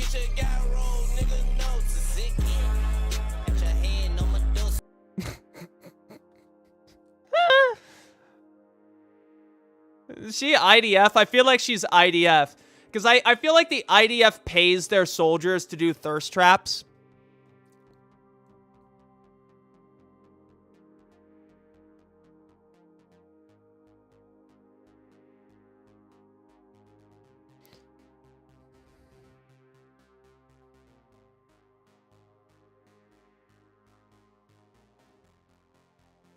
Yeah, I don't think we can play Delta P, honestly, dude. The IDF, no, the IDF, like, literally, like, their whole thing is just, like, posting thirst traps. It's like, just post some thirst traps, so, like, dumb Westerners are like, damn, IDF girls are smoke shows. I love Israel. Yeah, that's how it works. You're forgetting the heteronormative men cheat on their wives.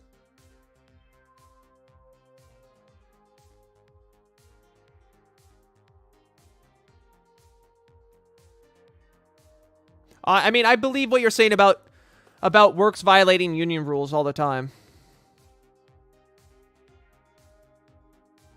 Anything to distract from the IDF's abuse.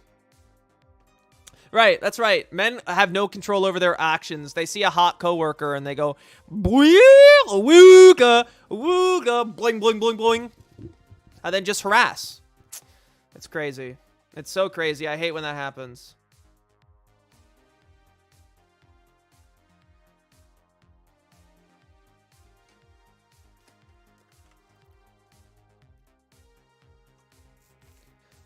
Situation as you dive near it. It grabs you suddenly, and it doesn't let go. Got the first interrupt on the caster. Yep.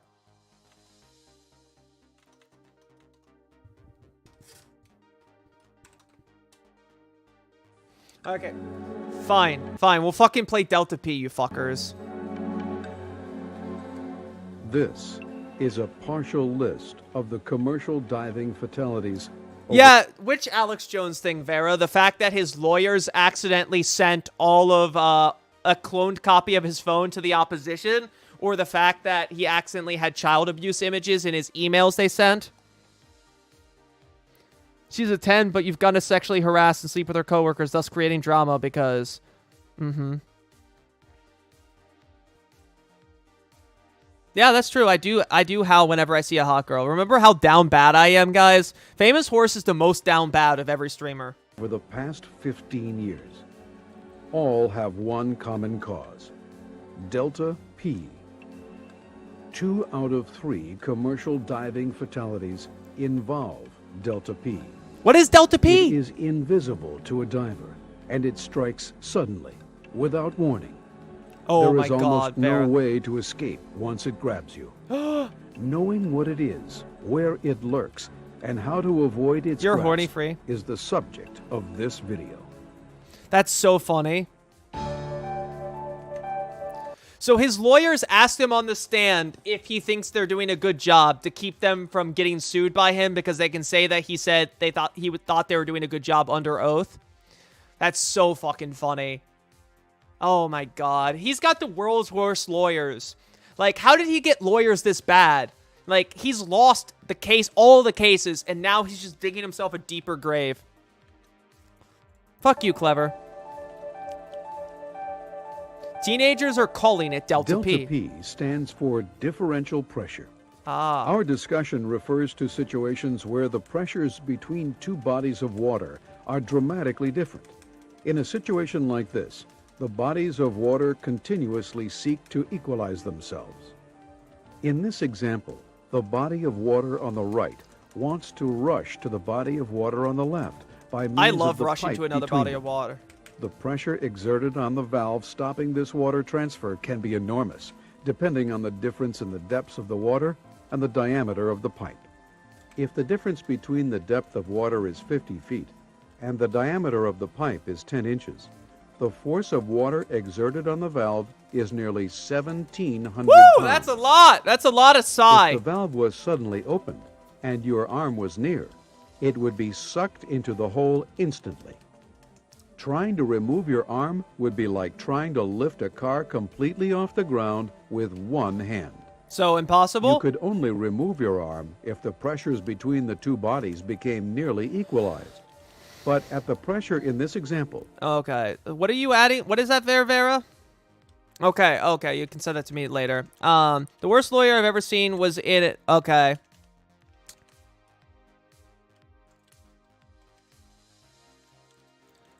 And he was so bad the defendant revealed evidence that got him 2 new felonies.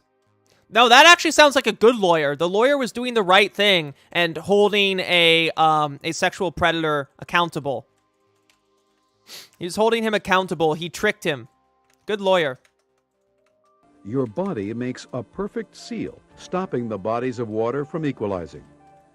The formula for calculating the force of water through a hole at a particular depth is the area of the hole I love an area of a hole. multiplied by the difference in water depth, multiplied by the psi per foot of water depth. Or, in the situation just described, the 10-inch hole equals 78 square inches times 50 feet of water depth times 0.432 psi per foot of freshwater depth equals 1,685 pounds of water pressure. If you are diving in salt water, be sure to use 0.445 psi in your You formula can't be the most instead. down bad streamer. There's such high competition. You can't see or feel a Delta P situation as you dive near it. Oh, that's it right. grabs you Ooh! suddenly, and it doesn't let go until the pressure is equalized. When it's got you, it's got you. As you watch the following recreations of actual Delta P Queen. incidents, ask yourself if you have, on occasion, ventured into situations without being thoroughly prepared. Yeah, that was very terrifying. Guys, simply do not underestimate the power of differential pressure, bruh. Do not underestimate differential pressure. The pressure will differentiate your ass. That's right, Benjamin. Diver 1 enters This- the water behind... This kills the crab, guys. This kills the crab. Can we get some "this kills the crab" in chat, please? Because that does, in fact, kill the crab.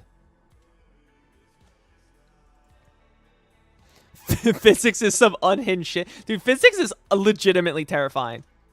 and the dam structure in order to clean the strainer of the dam's No CGI drain. man! No When CGI the man! drain is Don't clean cleared, it! The tremendous force of rushing water through the drain grabs hold of Diver 1, sucks him partially inside, and traps him. Diver 2 enters the water to help Diver 1 and becomes trapped also. Diver 3 enters the water to rescue Divers 1 and 2, and after 40 minutes returns to the surface with both divers. They are dead. Diver 3 was hospitalized for injuries suffered in the rescue attempts. Yeah. Damn, what the fuck? Never entering a body of water again. Repairing a pool? A scuba diver was repairing a pool bottom at a depth of 10 feet. He came close to the open pool drain and was drawn against it. His body made a perfect seal against the drain. He was diving alone and had no tender at the surface. No one knew he was trapped. Ooh. He ran Who out will of win, air one human and body or one pressurized boy? Always bet on pressure. Two scuba divers entered a water tower to unclog a drain. Using a fire hose to block... Literally every single one of these is somebody going in unclogging a drain. Guys, don't unclog a drain. There's going to be a huge difference in pressure after the drain's been clogged for a while. Blast away the silt and Under mud that was clogging the occupied drain. Palestine. The drain suddenly opened. A great suction immediately occurred. Oh, Diver 1 was pulled into the drain. Literally, that man got his gut sucked out of his asshole. Visibility was 0. Diver 2 did not know that this had occurred. Diver 2 surfaced, thinking Diver 1 had already come up. Diver 2 made repeated but unsuccessful attempts to find him. Diver 1 ran out of air and died. Neither diver was tethered to the surface, had communication with the surface, or with each other. That's like a scene from Aliens. Yeah, that's terrifying. The childhood fear of being sucked down the drain when the plug is pulled is suddenly justified. Yeah. Hey. Guys, put a 1 in chat. Put a 1 in chat if you want to join the Church of the Divine Equine. Diver 2 now has PTSD. Yeah, put a 1 in chat if you want to join the Church of the Divine Equine. It will protect you from differential pressure. Spiritually, not physically. You'll still die. A surface-supplied diver was working offshore in 86 feet of water on a well re-entry project. Thank you. Okay, we already got some members. He was using a drill string to hook a trash cap inside a 13-inch well casing. The first attempt failed to catch the cap. Oh, it's not going to be a cult. The diver was not asked a cult. to It's stand more of by a the joke, hole to make you know. sure the string caught the cap. He reported Okay, when finally he a saw the reasonable cap was one. hooked and began to leave. The drill string was pulled to the surface rapidly.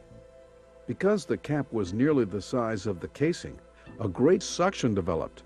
As the cap came free, the rushing water grabbed the diver and forced one leg into the hole, up to the pelvis. The diver was killed. Oh, fucked it up again. Yeah, it's a new age religion. Diver 1 enters the water at a hydroelectric generation plant. His assignment is to seal off leaks in a large gate valve. The 3-person dive team is assured by the plant's operating personnel that the gate valve is closed. Diver 1 surfaces and reports that he thinks the valves are open. The winch is started and closes the valve. A 30-inch sluice gate is manually cranked shut. The dive team questions the plant personnel. The valve indicator shows the valve not fully closed. Plant personnel reply that the indicator is never correct, and typically the valve is cranked until tight. The indicator is Diver never 1 correct. re-enters the water, convinced that everything is okay. In a few moments, he begins to scream. The dive supervisor tries to contact Diver 1 on the intercom. The tender and supervisor pull the lifeline Yeah, it's very and dangerous. umbilical. Both have broken from their attachment. What country are you in, Gessie? The gates are cycled open while waiting for the rescue divers. 2 attempts by the company diver failed to locate Diver 1. 12 hours later, Diver 1's body is recovered. Oh, Iceland. Okay. No wonder you have a very different position on things. And yes, that is anecdotal. When you accept a new job, yeah, you have a very take different part if you're in a a social meeting. democratic country. Be sure that you So much for understand green the energy. layout of the site and how the piping and valve systems work together. Green energy means guys get The killed diving by supervisor Delta should P. have a simplified but site-specific schematic of the site and a diving checklist to make sure nothing is on or open that shouldn't be. Your client also needs to know about Delta P. If they take your concerns lightly, make sure Got they aggro. understand the life-threatening hazards. Delta Always P, practice lockout, Delta tagout P, procedures. Delta, Delta, Delta, These Delta, are Delta tried and P. true methods that can eliminate machinery and valve I love accidents I if love getting the practiced Delta religiously. P. The DP, if you will. Make sure to consider the potential Delta P hazards of your new assignment when choosing your equipment. Make sure others in the water and on the surface can tell exactly where you are. They should be able to communicate with you at all times and be able to get you out if you're stuck. Yeah, Tom check. Roger that. Make sure your equipment won't interfere or become fouled if you must be near Foul. a Delta P situation. There are certain techniques that you can use Because to help chat reduce and demanded even chat eliminate demanded we Delta watch P this, Nom. That's why like 6 people in chat kept screaming Delta P until we watched it. The first step is to recognize the potential forces. We're learning about the working on each dangers other of in your differential environment. pressure. Learn the layout of the site and how the system functions. Calculate the force of water at the depth you're working based on the size of the openings at that depth. Instead of cutting holes to drain water or relieve pressure, cut slots. If your body or equipment can't make a good seal against the flow of water, you can't get stuck. Well, that's good. Fabricate a cover for the drain that has a screen, or make a cover that has more than one hole a good distance away from the other. The idea is the water can still get through even if your body gets in the way. Good. The goal of this video is to make you aware of the potential for differential pressure situations. The key is to recognize them beforehand and make sure you are prepared to deal with them. Because when it's gotcha, it's gotcha. Don't Why add did the your crab? name to The poor this crab. The poor crab. F's in the chat for crabs. How many holes does the Delta P have? It just needs one hole. So remember, guys, keep your PP away from a Delta P hole. Fellas and ladies, if you got a dick, keep it away from the Delta P hole because it's going to get ripped right off.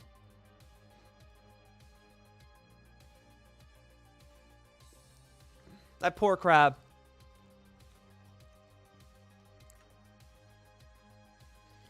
Delta P. Okay, is this what you linked, Vera? Where'd you put in stream content suggestions?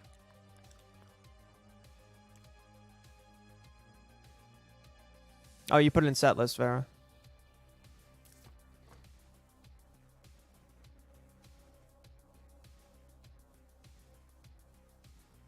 Okay. Okay, so here's the Alex Jones stuff again. So here's his lawyers covering their asses by saying, we did a good job, right? Mr. Jones, you've trusted your lawyers to produce the relevant documents? Yes. You've cooperated with us in every way? Yes. And you've trusted us to do a good job and turn over what we need to turn over? Yes. When we're supposed to turn it over? Yes. He's like, what the fuck is the point? He didn't realize he just got trapped. No further questions. Anything? Mr. Jones, you've trusted your lawyers to produce the relevant documents? Yes. Is he misbehaving? No scene lining in chat. I should make that clear. This is not a debate chat. This is not a debate stream. Is that your phone number? Yes. So you 12 days ago, your attorneys messed up and sent me an entire digital copy of your entire cell phone with every text message you've sent for the past 2 years, and when informed, did not take any steps to identify it as privileged. Where did he get these fucking lawyers?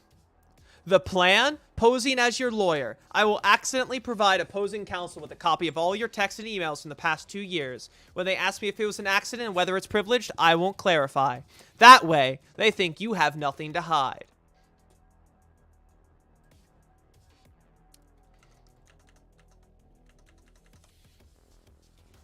I honestly don't understand how his lawyers could have fucked up this bad. I don't understand how lawyers can fuck up this bad. It's truly amazing. His lawyers are going to be disbarred.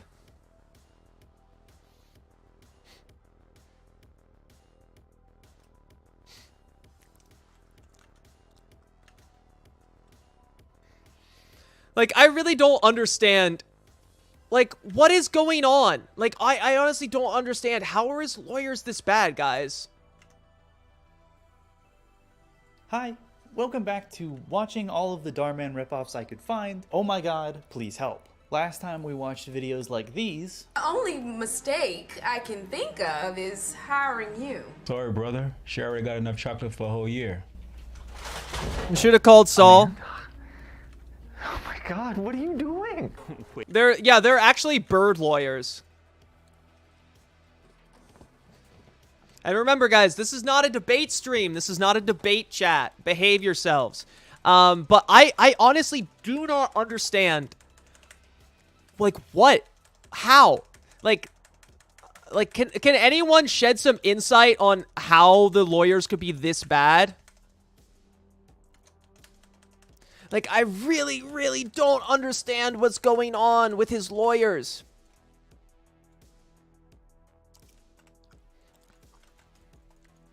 What's up, Ellie? No, he's rich as fuck. Alex Jones is rich. Like, one of the things, like, he's been claiming he's bankrupt. And one of the things that they accidentally revealed with sending these over is how much money he makes, including a document showing that he made almost $1 million in a single day.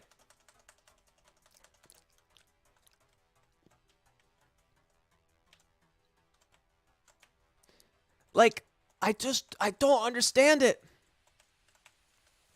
How is his lawyers this bad? Marx won the debate over a century ago. No need for a debate. He found his honestly, did he fucking find his lawyer from Reddit? I mean, I guess that's true, right? You can get a JD if you show up and do, like, the minimum amount of work, right?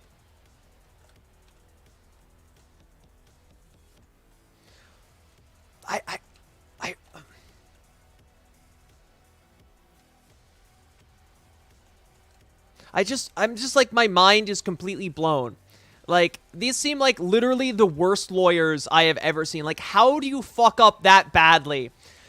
Like, accidentally sending the file is one thing, right? Accidentally sending the file is one thing, but not interacting with the adversarial counsel who's in a trial with you for 10 days? Not responding to any of their emails for 10 days? How do you do that? Oh, yeah, the Craigslist lawyers. He tried saying to understand he was bankrupt and the judge made him tell the truth. Yeah, because his fucking finances got leaked. Because his lawyers accidentally leaked evidence of his finances that were in his emails. How? Rare case of someone evil and influential actually getting a comeuppance. Like, I love Alex Jones, though. All of my sub alerts are Alex Jones, by the way. All the sub alerts are Alex Jones, if you want to hear the Gay Frogs clip. I keep telling you they're going for an ostrich farming career. Clearly, yeah. Well, so, like, that's what I was thinking, like, right, sabotage, right? But if they are sabotaging him, those lawyers are really brave because this is going to, like, totally destroy their career, right? Like, I can't imagine them, you know, getting a lot of clients after they are known nationally as the lawyers that accidentally really complied with Discovery. I mean, maybe they're taking one for the team here, and they hate Alex Jones so much that they're willing to tarnish their own professional reputations in order to fuck with him. But, like, yeah, it's hard to claim you're bankrupt, though. Like, Chad, it's hard to claim you're bankrupt when your lawyers accidentally turn over 2 years of emails that show you made $800,000 in a day. Right? I can't imagine his career was doing too good to begin with a haircut like that. Damn. Get his ass, chat. So I heard somebody in chat said that, like, Tim Pool suggested his lawyers, recommended the lawyer to him, but I don't know if that's a joke or not. He does look like a discount Legal, doesn't he? He does look like a discount Legal. If Legal was a bad lawyer, like, even the lawyer, I have a lawyer, kind of. He's not technically barred yet. He'll be barred in a month or two. But I have a lawyer, right? And I would trust him to do a much better job. And he just got out of law school a couple months ago. I trust him to do a better job than these guys. Oh, it was a joke? Well, I believed it, dude, because it sounds plausible. Him getting his lawyers from, like, Tim Pool, that passes the spell test.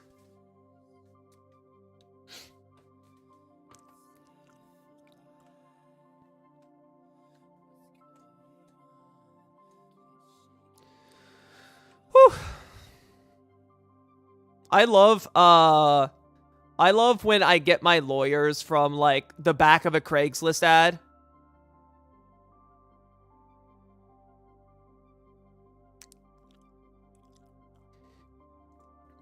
Really honestly stunned. Remember when Alex Jones lost the initial case because the lawyer didn't hand over documents for Discovery? No, I didn't remember that. You'd think...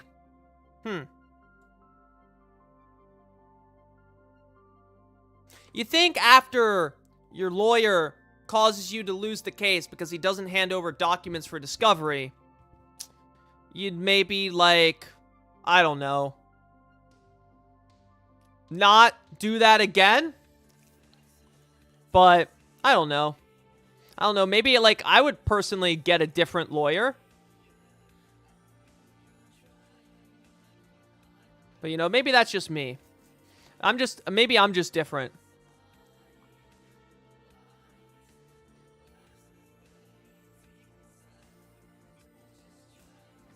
Should we watch the Boy video where they go to Ukraine? I'd have to get my eyes checked if I thought Jones looked like Legal. Was it the same lawyer? Like, he's just... How, man? How?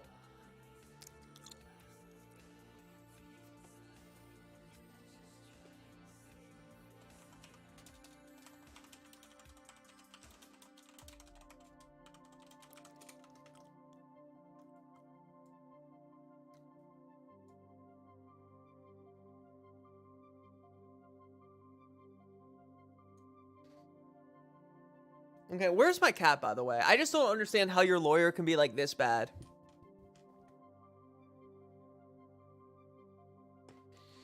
I love having, like, literally the world's worst lawyer.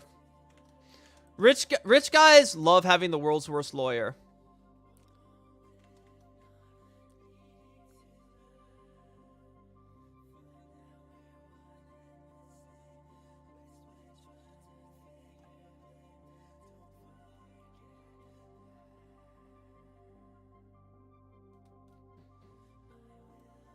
Good night, Johnny Dialectically. Nice meeting you, man. Welcome to the community. By the way, if you guys haven't already, join the Discord. We got a great little community here.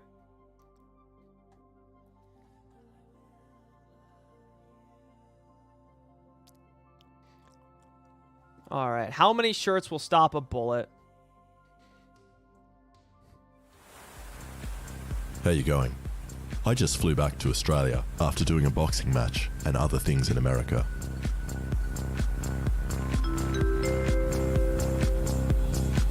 Many bags look alike. Please check your bag to ensure you're picking up the correct one. When removing your luggage, Please keep hands and feet away from the carousel. Have a great day. And some of you may be surprised to see me back here looking this unharmed and alive. Even after everything that's happening over there. America's scary. That's right. There's And guns that's because everywhere. I discovered the solution to living in America. All we need to do is make every man, woman, and most importantly, school child bulletproof at all times. There we go. That's all you gotta do. You gotta make all the kids so bulletproof. I forgot to film this part of the video in America, so please just pretend I'm there right now. And I reckon I'm going to try a bunch of different methods of stopping bullets. First, I'll make myself a brand new bulletproof apron, but we'll also see if there's a poor man's solution, like just wearing all your shirts at once, or by converting to Christianity and carrying multiple religious books on your body at all times. But first, I'm going to start by making the bulletproof apron. Now, I could just modify my old aprons, but they are covered in blood, falling apart, and have a slight smell of poo. So I may as well make a new one from scratch with real leather. And luckily, William Osmond has some, and invited me to come over and take William the leather Osmond. he harvested I himself. do not know how William Osmond is Yeah, I can alive, really honestly. Yeah, alright, I'll come over now. Honestly, don't know how And William honestly, Osmond is alive. I have no idea where to start turning this pile of skin into an apron. So I took it to a man that has worked in the leather industry for 40 years.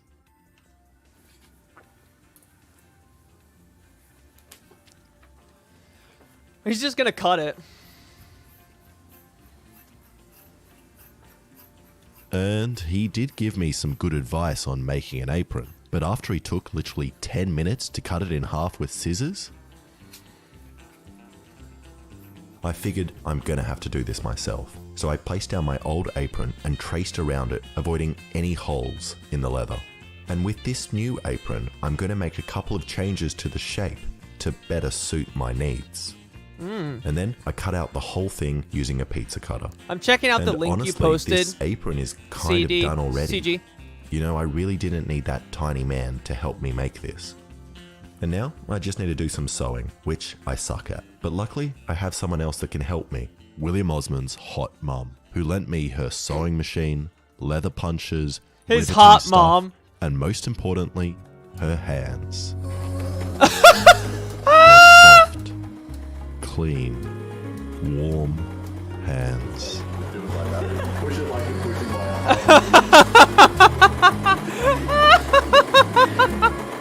So now that I slightly know how to sew, I folded down the edges of the apron, which will help protect it, and then placed some sticky tape down and some glue, and then sewed around the whole Holy thing, shit. being very careful not to prick my fingers. Ah, that's right, Nightbot. It's time for a plug. We haven't plugged in a while, so that's right, Nightbot.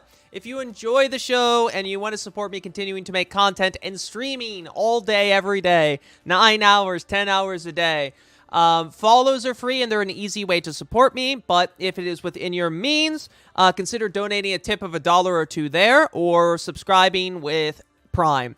If you have an Amazon Prime account, it's free to subscribe. Or you can, of course, subscribe normally or gift a sub. Every little bit helps me continue making the stream. Jenny's mom or whatever, that's right. It's so funny. He's like, William Osmond has a really sexy mom. Look at me hanging out with his mom. Anyways, that's the end of the plug.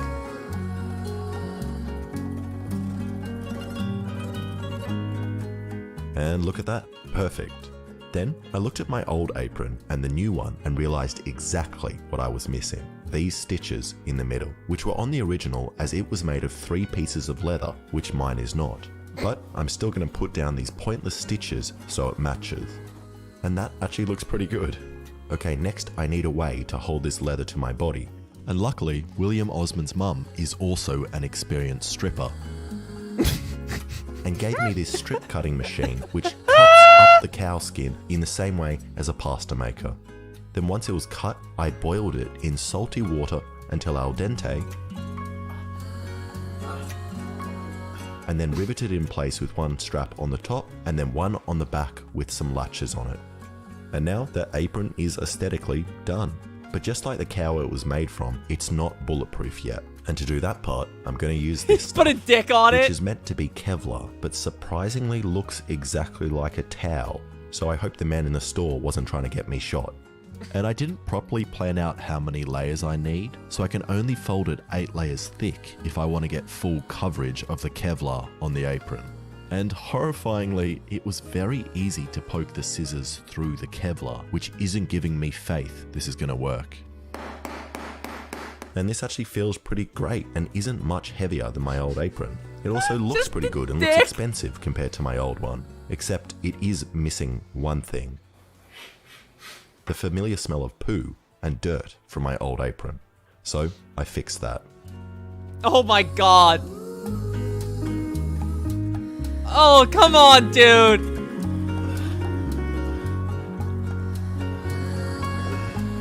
Why would you do that? Oh! And it's done. So now I just need to shoot myself. And luckily, I have the perfect person to help me. And our first option was to just head down to the local school. But then we realized it was a weekend. So instead we went to a Denny's car park. I needed someone to shoot me, so I went down to the local school. Did he just? I really hope he didn't really rub shit all cat shit all over it. This is just 3 shirts and already bad. Alright, we're moving on to the medium-large pile. What shirt are you on? This is my 4th shirt. This is already bad.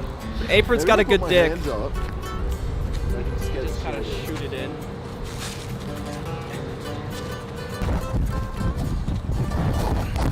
Oh, of course, it's Alan Pan. You've become noticeably bigger. Already?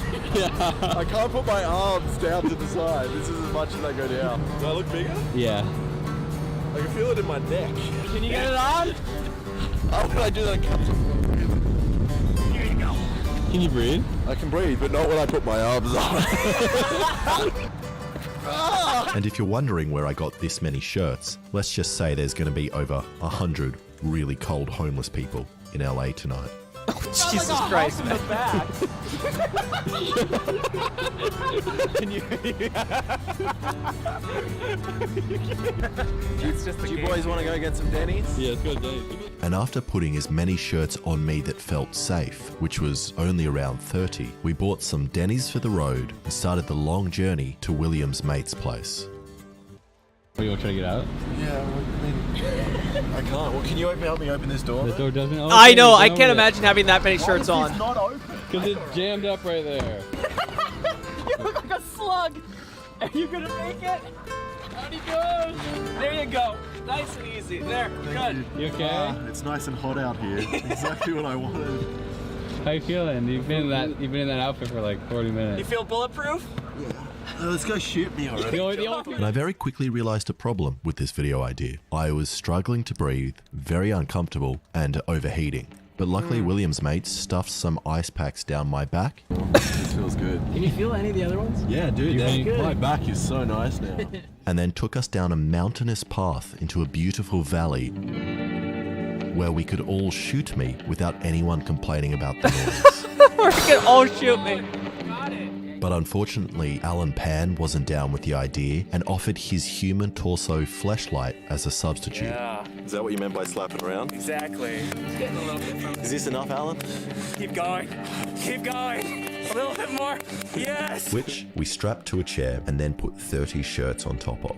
Before I shot my first ever gun, a .22. I'm starting to feel like this isn't going to stop anything. This is my first time shooting a gun.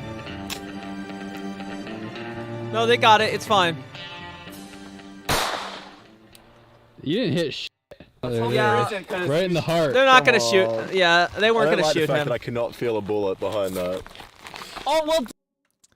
Honestly, knowing him, he probably would have let them shoot him. Dude, there's not an exit hole on the other side. Yeah, but that's because it's in the gel.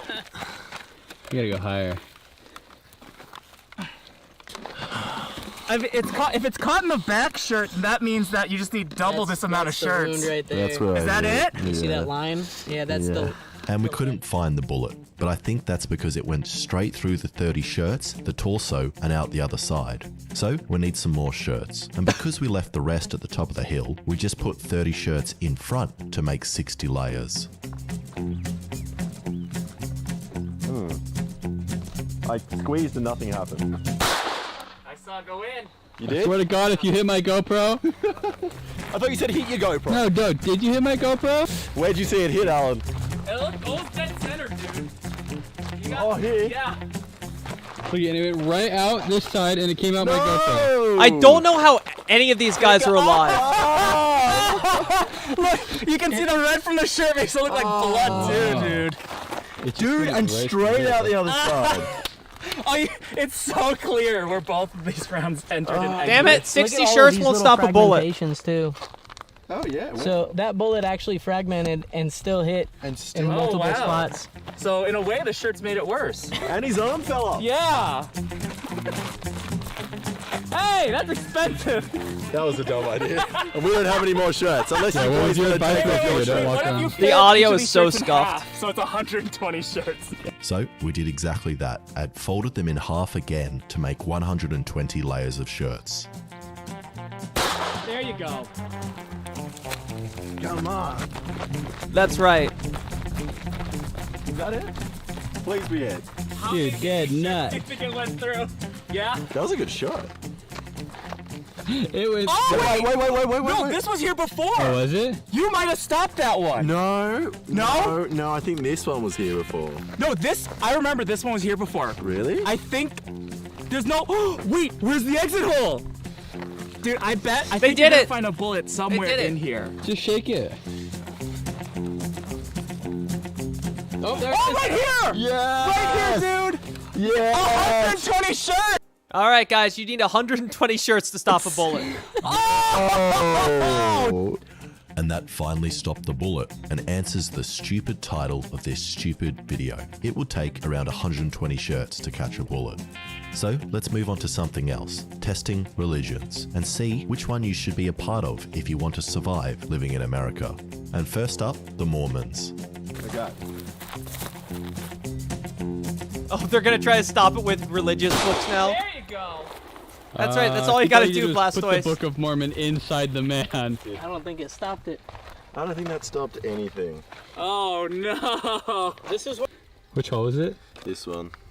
Will loves the You love the thing? Why you? shots. He was doing this with the Stop, glove Will. gun, too. Who I would not put my faith in.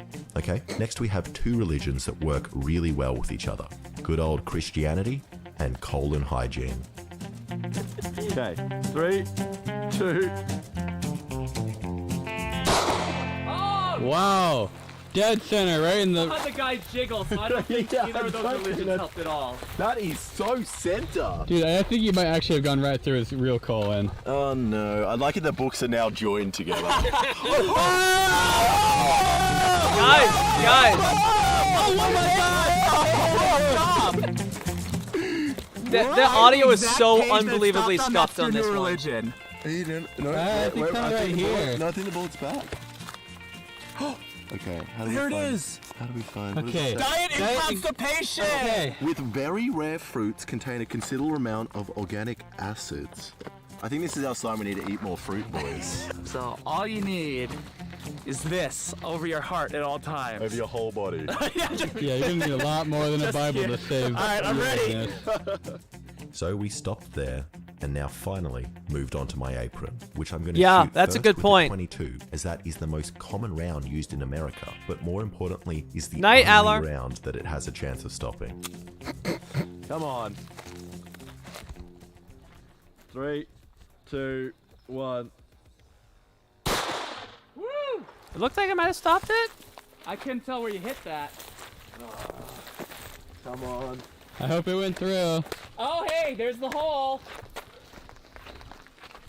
Oi! Oh, my God. Just what the barely. heck? Oh, it must have been folded up, Oh, it was folded up. but it stopped it on. Wait, like, the it stopped first- it on the first one. That's insane. It went through. It didn't go through. Wait, it didn't go any through the of first. them. Whoa. Dude, Kevlar's awesome. Wait, what the heck? That's insane. That's awesome. Wait, you could actually like shoot yourself with that. Like, wearing that. One layer. And it actually stopped at 22 hollow point very easily. So I moved on to some normal 22 rounds. Uh-oh. Okay, well, we've got Wait, one. there's there. one. Yeah, bad Oh, shot. Dude. No, I think they're all in there. Kevlar's way better than t-shirts. Who would have known? Oh, Well, look at that! that's Look so at how cool. it caught it. Mate, it gave it a little G-string, like. Okay, wait. Where's it's the other interesting. one? Okay, there's another one. Oh, nice. That is so It's interesting dope. that some go quite a lot deeper. And that went through more layers, but it still stopped. I can't them. believe he And who fucked would have up his guessed nice that a brand fabric new that is thing that he manufactured to made with the stop sexy bullets mom. stopped bullets better than normal t-shirts. So we then decided to move onto the big rounds and Oh shoot it my with God. a slug. Okay. It's not gonna 3, stop a slug. 2, 1. Not from that perspective. Oh! That's not looking good for the Although I guy. think you might hit low. Oh wait, no, that was right on it. Dude, that's like a nice little circle through the front of the. Dude, you just ruined the Yeah, new let's take a look thing at you the made. Kevlar. Wait, hold it, hold it. I reckon it stopped. Dude, I barely hit the Kevlar. Oh! Straight through It though, didn't do dude. anything. Dude, that's horrific. Yeah, dude, slug, 12 gauge slug. That is a big Get it. warm hole. Oh, you can get your finger. Oh, that feels, Oh, yeah, I that wanna Stop feel fingering warm the hole. Oh yeah. Can we touch? Why, guys, why do they keep fingering the hole? This feels sexual. I can feel you. I feel like one of these books over here says you're not allowed to do shit like that. And the apron did absolutely nothing. But we decided to keep shooting it anyway and do the only thing men actually want to do and shoot my cock off.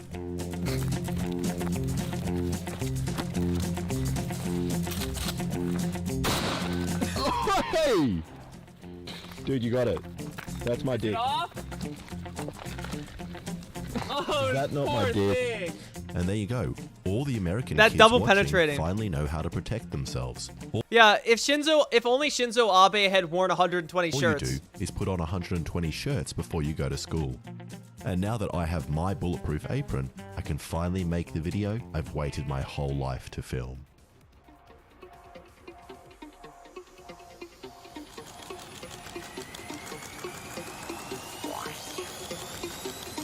Oh no. Oh no. Oh no. He put a gun on one of those robot dogs, didn't he? He's gonna shoot himself with one of the robot dogs. Oh, that's not surprising, honestly.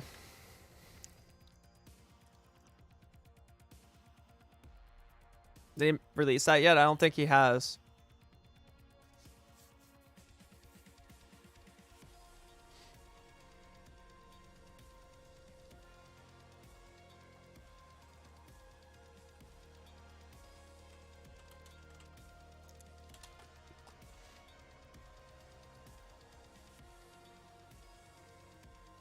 So let's watch their video on Ukraine.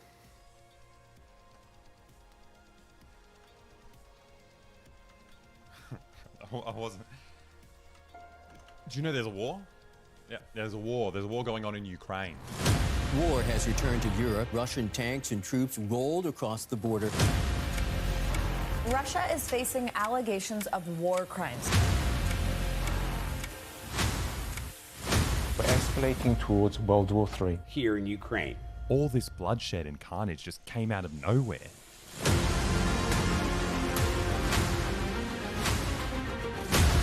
We're gonna watch some Kremlin How was that? propaganda. Actually, DPRK propaganda. 'cause Putin these is guys a went to the monster. DPRK. He's unleashed hell in Europe, and the question is why? You know, why would he do that? Well, if you ask the oldest and wisest man in America, the president, he'll tell you that Putin did it for no reason. Putin's latest attack on Ukraine was totally unprovoked. But 25 years ago, this same guy predicted this is exactly what would happen if the US expanded NATO into Eastern Europe. And if there was ever anything that was going to tip the balance, were it to be tipped in terms of a vigorous and hostile reaction in Russia, it would be that. So what the hell's NATO? What does this all mean? And what did NATO. Biden know 25 years ago? North that he Atlantic doesn't Fellow know Organization. So the best way to get something done, if it holds near and dear to you that you like to be able to, anyway. Well, to find out what's going on, we got to go Anyway. way back to the Soviet Union in the 90s, back when Russia and Ukraine were part of the same country. Now, there's a lot of nice stuff in the Soviet Union, like oil, gas, coal, and grandparents that look like this, all of which make it the most resource-rich nation in the world. And now that the US won the Cold War, the Americans had two options. One was to start a new world of equals without war or exploitation, and the other option was to plunder your old rival and make lots and lots of money. Mm-hmm. Now, if you want to make lots of money in the Soviet Union, the first thing you need is a really, really drunk dude called Boris. He'll do whatever you say, but the problem is, no one likes him. Like, how do you get an unpopular loser like Boris into power? Well, you got to spend money to make money, right? And Boris's friends in the White House slipped him a sneaky $2.5 billion donation, allowing him to monopolize every media outlet and bribe anyone who needed to be bribed. Now, $2.5 billion obviously sounds like a lot of money, but the Americans got a lot more in return. You can do pretty much anything now that Boris is in power. Like, even when 77% of the country votes to keep the USSR together, Boris can ignore that and go get drunk with just 3 dudes. And all he has to do is just open this document. Just open it up. Just concentrate a little bit. Just get it open. Yep. And once it's open, he can sign it and dissolve the Soviet Union himself. And this is where things got really... Yeah. Pickle, what did you say about me? I missed it. It's time for capitalism, baby, which meant selling trillions of dollars worth of Yeah, Russian I've got it assets every to time. private companies.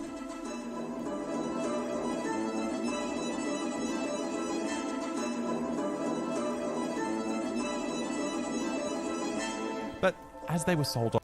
The collapse of the Soviet Union was one of the greatest socio-political tragedies of the 21st century. No cap.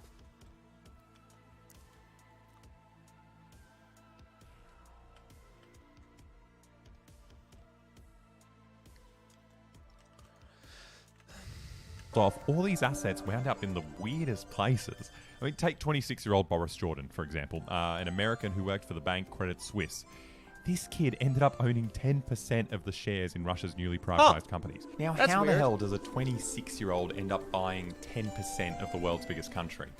Well, it turns out this kid was shopping at Crazy Boris's bargain basement. Now, only I love 10 that store. very special people were allowed to shop here. Just 10 of Boris's American and Russian friends were now the sole owners of the entire Russian economy.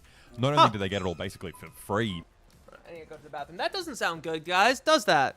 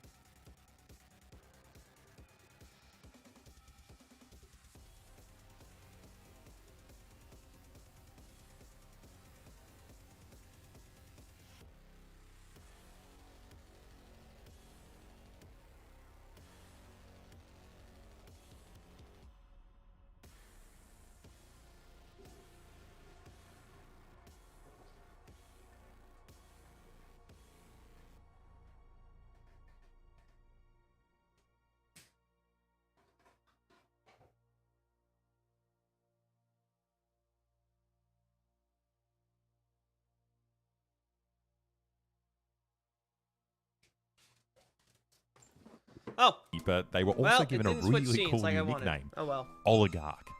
Now, things were obviously amazing for these 10 dudes, but it wasn't quite as good for the remaining 148,317,990 Russians who woke up in a country that had just sold everything it once had.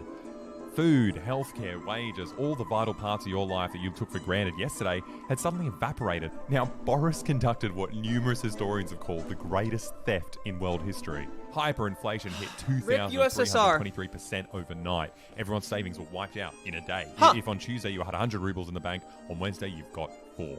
It was complete chaos. I mean, poverty grew faster than anywhere in the world at the time. Life expectancy dropped by 10 years, which has never happened to a country in peacetime. I mean, GDP fell by 50%. to put that into perspective, when Hitler invaded Russia in World War II and killed 26 million people, GDP only fell by 24%.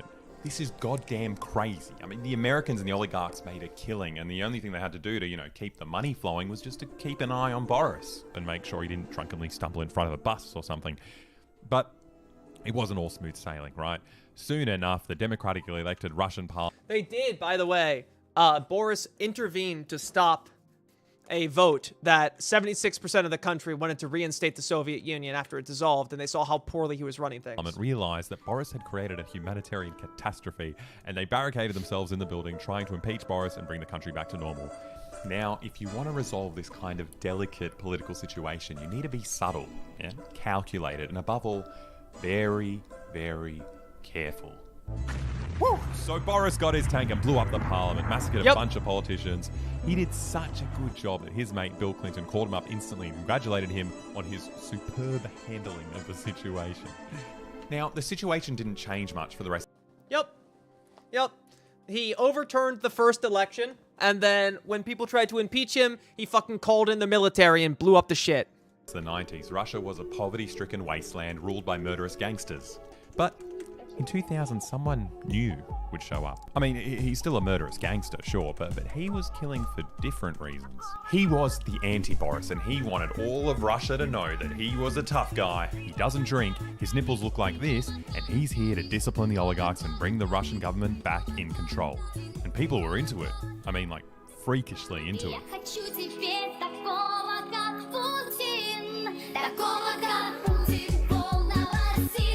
I remember the song.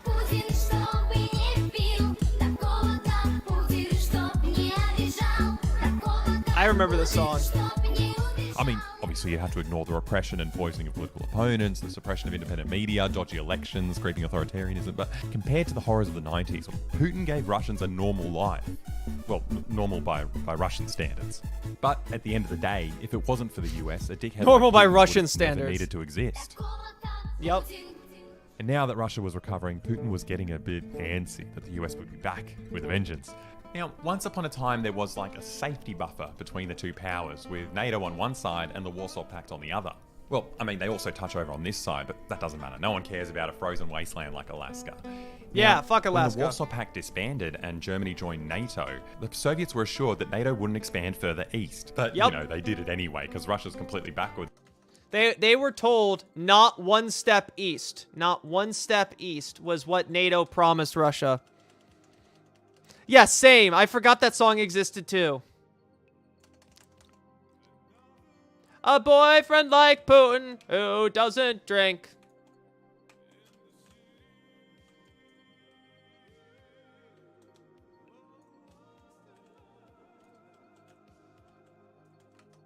And what are they going to do about it, right? But everyone from prominent foreign policy experts to senators, military officers, Good job, diplomats, Clinton. even the guy who designed America's whole Cold War strategy, they all argued that expanding NATO was a tragic error of historic proportions and that it would start a war in Europe. But that didn't stop them. After years of rampaging around the world, blowing up... NATO freaks hate to hear this. NATO freaks BTFO, one of the guys who designed the containment strategy of the United States, the anti-communist containment strategy, said expanding NATO would be a tragic mistake. That's right. NATO isn't real, guys. And the people, like, the leftists that are obsessed with NATO, like, it really freaks me out. It's really gross shit. It's, like, so weird. Why are you obsessed with U.S. imperialism, buddy? Yugoslavia, Afghanistan, Libya, Somalia, Yemen. NATO now had their missiles 400 kilometers from the Russian capital. And watching all this, Putin obviously realized that there are no rules. Yep. It was the law of the jungle, baby. And so, like any great jungle standoff, Putin cried and surrendered and tried to join NATO immediately. I mean, they didn't let him join, so Putin was kind of fucked. But the plus side for him was that the average Russian was terrified of NATO expansion. Every time NATO blew up a hospital or a school somewhere, Putin's approval rating went through the roof. But now, across the border in Ukraine and all over Eastern Europe, the 90s were rules-based pretty much order. Identical. Everyone got into hard base, they started squatting, and got absolutely ransacked by oligarchs. But the main difference in Ukraine is that they never had a Putin. Ukraine was a land of 100 Borises. Now, the country was split between Russians in the east and Ukrainians in the west, and all they wanted to do was just punch each other in the head and endlessly swap between either pro-Russian or pro-Western oligarchs, making Ukraine the poorest country in Europe. You know, it was an endless cycle. I mean, Yanukovych was a pro-Russian, corrupt asshole who hoarded all the country's mansions, luxury cars, and microphones, I guess. So they had a revolution to kick him out of power and replace him with the pro-Western Yushchenko, who ended up being so corrupt that they kicked him out and went back to Yanukovych, who they kicked out 6 years earlier. But something weird happened in 2014. It was revolution time again, and pro-European protesters came out in Kiev to try and topple Yanukovych. And like any corrupt oligarchic government, he responded with incredible violence. These people are getting brutalized here. Surely there's someone who's strong and brave enough to defend these weak, squishy pro-European protesters and defend them from the police. Well, lucky for them, there's another group of pro-Europeans in Ukraine who came to help. In fact, they're so European that they reckon that Ukrainians and Europeans are part of some kind of master race. Yeah, they're so European. They reckon Europeans or Ukrainians are part of some kind of master race. No, that was Boris. The last time Ukraine was independent was when a big group of Europeans made it their mission to bring civilization and a new order to Eastern Europe. I think they were called Nazis or something. And some Ukrainians were so thankful for their independence that they celebrated by killing hundreds of thousands of Jews, Poles, Gypsies, and Russians. And then the Europeans said bye-bye and continued their journey eastwards through Russia, where they killed another 26 million Russians. Anyway, there are a lot of tough boys in 2014 that were very proud of this history. I think they were called like neo-Nazis or something. And while the regular pro-democracy protesters were squeamish and unprepared to fight, these boys had been training for this their whole lives. And things went from 0 to 100 real quick. Kiev became a war zone. Yep. You know, coups and revolutions aren't just about horrible violence. Sometimes they're about the friends you make along the way. Friends like Vitaly Klitschko. He was one of the original protest leaders, a professional boxer and professional twin. He tried to calm down these new violent radicals, but they KO'd him in one round. He was now being eclipsed by a new string of leaders. Leaders like Oleg Tyahnybok. Now, this is a guy who liked to rant about exterminating Jews and Russians, and he barely even finished a The music he's playing with this is fucking hilarious. Sieg Heil with his right hand before John McCain swooped in and shook it. American politicians were now swarming all over Ukraine, ready to fund and support the invigorated far right, which was about to overwhelm the government and force Yanukovych to flee the country. Now, the EU started freaking out. They saw the pro-democracy liberals were losing control to the neo-Nazis, and they pushed for a compromise that would leave Yanukovych in power, but it was too late. Now, the Americans were in charge, and they said, fuck the EU, we're going to back the Nazis. Yep. That's literally what they said. Fuck the EU. See, now this is a leaked phone call between the US Assistant Secretary of State and the US Ambassador to Ukraine. Yep, she literally said fuck the out EU. Who they should put in charge of the new Ukrainian government. I think Yats is the guy who's got the economic experience, the governing experience. Yeah, no, I think that's right. Okay. Now, this phone call was bad news for poor old Klitschko. You know, first he gets beaten up, then the Americans don't even let him in the government. So, I don't think Klitsch should go into the government. I don't think it's necessary. I don't think it's a good idea. And what do you know? Everyone they decided on in that phone call ended up magically being in charge of Ukraine, with neo-Nazis holding numerous government positions. And the new government didn't waste any time. They got rid of Russian as an official language, started resurrecting all the old Nazi.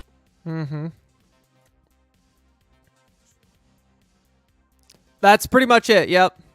Symbols and praising Ukraine's World War II. Growing up with so many Russian and Ukrainian immigrant friends in the 90s makes so much more sense now. They just want to get the fuck away from this. The collapse of the USSR was an absolute nightmare.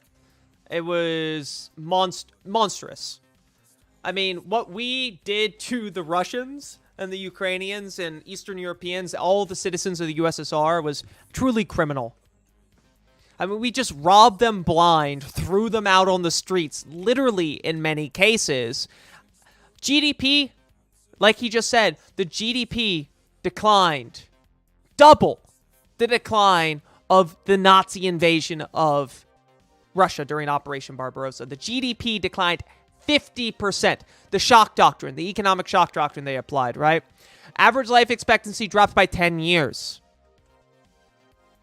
When has that ever happened outside of a fucking war or a plague? We obliterated Russia, and then when the Russians and the rest of Eastern Europeans said enough and they wanted to reinstall the Soviet Union, the United States said, no, you can't do that. When they tried to impeach Boris, the U.S. said, nope. Boris said, nope, you can't do that. You can't do that. Sent in the fucking tanks, and Bill Clinton sent him a congratulatory email.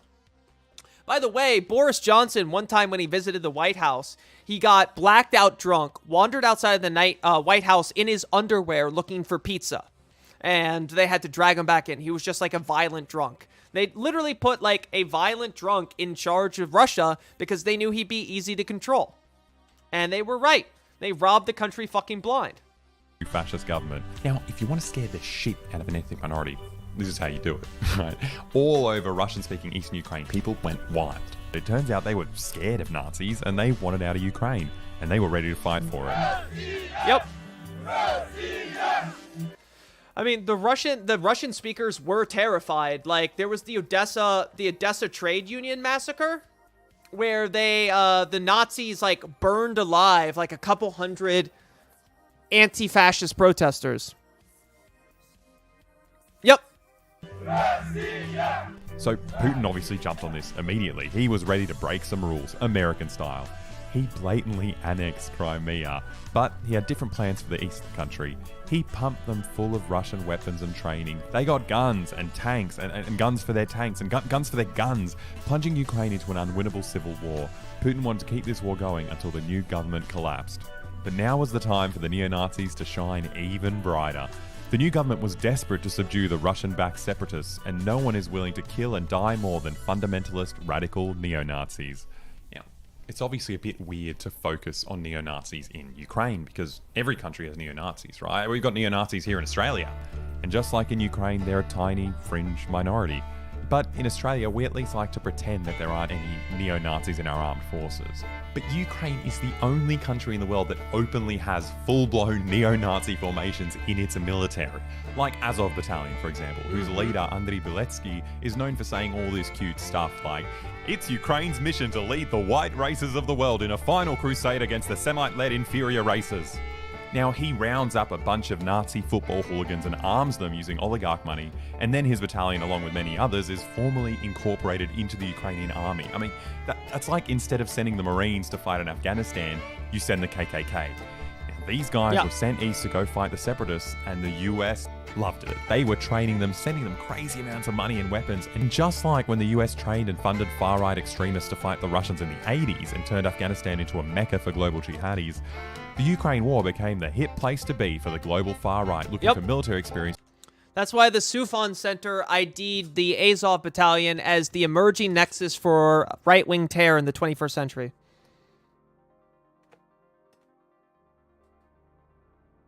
Yeah. The Proud Boys took over Canada and banned French and started murdering French people. I imagine Quebec would no longer want to be a part of Canada. Right. Like, pretty much that's what it is, right? That's pretty one-to-one. To use to terrorize people back home. But that's more or less irrelevant. The real victims here are the people of Ukraine. They're caught in a bloodthirsty tug of war between the US and Russia, with tens of thousands of people dying and terrorized into fleeing their homes. But then, a miracle happened. A comedian called Volodymyr Zelensky stars in a sitcom about a high school teacher fed up with corruption who unexpectedly becomes president of Ukraine. And then the comedian playing the president of Ukraine unexpectedly becomes president of Ukraine. Wait. Excuse me? Wait, hold on. What? Homes. But then, a miracle happened. A comedian called Volodymyr Zelensky stars in a sitcom about a high school teacher fed up with corruption who unexpectedly becomes president of Ukraine. And then the comedian playing the president of Ukraine unexpectedly becomes president of Ukraine. What? Yeah, Zelensky. Wait, I didn't know that he was a comedian in a show about being president of Ukraine. What? So, what? So he's in a show about being president of Ukraine, and then he becomes president of Ukraine. I did not know that, no. That's basically what's happening in Quebec. This is filling in a lot of gaps on what I knew about the conflict. This is filling in some gaps for me, too, honestly. And I know a lot about this, and this is filling in a couple gaps here and there. Jewish man, the peace candidate promising to end the war, won with a landslide 73%, while the far right got smashed with... No, I didn't know that somehow. I've heard people say it, but I like thought it was a joke. Like it just kind of water off a duck's back. Of course he was. Horse, bro, I'm not impressed.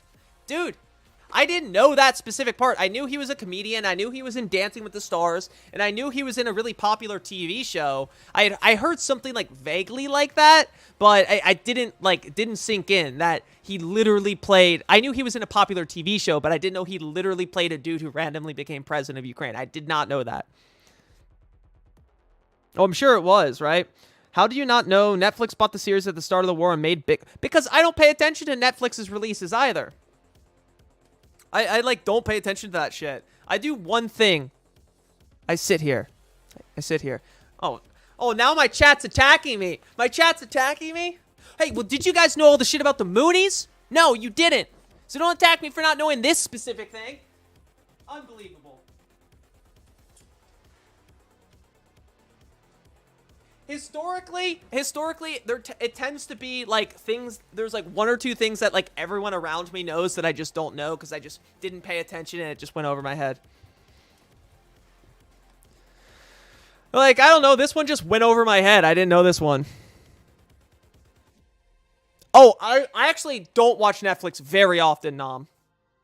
The only thing I ever watch on Netflix is Supernatural, and I only started watching Netflix recently after we canceled HBO Max because I couldn't afford it anymore.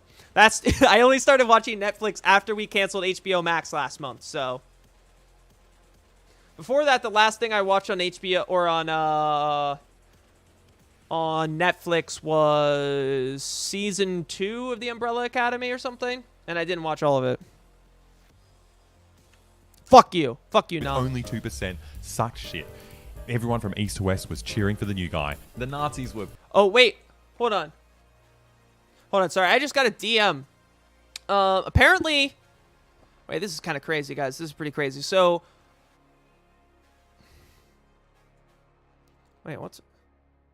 There we go. Apparently, guys... Now, this is pretty shocking to me, too. So, you're hearing this as I hear this. Apparently, Nom is a member of the Moonies. Nom, our good friend Nom, member of the Moonies, has been the whole time, and he's been right under our nose, and we didn't know it. Nom, I'm disappointed. Disappointed, Nom. Pissed. You know, once upon a time, they were untouchable, right? And now, when the far-right battalions refuse to do a... Okay, that's... Wow. Latest sub-gifter, famous horse. Ceasefire. Suddenly there was this Jewish dude, the president, on the front lines, getting up in their grill. Oh, yeah. This was insane. Because he got elected as a peace candidate, right? And he goes down to Donbass and Donetsk, and he goes, hey, guys, please, neo-Nazis, please stop neo-Naziing. Put those guns down. Please stop your attempt to exterminate Russian speakers. And they go, fuck you. You can't stop us. And then he, like, cries. He, like, literally cries and says, I'm not a pussy. I'm the president. I'm 41 years old. I'm not a loser. I came and I told you. Remove the weapons. Now, if there's one thing Nazis hate, it's Jews taking away their weapons. But why didn't he just throw them in fucking jail? As Zelensky tried, they just break the ceasefires anyway. He was never in full control of his own country. The Americans... Mm-hmm. But Nazis have no real power in Ukraine. That's right. And the You're Russians, a Sailor Moon. They didn't give a shit. They were just using Ukraine to fight each other. The United States aids Ukraine and her people so that we can fight Russia over there and we don't have to fight Russia here. I mean, they were also using Ukraine to make lots and lots of money for their buddies. I mean, like... And that's right, Nightbot. If you enjoy the show, followers are free. Subs are appreciated. This is my source of income. Hunter Biden, right? He's Biden's son. We got a few to go for our goal. America's best. Because he knew it would be a nice civil war. Zero experience. He was given $1 million a year to sit on the board of a Ukrainian gas company. And when Ukraine's top prosecutor started investigating the company for corruption, Biden withheld U.S. aid until they fired the prosecutor. Look, I said, I'm leaving in 6 hours. If the prosecutor's not fired, you're not getting the money. Oh, son of a bitch. Got fired. Trump did exactly the same. Wow. Because the U.S. would probably back the Nazis and then he'd end up against the wall. Yeah. Yeah, probably. Hold on. Let's go back. That's crazy. top prosecutor started investigating the company for corruption, Biden withheld U.S. aid until they fired the prosecutor. Look, I said, I'm leaving in 6 hours. If the prosecutor's not fired, you're not getting the money. Oh, son of a bitch. That's insane. Hold on. It's given $1 million a year to sit on the board of a Ukrainian gas company. And when Ukraine's top prosecutor started investigating the company for corruption, Biden withheld U.S. aid until they fired the That's prosecutor. so crazy. I forgot about that. 6 hours. If the Biden literally was like, hey, you're investigating my son for an obviously corrupt deal.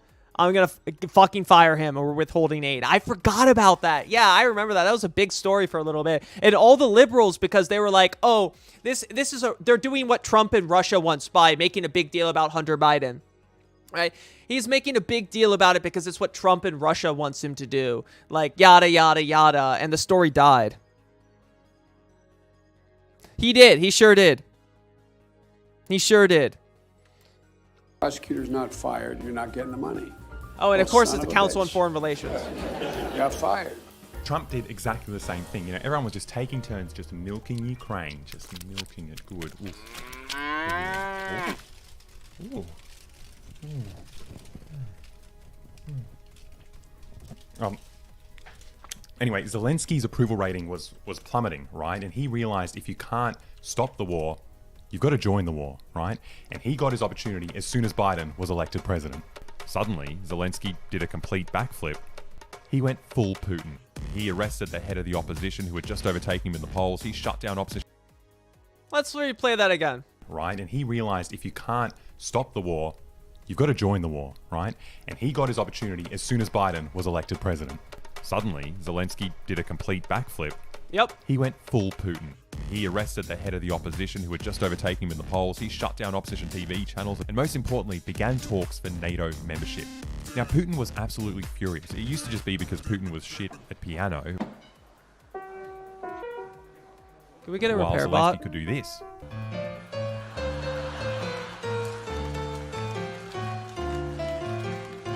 Now, Putin's dick was obviously too small to play piano, so to compensate, Russia starts building up troops on the border and sends out a draft treaty. It said that Ukraine needs to have guaranteed neutrality and that NATO removes its missiles and battle groups from Eastern Europe, and Zelensky never... I mean, then removing the missiles is fair. ...piano ever again. Now, this standoff lasted for about a year, and the US spent that year doing what you'd imagine someone would do if they wanted Russia to invade Ukraine. First off, they refused to negotiate. There are some very obvious non-starters in things that the Russians have put on the table. But simultaneously, the US kept reminding Russia that if they did invade, the US wouldn't do anything about it.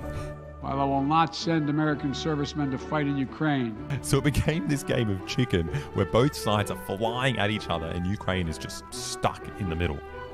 And then Russia proved to be the bigger maniac and actually invaded their neighbor.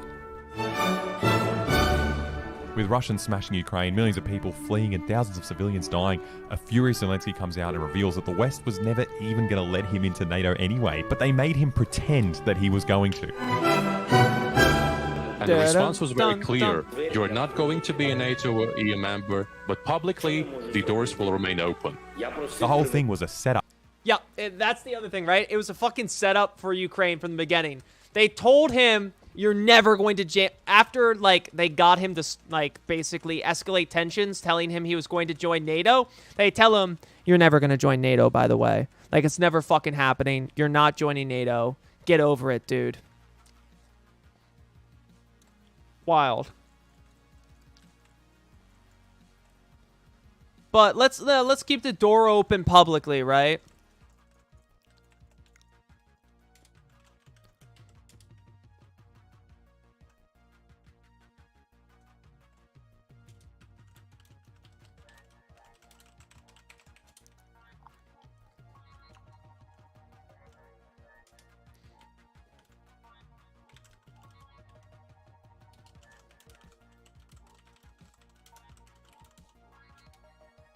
But they're letting Finland and Sweden join? Yeah, pretty much. Maybe. Maybe. And Zelensky got used and what's up, JJ? in the bloody tug of war between East and West. And now thousands of Ukrainians and Russians are dying, and there's a brand new war in Europe. If only there was someone who could have predicted this, someone with the power to stop it. And if there was ever anything that was going to tip the balance, were it to be tipped in terms of a vigorous and hostile reaction in Russia, it would be that. Huh. Wow, that was a good video, Alexa. I reckon you should get money for that. Yeah, I think so too. You know, funny thing is, I need money to live. How crazy is that? I didn't know that. Alex currently works full time for I Did a Thing, and I've got a day job, which means I don't have heaps of time to work on this channel. But there's nothing I'd like more than to just do this full time and bring you as many videos as I can. There's only really two ways to do that, right? One of them is to start a Patreon where we steal money from you, our fans, and the other one is to steal money from corporations. Now, this one's a clever one, right? So companies want to pay us to do like 30-second ads for their stupid products. And we think this is actually a pretty good idea as long as you, under no circumstances, ever buy anything that we're promoting. Never, ever buy what I'm telling you to buy. I can't imagine a single product in my head. There's no product that you should buy. No, they're literally all bullshit. Like, Skillshare is pointless skills you already know how to do, like planting a pot, and you pay money for it. But also that shit's free on YouTube. Yeah, it's literally all free. People teach you how to do all this stuff anyway. Yeah. And there's Audible. Audible's a big one. They do lots of sponsorships. Like, it's useless. You shouldn't pay for audiobooks. There's websites like LibGen where they just have more books than Audible, and they're all free. Yeah. So potentially we might be telling you to buy these things, and you have to just not buy them, and then it's win-win. You know, you don't lose any money. We get money. They lose money. Exactly. It's perfect. But obviously, we want to get your opinion.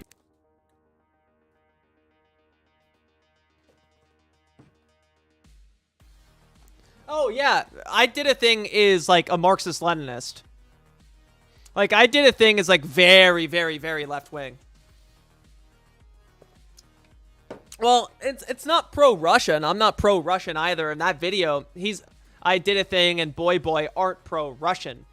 They're just talking about that this was like the inevitable consequence of U.S. intervention both in the Soviet Union and in Ukraine. All right, the U.S. created the conditions for a war to become inevitable, is basically what he's saying.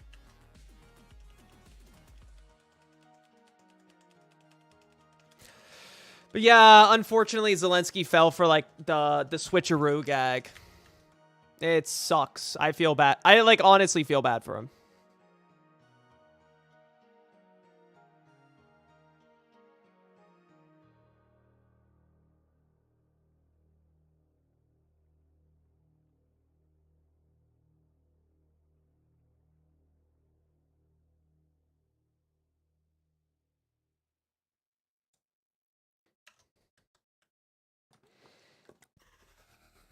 Messed up the U.S. used Ukraine like a ragdoll? Pretty much.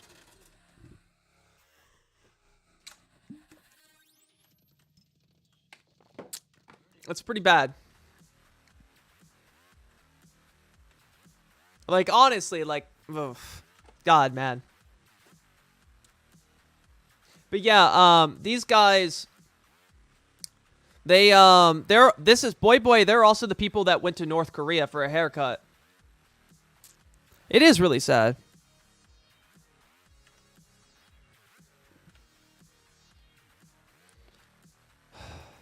Like, it's pretty crazy how much the United States has intervened in Ukraine and the Soviet Union. They'll be very, very, very, very angry, but I don't think they've necessarily been played, right? They've been funded, they've been armed, they've been allowed to organize, they've been allowed to recruit, they've been allowed to train. And sure, a lot of them got used as cannon fodder, but the thing I've always said is that what happens, right? What happens when the war inevitably ends unfavorably for Ukraine? And now you have a bunch of angry Nazis who have been armed and trained and have combat experience. You have a weakened government that is lacking legitimacy, right? And unstable and unpopular. What happens then, right? And I think this is going to be another case. Ukraine is just going to be another case of U.S. blowback. It's going to be another case of U.S. blowback where we create a monster which is going to turn around and bite us all. No, literally, I'm not kidding when I say the Soufan Center, which is an anti-terror center run by a former FBI agent, has identified Azov as the emerging nexus of right-wing terror globally, right? They've been recruiting, they've been agitating, like they were in communication with the Christchurch shooter. There's been plenty of American right-wingers who have come to Ukraine to train with Azov. And now we're flooding the country with billions of weapons, and it's a war, right? It's a war. The people aren't going to be able to track where all those weapons go. Like, they're going to lose track of the weapons, and they already have, and we already know they've lost track of a lot of these weapons. We don't know where they're going, right? A lot of them are going to go to the black market. Some of them are going to go to these right-wing militias. Some of them are going to end up in civilian hands. Like, they're going to... It's creating the seeds for continuing conflict, right? And for decades, maybe decades of terror, right? Like, very likely we're going to have like a European years of lead again, right? Like what happened in Italy as a result of the end of Gladio, we're going to see happening across Europe as a whole. It's not going to be great. Blackwater should embed their African-American mercenaries into Azov. I mean, we already know how racist those guys are. The United States is the single biggest sponsor of fascist terror on the planet. That's right. Yeah, of course they're Hezbollah. Like, now we have, like, weapons kind of going everywhere, right? Like, these weapons are now headed everywhere because the U.S. has been pouring billions and billions of dollars of weaponry into Ukraine, right? And saying this and pointing out that there's a huge problem with Nazis in Ukraine, and the reason there's a problem with Nazis in Ukraine is not because statistically, I mean, there's probably more Nazis in Ukraine than most other countries, but it's not because Ukraine is uniquely bad or anything like that. That's not the case, right? What you have is that the neo-Nazis have been emboldened, funded, supported, trained, integrated into the government by the support of the United States, right? Like, after Maidan, right, the Nazis got a good chance with Maidan, and they were able to take control of the protests, right, and take leadership roles in the protests. They were able to escalate it with the support of the United States, and then the United States went and made sure that those neo-Nazis were in government, right? They gave them government positions, and now they've been integrated. So it's like the situation where this is like totally the U.S. is doing, right? We've supported the Nazis there. We destroyed the Soviet Union, made the lives of Russians, Ukrainians, Belarusians, all of them immensely worse, completely destroyed the economy, destroyed the social fabric, that just wrecked everything. And then we wouldn't let Russia join NATO, right? Russia gave up. They tried to join NATO. We wouldn't let them join NATO. And NATO has kind of served as a constant threat against Russia, right? So, of course, Russia is going to respond negatively when the country right next to them tries to join NATO. And it's basically they created the inevitable seeds of a conflict. And Russia's invasion is terrible and illegal. Like, it's not good. Like, no one should support Russia's invasion of Ukraine, right? The situation for average Ukrainians has been made hellish. Ukraine was already one of the poorest countries in Europe, right? It's been unbelievably corrupt, and it's been made unbelievably corrupt by the oligarchs that the U.S. helped support, and the Russians too, right? So we have this untenable situation now where, as these things progressed, war became increasingly inevitable. And now it's here. And instead of trying to de-escalate the situation, right, taking the time to try to de-escalate the situation, the United States has instead poured gasoline on it. Made it worse. Made it worse. Made it worse. Made it worse. Everything in the world is about to get exponentially worse every way. Just saying. No, literally.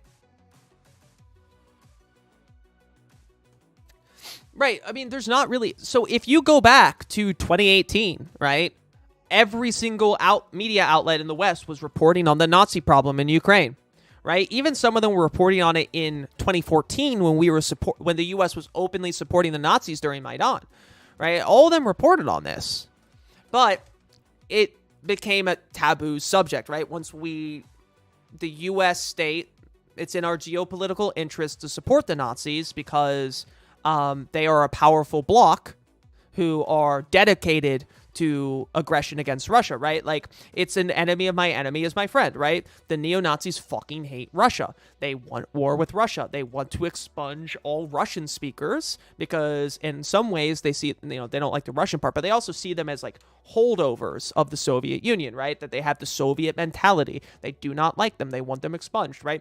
And they are dedicated. They are committed. They are trained. They are willing to fight and die for what they believe in. Right, so they're a natural made pawn, and that's all the more reason that we've been funding them since 2014. We've been giving Azov Battalion weapons. We've been sending over NATO trainers. The CIA has been running a counterinsurgency/insurgency program, which, according to the CIA, they even described it as a quote smaller scale version of the program we are running in Syria. To prepare for the inevitability of a Russian invasion. That's going back to 2015. So we knew this was going to happen, right? We knew a war was going to happen. And instead of taking steps to mitigate or prevent the war, we instead poured more weapons, more training into there to make it happen. We wanted it to happen. Netflix specials are already worse. Netflix spending $30 million to have a transphobic special, that's not a good sign.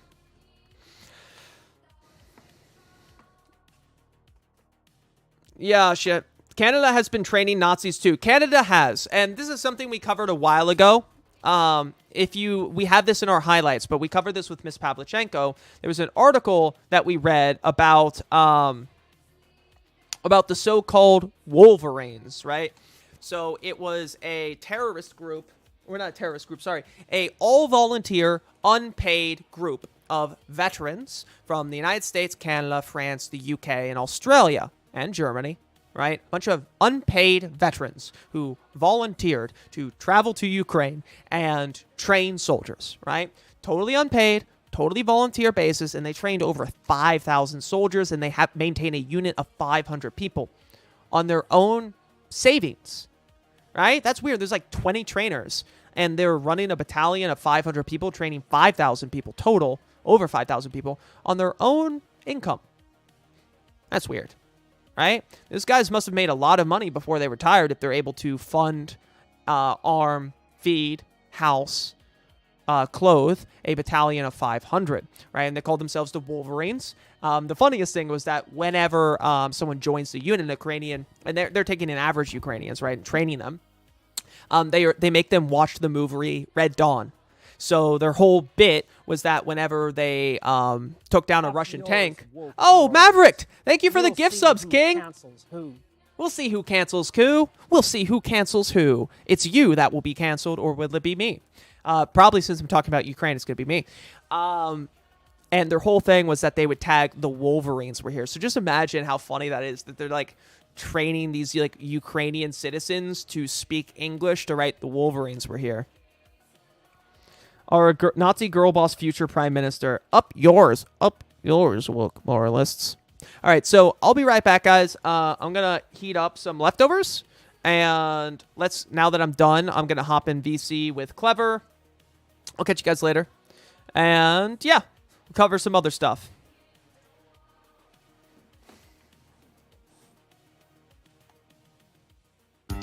This seems fitting.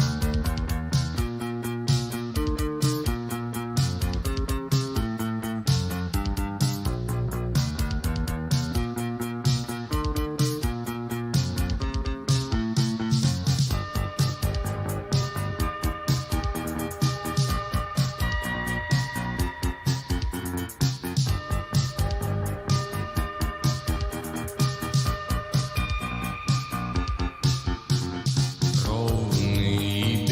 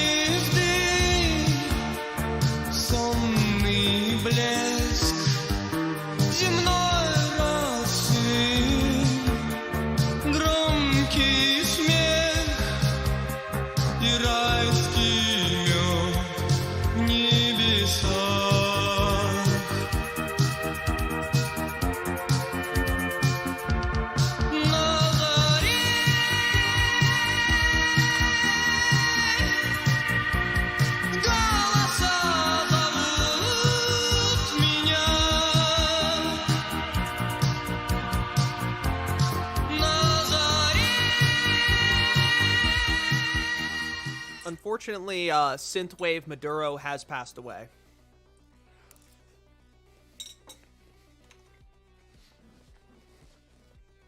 Rest in peace, King. So, speaking of Nazi girl bosses, it looks like yet another viral celebrity has been milkshake ducked.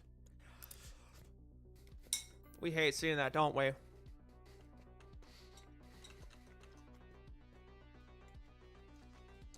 I hate it when a viral celebrity gets milkshake ducked.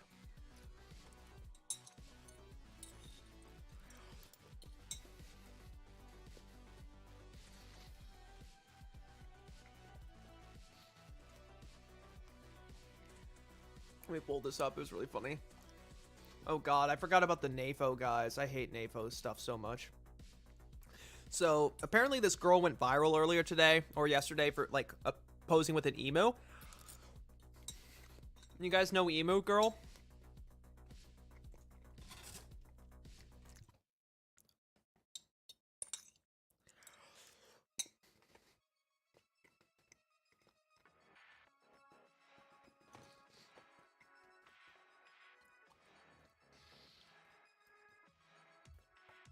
Also, I guess Sean King has posted further, threatening to hunt down the people making fun of him.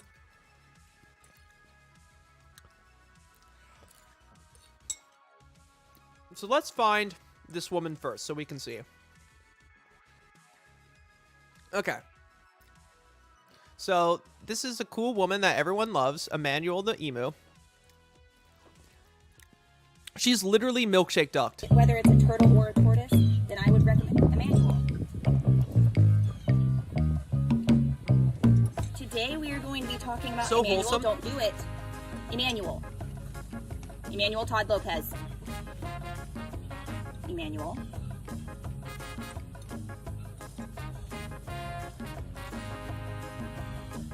Sir. Sir. Sir. Thank you. The word turtle and Emmanuel. Emmanuel. Emmanuel. Why my hands up in the air like Emmanuel. So everyone loves this girl. Thank you. Not even hold my hand, Emmanuel. She makes these cute, wholesome videos with an emo. And it turns out she's racist. So she got milkshake ducked. So preparing to ruin my timeline's fun. So, well, I'll show you.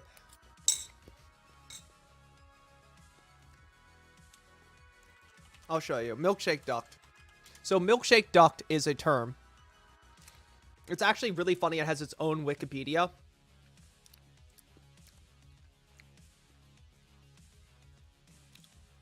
Milkshake duck has its own Wikipedia page because it's like such a term now.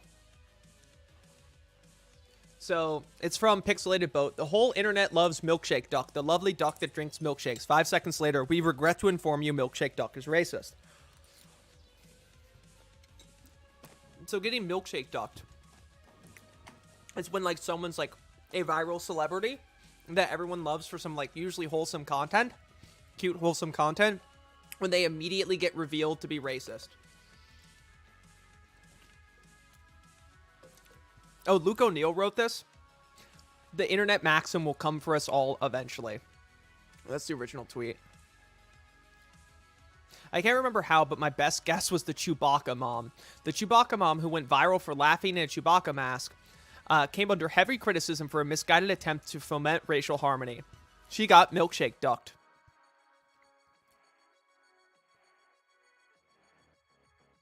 And a later version of the joke, the Chicken Nuggets kid was milkshake ducked when it became apparent he had tweeted at a terrible men's right account and called the YouTube gamer celebrity PewDiePie daddy. So all these people just keep getting milkshake ducked, right? So anyways, Emmanuel the emo woman is the same racist white woman who tried to blow up doing good ally videos as a Karen character a couple years ago.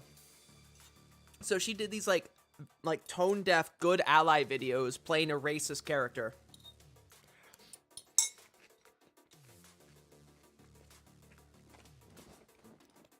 She didn't even change her at. She just laid low for a while and let the cute creatures do the close-ups. Google hi Taylor Blake racist. It's not great. Since people won't Google.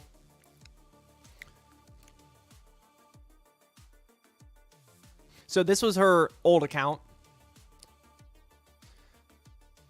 Black people always... Oh my god.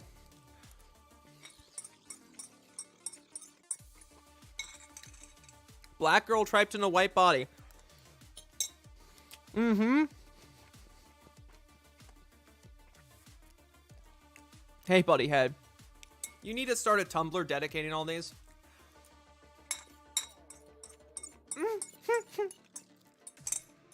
Oh my god. E. Bruning is doing I'm a small little bean whose people are being mean to me.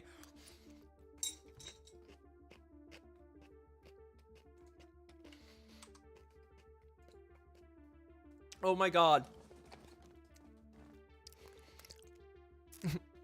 Why do you keep letting this racist bitch come back on the internet?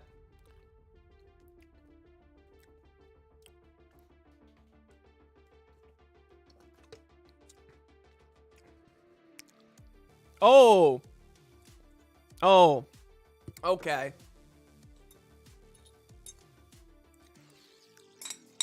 She's really racist, huh?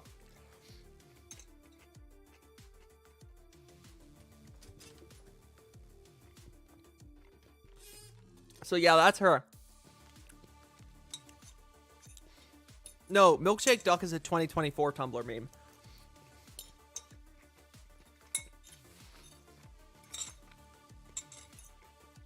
So anyways, she got Milkshake Ducked. Turns out she was racist.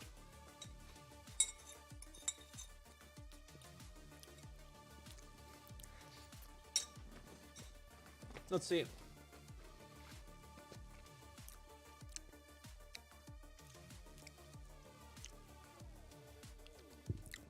(2013, 2012).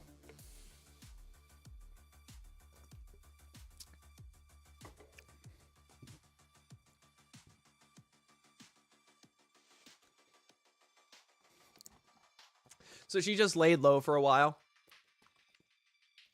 She apparently also made some, like, other fucked up stuff. Oh, let's see.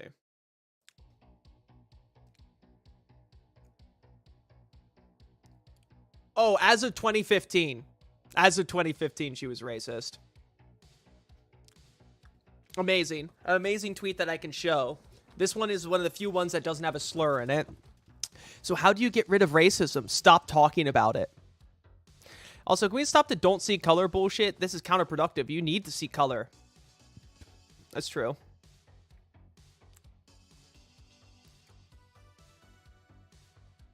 Nobody said to make racists feel comfortable. It said to love them. Love is one of the most powerful forces in the universe. Just love racists. Thank you, white lady. The love racists was 2019, by the way.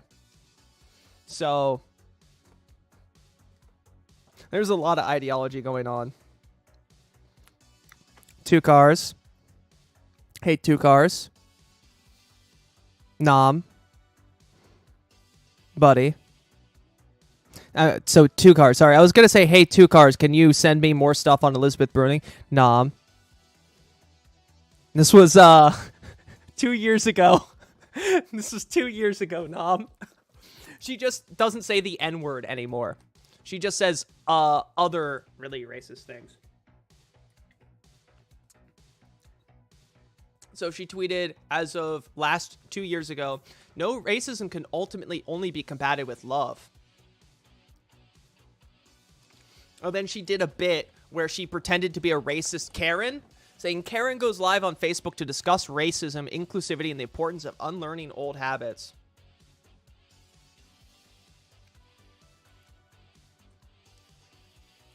Oh my god, somebody tweeted at her, get this mayonnaise off my timeline. She said, but if I called you the N-word, you would get mad at me.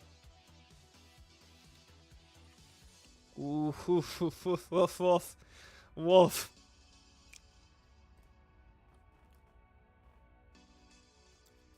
Yeah, everyone's kind of like, yeah, I was like sus on her and I like didn't know why. Well, now you know it turns out she was really racist. So, not great. She got... Can we get some milkshake ducks in chat? Should I feel like I should make a milkshake duck emote because this happens so much.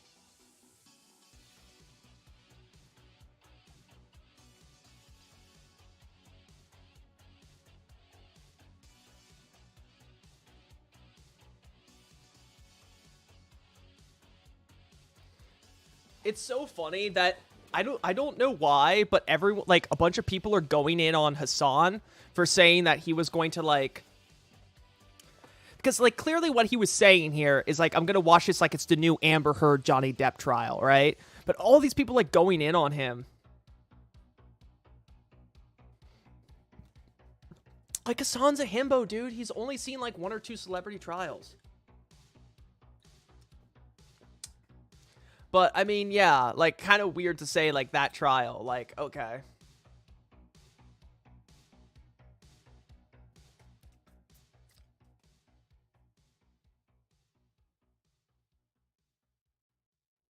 Oh, no. Elizabeth Bruning.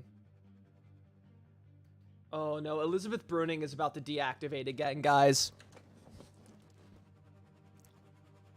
Saving this for when I get... That's why I never follow people who go viral. Oh my god.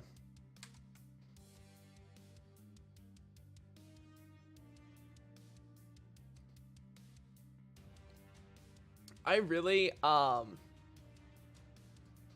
Elizabeth Bruning...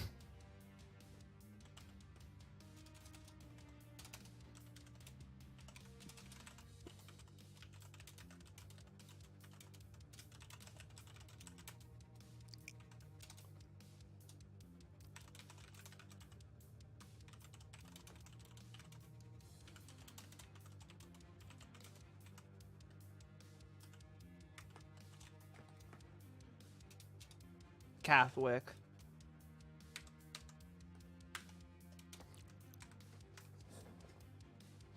Oh my god, Elizabeth Bruning, like, holy shit. She just cannot take an L, can she?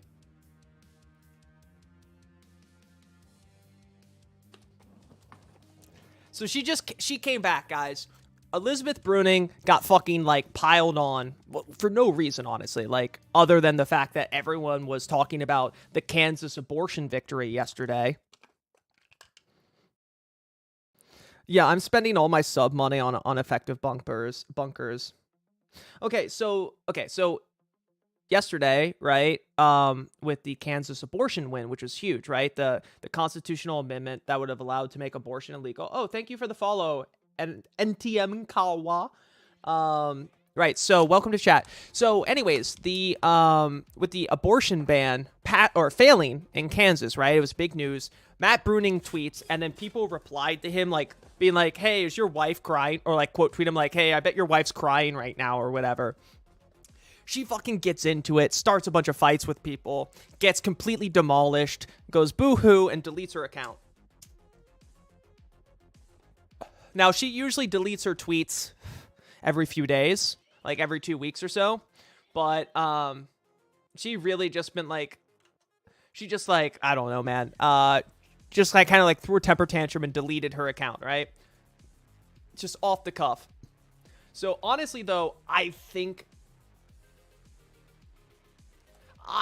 she's probably going to delete her account again. So she just came back. Speaking of me never having registered to vote and not being registered to vote, how was I achieving all these anti-abortion goals in all these red states for years, being very obviously not involved in pro-life fundraising, voting, or activism? She writes articles about being pro-life all the time, too. She talks openly and publicly all the time about being pro-life. So somebody just, like, tweets at her.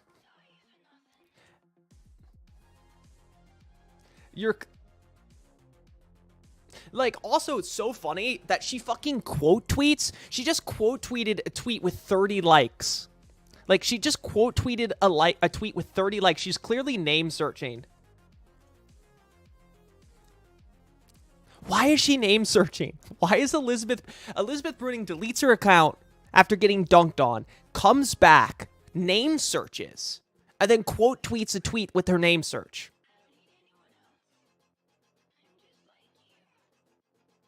Wait, did she purge all of her followers or something? She must have purged, or it's just not showing up right. It's just not showing up right. She doesn't actually have 8. Oh, you started a kitchen fire? These bunkers are being used for sex. They're not ineffective. Sure, it's weird people hyper-focus on her, but it's because she's been presenting herself as a left-wing activist for so long. I mean, that's kind of why people hyper-focus on her. And she always does the, like, plays it off.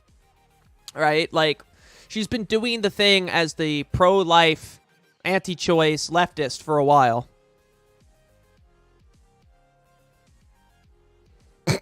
Actually, 2 cars. I don't think I would, probably. I'd probably not want to see it. Anyway, so it said, you're clearly not having a good time here. Just log off. No, I'm not having a good time. I've been in a hotel room the past couple days crying because of what people say to me on here and remarks they make about my children, my sexuality, my parents, and my life. It's very painful and somewhat misguided. I think people do it because they want me to feel as bad as they possibly can, and it's very possible with me. I'm an open, honest person. I am who I really am here under my own name. So yes, if you like to make people cry by being cruel to them in a very personal, very intense, very concentrated ways, then yeah, that's something you can do to me. I'm susceptible to it.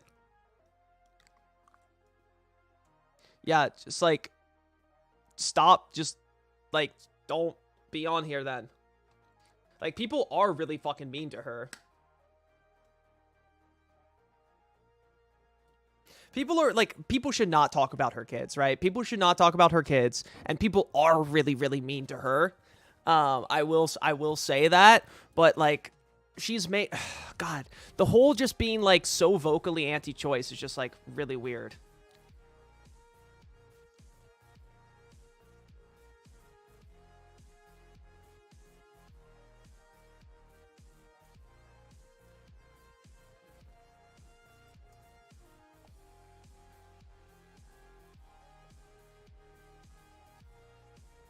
Yeah, and she just refuses to back down on being anti-choice, really, and that's just, like, the kind of the thing. Like, I mean, people have always been really weird about her. I don't like her at all, obviously. People have always been really weird about her. But, like, her position as, like, an anti-choice leftist is something that could only really exist in, like, a world where abortion was legal. Yes, I know it's part of being a devout Catholic. Yes, and I mean, honestly, the biggest mistake was people accepting her or thinking that she was useful as a progressive ever, right? Like, part of this is kind of like the backlash to the fact that people brought her in and accepted her as this, like, kind of quirky niche leftist, right? Like the Catholic leftist. That was kind of trendy for a little bit, right? She's never, like, she's always had very reactionary views, like, because she's such a devout Catholic. Of course, she's a Catholic convert, and the adult converts are always the most reactionary, but, like, she wrote an article for, like, the American Conservative about why, like, if you want to be Catholic, Christian, and gay, you have to be celibate. And there's other fun, interesting ways the church could appreciate same-sex relationships while forcing them to stay celibate. No, she's not 100% no exception, right? I don't think she's a no exception type. But she's very vocally anti-choice.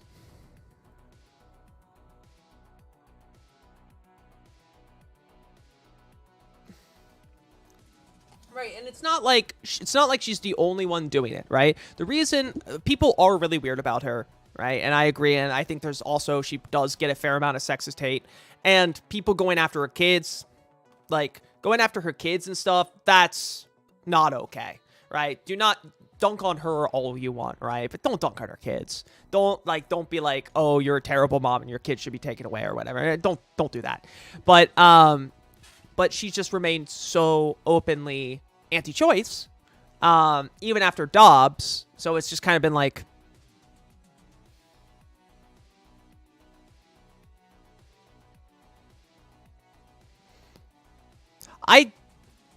I don't think I am. I mean, I read the whole article. Like, she was offering that as an alternative to the church. Basically, she was threading the needle and say, how can the church accept gay people when being gay is a sin?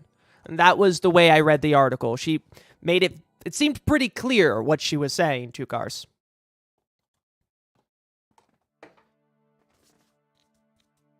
Like, she was talking about traditional, like, bringing back medieval friendship ceremonies and stuff like that. Hey, what's up, Clever? He was talking about bringing back, like, the... Christ is king. Hold on, let me bring your voice in.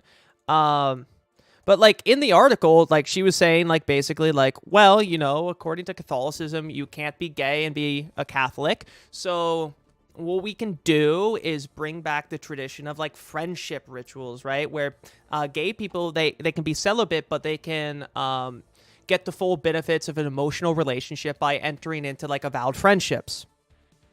I mean, this is something of what I was talking about earlier with definitions, possibilities, and paradigms. Oh, was it? It is definitionally impossible for a gay person to be Catholic. That simply doesn't... It simply is incompatible under that particular definition of Catholicism. Right. And as such, one must annihilate themselves in favor of Catholicism. Or that element of themselves in favor of Catholicism. Right. But, yeah, I mean, she was presenting this viewpoint, sure, but it sounded like, a lot like in that article, she was arguing in favor of it. Yeah, totally. I mean, and, like, being, like, a person whose whole position is that, like, oh, you know, I'm the progressive who is devoutly Catholic. Like I'm saying, like, she could only really, like, play in that bit when it was not like abortion was legal. I don't really know who that person is, but she's not like she doesn't claim to be like a revolutionary theologist, right? No, she was like a Bernie leftist. She is just she's just like a mutualist. She just, right, kind of. like in the traditional sense of the word, not in like the weird black and orange flag version, but like we have to believe in the one true Catholic Jesus Christ, and we have to, and we also have to make sure that the poor have some amount of social security. No, pretty much. And, like, you know, one of her husband's, like, big policy ideas that he was, like, really hammering on, because her husband's a policy guy. She writes for many different newspapers. Also, by the way, she only deactivated for one day. She deleted her account for, like, one day and then came back. Fucking fucking didn't want it. Quit posting. Right, but there's already ready-made left-wing Catholicism, although you would have to still revamp the doctrine on the social aspects. But there is a ready-made left-wing Catholicism in liberation theology. If you want to be the left-wing Catholic, go revamp liberation theology, right? But, like, you know, it was one of the wacky kinds of Christians, like the Gnostics. Yeah, well, hey, liberation theology was radical enough the CIA murdered all the bishops who promoted it, so, like... I mean, the Pope doesn't necessarily have to be okay with it, because Catholicism is complicated in practice. Well, I mean, for it to become a doctrine, sure, but it can become a doctrine, but, you know, you could come up with your own interpretation of it. Yes, but, like, the most devout, hardline conservative Catholics, right?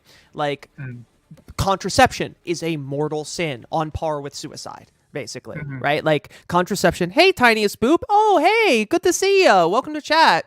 I see you everywhere. Like, contraception is a mortal sin. Like... You know, and, like, I've seen Catholic explainers from, like, people like the Church Militant on how using contraception is as grave of a sin as murder, suicide, abortion, because sex is supposed to be a procreative act, right? It's a procreative act bestowed upon you by God. So if you are engaging in the procreative act without the possibility of procreation, that is spitting in God's face, is basically the argument, right? You are stripping the blessing of God from God's touch, in a way. And you can't sleep, rip. Well, welcome to chat. But, I mean, sure, like, people are, like, over the top to her, but it's just, like, so, like, wild that she just, like, you know, just keeps like basically the way she handles it is kind of what is ramping all this up, right? Because she'll engage, and then till someone asks her a question she doesn't want to answer, and then she'll disengage, and then she'll quote tweet someone else, and she'll just kind of weave around trying to avoid talking about abortion a lot. And you know, she's come out and said like, oh, she said something like after she got really forced after Dobbs to say something like, oh, I don't think, I can't remember what was it, Tukar. She said something like, oh, I don't think women should be put in jail, or like, I think women should be able to get abortion in certain cases. I think it's an evil crime equivalent to murder, but I don't think you should do anything about it. I mean, she's just arguing the same thing as like the anti-imperialists who spend all their time talking about how a country is bad, right? Right. You know, the foreign leader is evil. He's killing his own people. He's doing an authoritarianism, but we shouldn't do anything about it. Right. But yeah, but the way she engaged with the stuff is just like whenever she gets dogpiled, she just like tends to just like avoid the question and then deletes all the tweets and then or deactivate the account depending on how dogpiled she get. And like, you know, it's just like weird to like come back, delete your account without saying anything. You know, and she gets dogpiled yesterday. I mean, she got like 20 replies or something and like half a dozen quote tweets, and deletes the account, comes back a day later, and then it's like, oh yeah, you guys have been making me cry all day. I've been crying in a hotel all day. I mean, okay, fine. Yeah. I think we need to be fine with some people being upset. I don't care. You are a Catholic conservative. You might think that people should have health care, but at the end of the day, you also don't think women have control over their bodies or that gay people are extant. Which, not good. Be sad, I guess. Right. If we and did like what you wanted, people would be a lot worse than just sad. Well, it's very much you're sympathetic because I get dogpiled for my honest, good opinions. Some of my messages would be hurtful if I took them seriously. Are you being sarcastic here, Two Cars? You probably do get dogpiled for your fake opinions. I have been dogpiled, and I mean, I've been dogpiled, and I mean, I've been dogpiled, and it sucked. That one time I said, like, I tweeted something like, "Hey, don't divide the left with this stupid term." I got like 200 replies from sock dems and buttholes, and like, you know, it sucks. I get it, and being in the public face, you're getting hit with that all the time. Also, yeah, her husband. You gotta build up your psychic power. You have to perform the mind tech, and so that you don't care that much about getting dogpiled. Because I've been dogpiled like, I don't know, a dozen times. Yeah, I mean, I've been dogpiled a lot too. But it's like the abortion stuff is like, you know, she basically kind of like was too public as a prolific, well-known anti-choice person after Roe. And by the way, her husband's main policy that he promotes is an idea of a baby box, which basically like other countries do, so that like when you have a baby, the government mails you like diapers and formula and stuff. Yeah, we were talking about Alex Jones earlier. You've been dogpiled for extremely harmless stuff. Yeah, I'm sure you have. This is what Bob said about it, and Bob's generally right on stuff.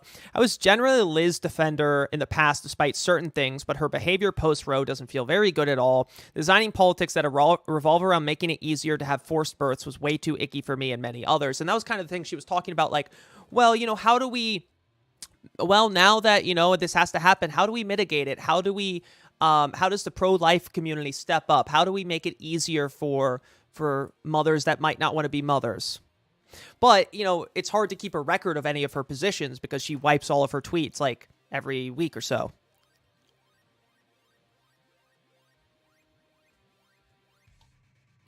Yeah, well, I don't think Bob followed her too closely at all, but her post-Roe behavior has been a lot worse.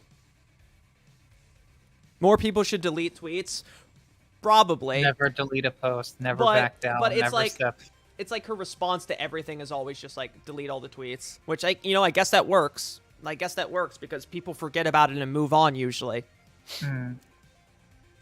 Yo, what the fuck, dude? Look at this tweet. My horny ass could not guard the Mona Lisa.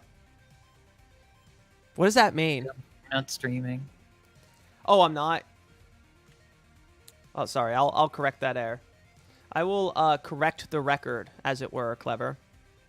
I would get too hard. I could not look after the Mona Lisa. Dude, I would literally just be like, oh my god, it would suck, right? You're like guarding the Mona Lisa and you're just like so hard that you like, you know, one of your coworkers calls you on the radio like, hey, I need help, you know, whatever, a kid puked, can you go get a mop? And you turn and you're so hard that your dick cuts through the protective glass covering the Mona Lisa and cutting You're knocking over contemplative sculptures. You're knocking right? over You're just ancient like, vases. Right? You just cut through the glass. It sets off the alarm, and you panic, and you spin around, you run, and then your dick knocks over a bunch of vases and statues, and then there's Roman men falling all over the place. You're running around screaming as your dick continues doing more damage to priceless artwork, and then the Louvre sues you for like $20 million. And I can't handle that. Mm-hmm. I can't take that. I don't got that kind of money. Mm-hmm. Yeah, me neither.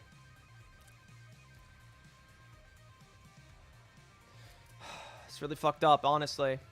Well, let's see what else is going on Twitter. Oh, guess who's trending again? Great. What did he do this time?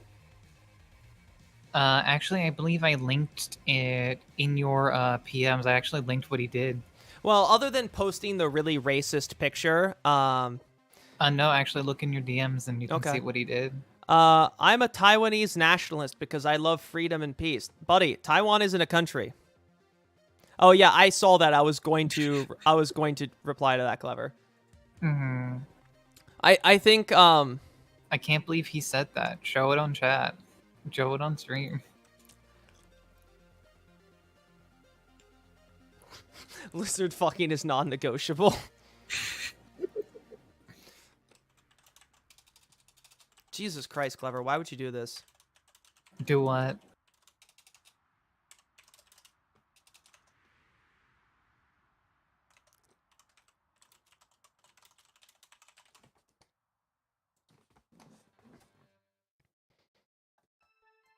Why would you say I'm a Taiwanese nationalist? Like, at this point, dude? Yeah, there you go. Land back for indigenous Taiwanese. Yup. Like, why would you just be like, I'm a Taiwanese nationalist? Like, buddy, like, you just support whatever country is, like, in the news. Something else on Twitter. Apparently, a lot of Canadians are tweeting 9/11 was an inside job. There were no planes. The Canadians have finally woken up. Canadio rising. Mm-hmm. But You thought yeah, you were the no. only person that had what nightmare, Nate? But like being dogpiled by Ukraine flags is an honor. Just why would you tweet that? I mean, we are in this fun position where the liberals and Vouch is immensely calculated amongst that group of people. Do you remember when he identified as an anarchist?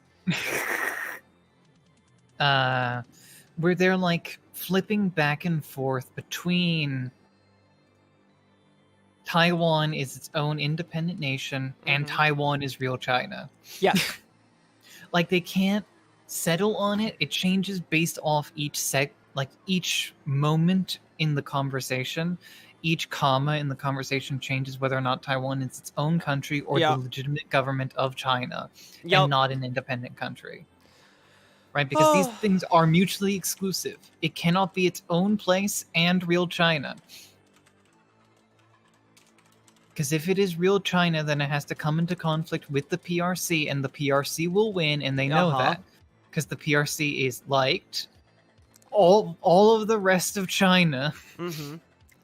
But it's like, it's like, it's not a real country. It's either the People's Republic of China or the Republic of China, right? And the Taiwan stuff is like so weird because it's like, I mean, I guess at this point, you know, if Taiwan really threaded the needle and they had played smart earlier, they probably could have gotten to be their own country, right? If they probably could have gotten that at some point in the past, right? They stopped claiming to be the real China. Yes, right. If they stopped doing that, yeah, they probably could have. Their name isn't Taiwan, it's the Republic of China in Taiwan. Right. Right, and it's like the only way to describe this, like I saw a video where someone described it this way, and I think this is the most apt, is like imagine if after the Confederates lost the Civil War, instead of surrendering and being reintegrated, they fled to an island off the coast of Florida, declared themselves the Confederate States of America, and in the government in exile, and then Britain and a bunch of other countries recognized them as the United States and gave them a seat on the Security Council. Like that's like literally they're the losers of the Civil War that fled to a country, to an island, murdered most of the indigenous people, and declared themselves government. They pulled a Juan Guaido. They're like, I'm the government now. I must agree. Yes, no, literally part of the flag and flag of the day in bio. 100%, right? I'm a Taiwanese nationalist. Buddy, Taiwan's not a nation. But yeah, no, once again we have... oh, yeah, here we go. Voosh, black nationalism is literally genocide and the same as being a Nazi. Also, Voosh, Taiwanese nationalism and Ukraine nationalism are awesome. That's literally what I was about to say. Yeah? But you know, like, the liberals are trying to thread this impossible needle where Taiwan is both its own country and real China. Which it can't be both. It has to be one or the other. They have to make the statement. Do you think that Taiwan is its own country? Or do you think it's the rightful ruler of China? Because it can't be both. But they want it to be both so that it can exist without the necessary conflict to resolve who is the legitimate government of China. Because the answer is clearly the PRC. Right. You would be lying to yourself if you said otherwise. No, basic PJ, sorry, no, chat was just 100% right. Like they keep saying that Mao and the communists weren't in the pre-imperialist government because when he absolutely wasn't official. This is just 80 years of cope that Mao beat the Japanese and the fascists didn't. Yes. Like 100%, right? Yeah, K-State, yeah. And like I was talking about this earlier, but our good friend of the show, Bobbert Evans, had on that the moron who said that the Chinese Communist Party was funding the PSL to protect investment capital, triple parentheses investment capital. Oh yeah, everyone remember the story where people said that the PSL was funded by parentheses the banks parentheses to support China. Yeah. So Robert Evans had that person on to talk about the World Anti-Communist League, right? And I was like, oh, this is something I talk about a lot. This might be interesting, right? So I get 25 minutes in, right? And they have not mentioned the World Anti-Communist League yet. The entire time has been them been shitting on the Soviet Union and keep saying over and over, oh, well, the Soviet Union is the reason the KMT even happened. Yet somehow they're anti-KMT existed before. Well, no, because what they said was that the Soviets had provided support to the KMT. Yeah, they provided support to nationalist movements elsewhere, right? They provided support to the KMT, but how are they going to thread that needle, right? Where they're going to say the KMT was bad, the KMT are fascist, they funded a massive network of Nazis across the world, but Taiwan should be independent. How are they going to thread that needle? How are they going to point out all the crimes of the KMT and then be like, oh, but Taiwan should be its own country? I'm sure, though, they're just going to be like, actually, this is all the Soviet Union's fault. So, like, first, yes, it was the ice must be destroyed guy. Correct, it was him. Hero, ice must be destroyed. Jew globalists must get out. Yeah. But the fucking like first off, the Kuomintang existed before the Soviet Union. It was the Liberal Party of China. Yes. And was one of the key instigators in the creation of the Biang government. Yeah. Which existed before the Soviet Union. Yes. It eventually became a fascist party under Chiang Kai-shek in the warlord period. And what he was been around a long time, right? And it was. But what he was saying was, and he acknowledged that, right? He said, "Oh, he pointed out, it's been around since the 1880s or whatever." But what he says was that, well, the Soviet Union helps organize them, give them arms and training to fight against the Qing dynasty, which led to Chiang Kai-shek taking over, which led to them turning into a fascist party. So it's the Soviet Union's fault, and it's like, well, the Soviet Union was supporting a nationalist independence movement. Like, that's not the only one they did, right? Like, the Soviet Union supported a liberal government, and that was bad. Yes. No, but that's not what he's saying. The Soviet Union supported that was fascists. bad because they became fascist. Yeah, pretty much. That's why we support Taiwan, who are the fascists. Yes. The Soviet Union supported. Yep. It's insane. That's insane. That doesn't make any fucking sense. Nope, it doesn't. It doesn't. No, really, China melts people's brains all the time. So I wanted to share this with you, Clever, because China has once again melted the brain of the United States and all Americans. Right? So the United States has opted to escalate their war with China. So China has actually, by the way, we should check on this. China is starting their naval exercises blockading Taiwan now. So they are starting the naval exercises. They have cut off shipments of silica-grade sand to Taiwan, which, remember, Taiwan's main money and import or export is semiconductors produced by TSMC and other manufacturers on the island, like NVIDIA, which they use. Even though they're, tense, they import Chinese sand to do so, right? China's cut that off, so they're going to have to find sand from elsewhere. So the United States, Clever, what does the United States have a shortage of still related to tech? Yeah, that was a very open-ended question if you didn't clarify tech. Okay. Yeah, yes. But in the case of tech, I believe that'd be graphics cards. So, yeah, graphics cards, pretty much everything that's, related to semiconductors. Graphics cards, definitely, right? I'm going to be honest, this sounds like Hearts of Iron, no bullshit. These kids are playing alternate history games and thinking they're getting an education. Yeah, honestly. So, yeah, microchips in general, right? So we have a massive shortage of semiconductors across the board, right? That's eased up. Graphics cards, still not a lot of them. But the United States, they did a really smart thing here, and they said, what if we expanded the semiconductor shortage to include an entire new type of microchips, which are in everything as well? And apparently the U.S. is thinking this is a very good idea. So, yeah, they're in everything, right? They're running on everything. So, anyways, the United States considers a crackdown on memory chips. So, basically, the United States is considering sanctioning the production of any RAM chips or any memory controllers, RAM chips, whatever, made in China. So, that's a huge portion of them. So, they're just straight up going to blow a hole through the entire tech market. So the United States is considering limiting shipments of American chip-making technology to memory chip makers in China, including Yangtze Memory Technologies, according to 4 people familiar with the matter, in a bid to halt China's semiconductor sector advances and protect U.S. tech. They're producing a huge amount of these chips here already. If Biden's administration proceeds with the move, it would also hurt South Korean juggernaut Samsung and SK Hynix, who produce a huge SK Hynix and Samsung are some of the biggest players in memory, and they produce a lot in China. Right? The sources said, speaking on the condition of anonymity, Samsung has 2 big factories in China, while SK Hynix is buying Intel's NAND flash memory chips, which are being manufactured in China.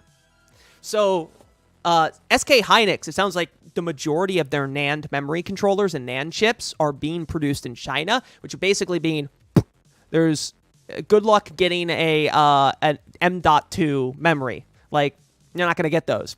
The crackdown, if approved, would involve the barring of the shipment of U.S. chip-making equipment to factories in China that produce advanced NAND chips. It would also mark the first U.S. bid through export controls to target Chinese production of memory chips without serialized, specialized military applications. The move would also seek to protect the only U.S. memory chip producers, Western Digital and Micron, which represent just a quarter of the NAND chip market.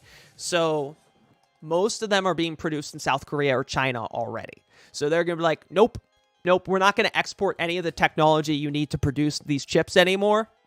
So NAND chips store data in devices such as smartphones, PCs, and data centers, right? So they're used in a lot of stuff. The main application I always think of is NAND chips in M.2 memory for PC.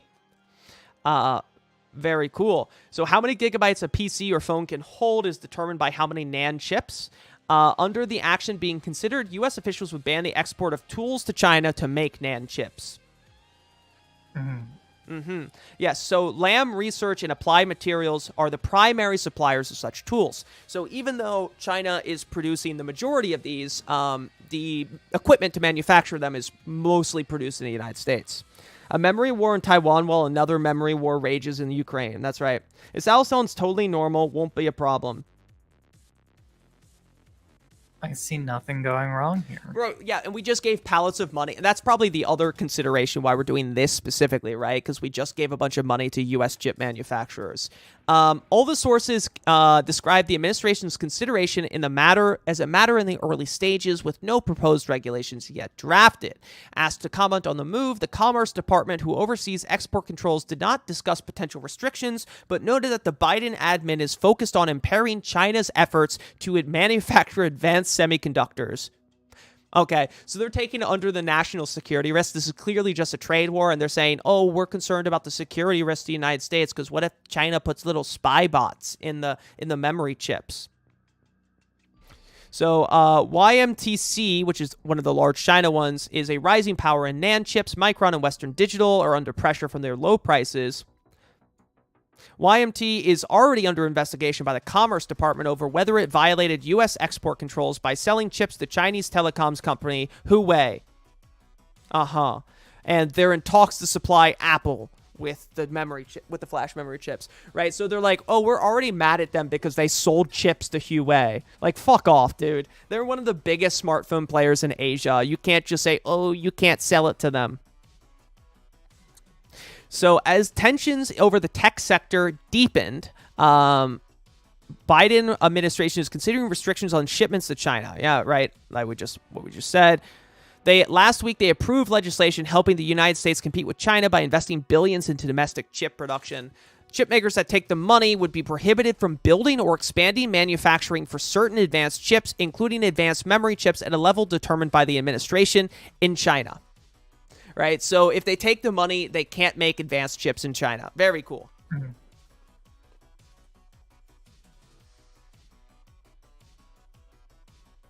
So basically, we are just going to try and shut down the production of, like, advanced memory chips from China entirely.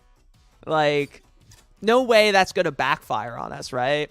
Like, no way that's going to backfire when China just goes and develops all their own technology to produce these things anyways. Let's take a look at the comments. What do you think the comments are like, Clever? I imagine civil, thoughtful, unhinged, unbiased, and pragmatic, and unprejudiced. I'm fine with this as long as China puts an arbitrary ban on U.S. tech firms. I agree.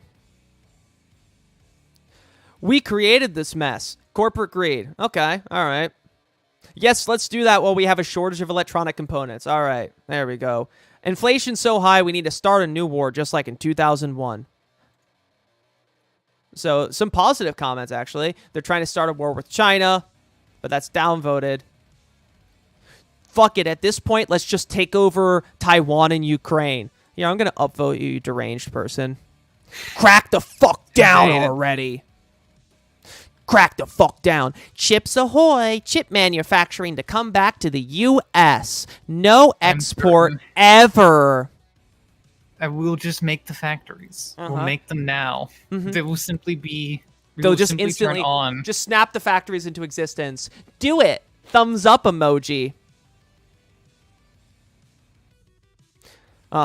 They may want a complete ban on all Chinese electronic gear, especially since the microelectric ones, since those chips have embedded hardware backdoors that can do a lot of harm. No better way to control everyone when you control everything without them knowing that they're under foreign control, but you're financing your own demise by using the tech, as well as any other responses. End shadows. I'll give this guy an upvote for being completely insane. I love to put a little, I'd love to signature my Reddit posts. Yes, that's a normal thing that everyone does. I signature my Reddit post too. Oh, Canada, I believe they joined the Huawei ban. We love making the chips. Chat, do you want to make some chips? Who wants some delicious microchips, chat? Microchip electronics. Some good fish and chips, folks. Some good fish and microchips. It's been a while since I've had good fish and chips, to be honest. I need Actually, me to too. I need to fix that at some point. Love me fish. too. Love fish. We Love love saying fish. the letter Z. Sorry, what was the letter? You misspoke, I think. I believe it's called Z. Z. Okay. I for Yes, one Zed. think this is a brave move. Signed, T-Boop. I love how normal Americans are. I love how like normal Americans are, where like if you like talk about China or North Korea, they like don't foam at the mouth and just like, you know, I hate say how a bunch all of the- I hate how all these East Asians are brainwashed. I say in unionist chorus with 500 other redditors. Yeah, I'm a free thinker, I say, as I say the most racist shit you've ever heard about every Asian person. I'm a free thinker as I and 800 of my cohort say the exact same slur. Yeah, exactly.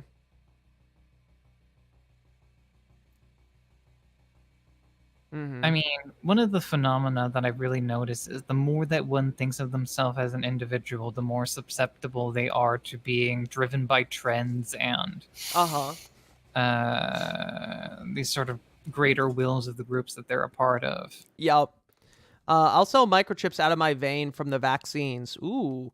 I once signed all my Reddit posts as a bit, and everyone got so mad that you kicked out of our politics. That does sound like something you do. And this is my favorite thing about Reddit lately is that I suggest Blastoise you get back into doing that for all of your Twitch comments. God. My favorite thing lately is that the only ads I'm getting now are ads for the Daily Wire that are just like videos of Jordan Peterson. And every single time I see it, I click on it to waste their money. Because I know that every click they get charged, right?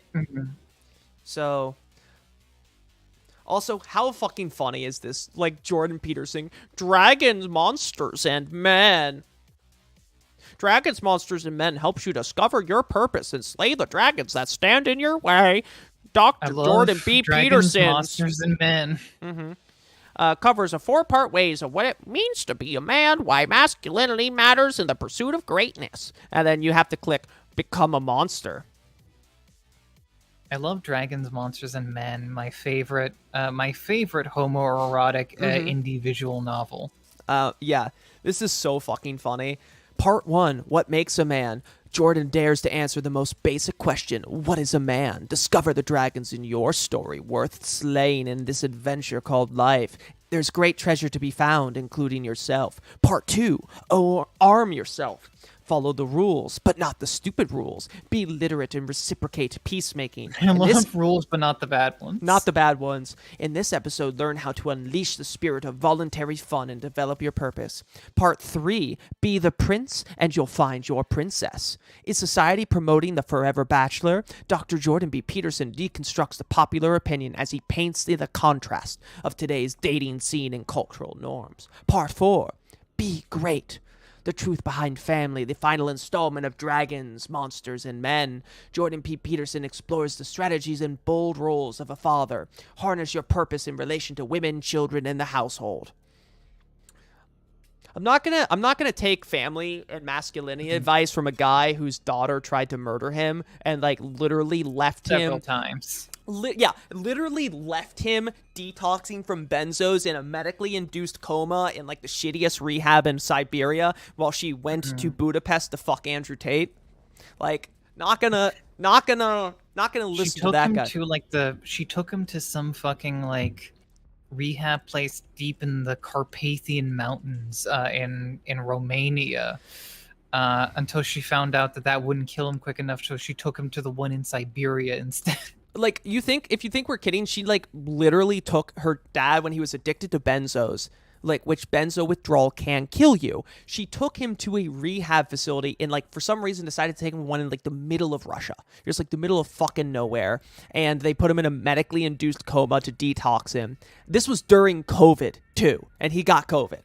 And then she just fucking left him, dude. She just fucking left him and went to Hungary to party. and like posted pictures of her cheating on her husband. With the Russian man who claimed to be No, that was her possessed by a husband. demon. That was her husband. Oh, that was her husband. That was her husband. The guy who was possessed by a demon named Igor. Whom among us does not? Whom's But, you amongst know, us? The left really needs to get on the advertising train, just posting your own video but as an advert, because that I think it really does have a utilitist quality, because it infects the scroll. You see it on the scroll, and if you're not paying attention to the scroll, it's not an advert, it's a post, and that seems like a lot of people are talking about this. That's exactly the point. And it's not about being watched, it's just about seeing it over and over again, which I think is very good. Yeah, exactly. Amazing post from a guy with the avatar that says neoliberal action. Everything the fascists do is just a reference to what the leftists do. Yeah, like it is all this like insickened parody of left-wing content because they have no culture themselves. Nope. Was it Serbia? I thought it was maybe. Can somebody find a source on that? Also, he wrote about the urge to beat up random children in his life advice book. So somebody posted. Who doesn't? Okay. Who doesn't have that? Who urge? hasn't had that urge? Right. Toddlers are loud. Right. I hate children. Clever. Get them away from me.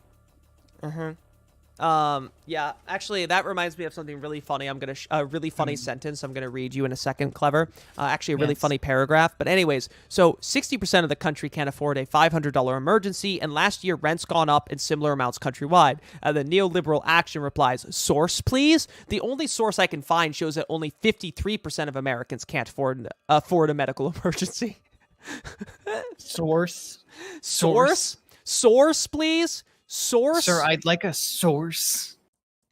Reminds me of the time Israel corrected Bernie Sanders on how many children they killed. Israel demands correction from Sanders. It only killed 532 children this year.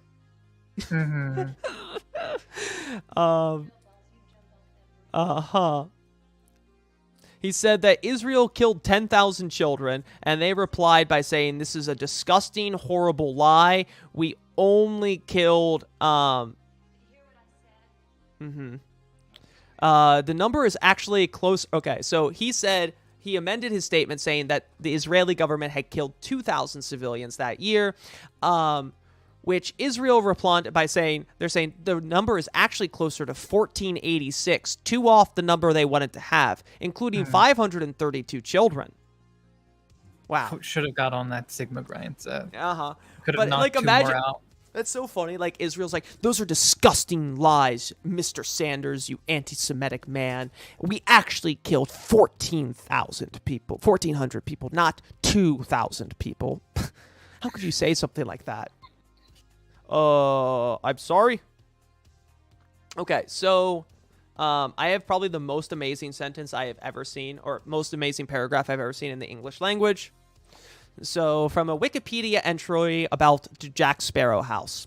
Jack Sparrow House was a reality television program that streamed on Quibi. The television show placed 14 Jack Sparrow impersonators in a single-family home who were eliminated if they broke character, right? So 14 of them in the house, and they have to stay in character. Quibi head of content Colin Davis described the show as more of an endurance test than an actual talent competition. Quibi head of brand and marketing Megan Imbres described the show as a source of a significant amount of litigation. Okay. Three contestants were kicked off the show after 3 separate public defecation incidents, and one contestant was forced to withdraw upon discovering the house was within 500 feet of an elementary school. Every sentence gets better. A source of significant litigation. One contestant forced to withdraw upon discovering it was within 500 feet of an elementary school. I actually kind of want to see... This is my Final Fantasy house. Let's see if we can find it. If we can find at least a trailer.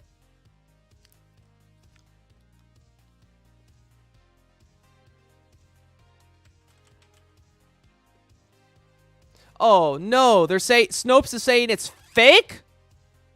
I've been tricked? I mean, I couldn't imagine I was that it tricked! was real, but I really hope that it was real because Quibi is one of those. Was a service that I imagine anything could have gotten on. Yeah, it's not. It's It not was just real. a black hole of content that could have had anything. I can't believe this is a fake Wikipedia entry. No! 2 Cars is gonna be laughing at me now. I love that that they now have the independent fact check thing on YouTube to tell you that something's fake. They I got do me. absolutely hate that. 4 Pinocchios. I do hate independent fact checks as that because it's Uh-huh. very unpleasant. Because I don't like the people who get to decide what reality is. I don't like it either. I don't think that YouTube should be the ones who get to determine what is and is not reality as much as Mhm. the liberals are like, well, now they're saying COVID's real. But, like, I don't trust these unaccountable corporations with the power to determine reality. Mm-hmm. Oh my god, so somebody accused Michaela of You telling... guys took a big risk taking me out of the hospital in Toronto, which nobody recommended. The psychiatrists certainly weren't in favor of it.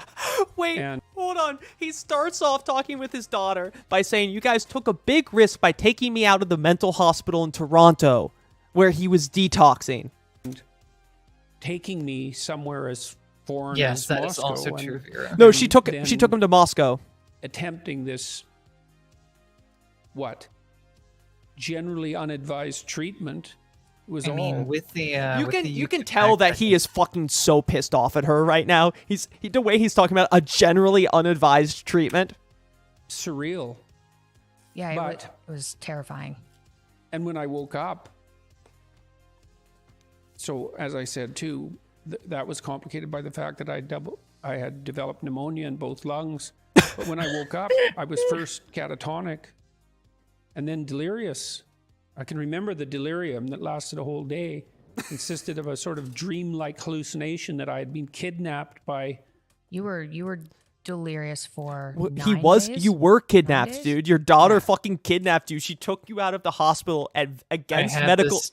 I had this strange delirium that my daughter had married a deranged Russian man and had kidnapped me and taken me somewhere into Russia and left me there to die.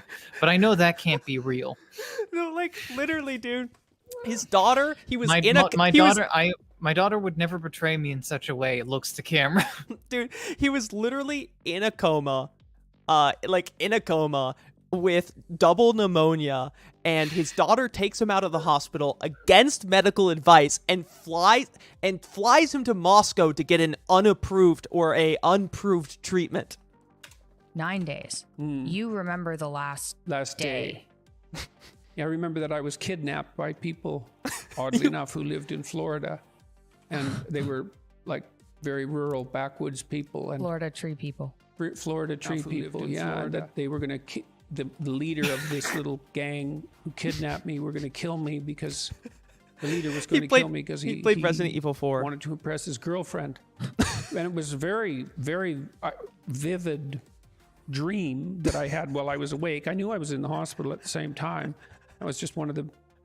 And I also remember that when I first woke up, I was irate because I had been... My hands had been secured. Well, to I the side thought of the she bed went to because Serbia to apparently party. I was tearing out the IV Yeah, Resident Evil 7. tubes that I was connected to because I didn't want to be in the hospital. I had no idea why I was in the hospital or where the hospital Yeah, was or where Yeah, anybody I knew was. We had, to back up a bit again, we had agreed when you were in the hospital in Toronto, like our whole family had sat down and agreed that the best option was this rapid detox in Moscow. And you'd been part of that discussion. But when you woke up after the detox in Russia, you couldn't remember any of that. Right. I remember being really angry with you when you first showed up because there were very limited visiting hours, but I didn't know that. It was this, oh man, it was so awful. It was, we ended up in like the outskirts of Moscow in a clinic for severely ill people. Yeah. And I know, she's literally you're right, Vera. She is literally gaslighting him. She's literally gaslighting her dad. on a recorded podcast. Yeah, no, that's epic. That's She's girl a real, bossing. she's a real girl boss. Anyone have a GoFundMe for JP's daughter campaign to get rid of him? It was like Soviet-esque Twitch TV /sub/famous horse. So the visiting hours were 2 hours from 4 to 6. It was Soviet style. She said it was like 2 hours each way. If you want to help her, you have to help yourself by sowing seeds in horses' in subscription rough box. traffic, in bad weather. Soon to be a church. Yeah. To visit an ICU that was full of people who were in very rough Yeah, just shape, say you including agreed me. to this even though you have no memory. She's literally like, yeah, you were part of the discussion, Dad. You agreed to this rapid detox program in Moscow. And he's like, well, I mean, I don't remember any of this. She's like, yeah, no, you don't remember, but you agree. He's like, yeah, I think I did. And when you first got there, and at first it was like how, oh my God, we brought. Putting him in somewhere described as Soviet was her trying to like put Scare a him. vampire into a cathedral.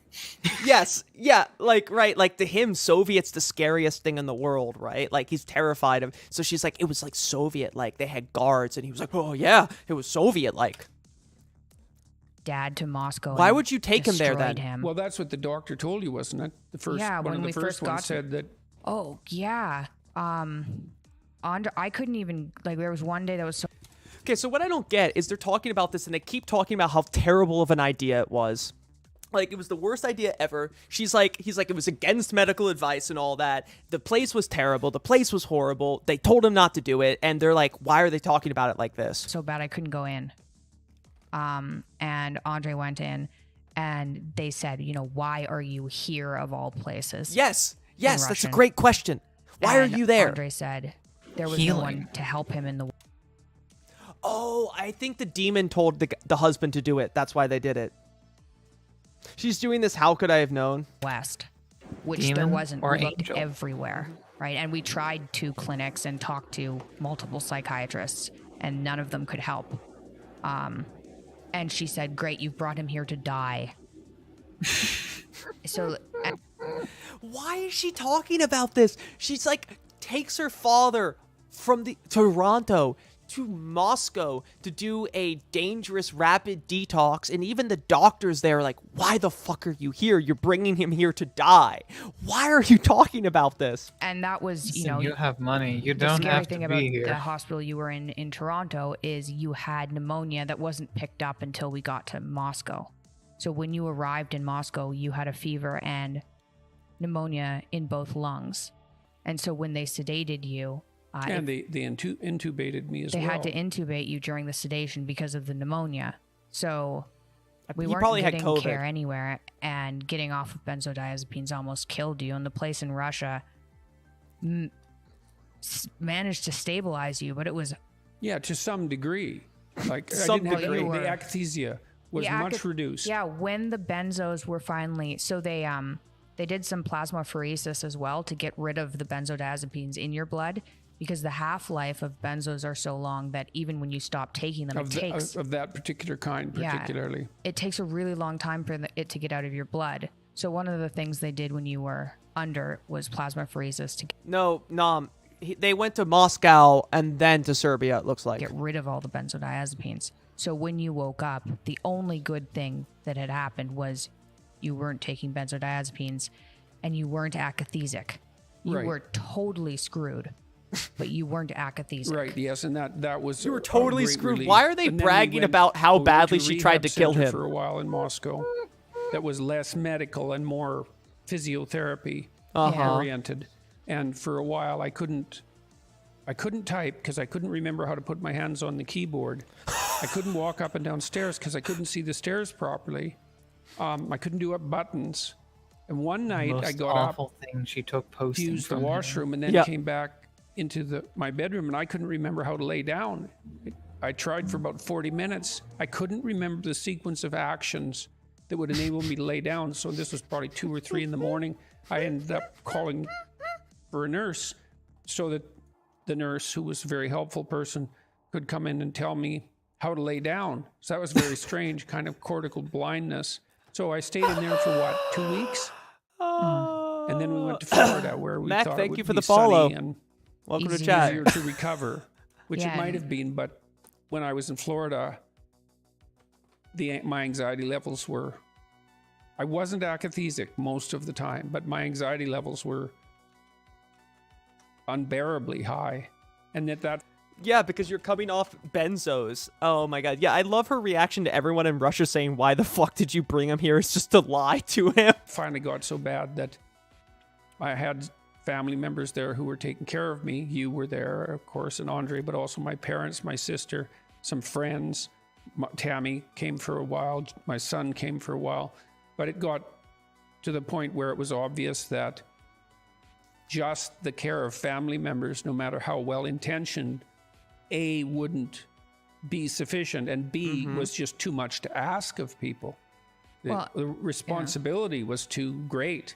And so that's when you and Andre had been communicating with this Serbian medical clinic for about 6 weeks, something like that, and they had been quite helpful. See, it was both. Okay, well, this is partly why we're doing this together, is because I don't know all the facts at hand. Yeah, he doesn't remember anything. She's just gaslighting the shit out of him. Yeah, and Toronto has like world-class medical facilities. Like, there's no reason to fly him to Russia and then Serbia. But they were helpful. They were helpful. We, Andre managed to get in touch with this clinic in Belgrade where it's not, at least people who are treating you, it's not run by a psychiatrist, it's run by an anesthesiologist, which seems to be how you need to be treated. Well, it seems to be working for me at the present anyways, and that's the best we've got. And it's pretty good because I felt better. Probably I felt better. See, there are things about the benzodiazepines too that I didn't really understand until I began to decrease their use. I had become quite isolated from my family members. Yeah. It was most noticeable, I would say, in my relationship with my son. But it was like there was a barrier up between me and people. It was noticeable. It was noticeable.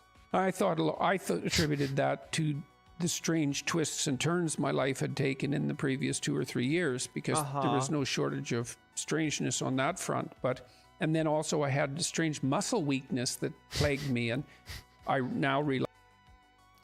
My god. Like, this is the most bizarre thing I have ever seen, dude. Like, he's just like, he's being gaslit on a podcast by his daughter who tried to murder him. Nearly killed by his own woke moralist daughter. That's epic. That's awesome. That's just I support epic. her. Shame she didn't get the job done. Like, I don't understand him at all. Like, why did his daughter do this? That's what I really don't understand, is why did his daughter take him there? And she doesn't explain it in there either. She just says like, oh, you agreed to it. I believe she is actually like some woo freak. Like, Right? she properly believes in the meat shit. She was the one who turned him on to the meat shit. Oh, yeah. Which implies that she wasn't doing the meat shit for money, because she convinced her dad to do it. So I think that means she believes in it, and she probably believes in other things. So she probably heard something from someone about this clinic in Serbia or what they were doing, and was just like, yeah, I'm gonna do that for my dad. And get him on this meet. It's time to meet up. Yeah, like, maybe it was the husband. The husband was like bizarre. Oh, she got married again? Oh, that's a shame. I thought I could snatch her up. I really thought I was gonna be able to win that one, Clever. You can still fix her. Oh, Andrew Tate dated her too. You could still fix her. Anyhow, I need to get going. All right, I'm Clever. hitting the wall. Yeah, I'm getting pretty tired here. Bye, Clever. Listen, she's a nice lady. Nothing happened. I spoke to her a bit. She was in Germany, I think. I said, hey, Romania's not so far away. Come visit. We'll go see some castles. It'll be fun. We'll jump in one of my 17 supercars. And that's what we did. That's the story. Translation, I fucked the shit out of her. No!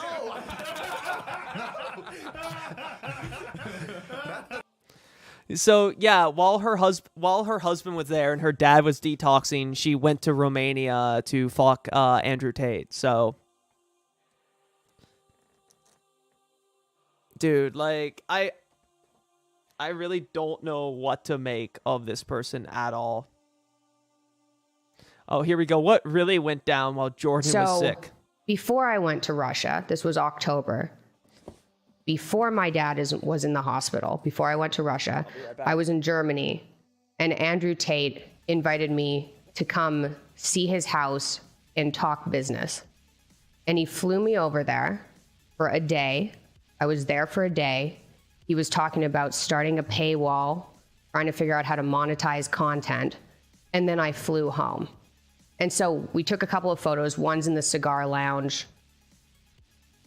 But just because I flew over there and talked to him doesn't mean there was anything sexual that occurred, which is what happened when the internet saw that photo. Which, of course, is what Andrew has said on pretty much any time I've talked. I actually interviewed him right after that because, of course, everybody wants to know what was going on, right? So when you put something like that out at that time, that's what everybody's going to say. And he's pretty much said exactly what you have said as well. So, in fact, I think I even mentioned that. I pointed it out in the Fresh and Fit video, as a matter of fact, where they were interviewing him about that. Those, I guess, there's a couple of pictures.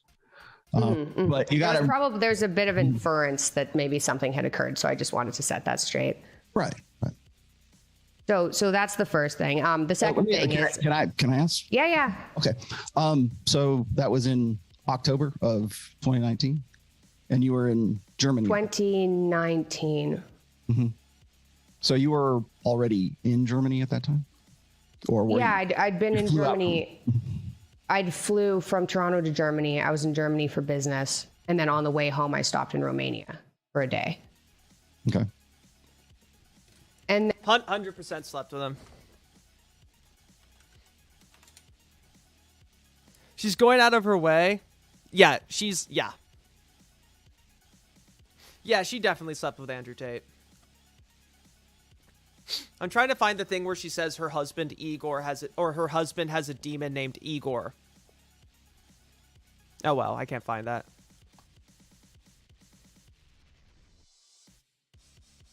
Damn, check out this stream. Nice. Good stream. I'm so sad that the Jack Sparrow house isn't real, guys.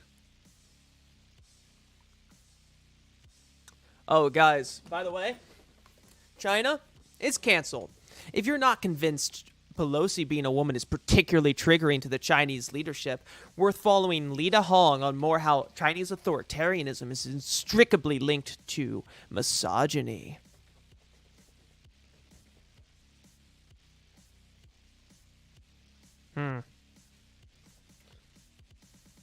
Cool.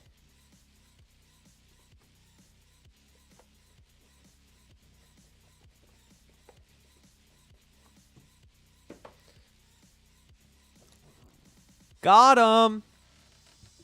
Yeah, I am fully convinced that Michaela Peterson slept with Andrew Tate. Like, it'd be weird if that wasn't the case, right? All right. Let's watch that last video on China from Hot Pot King.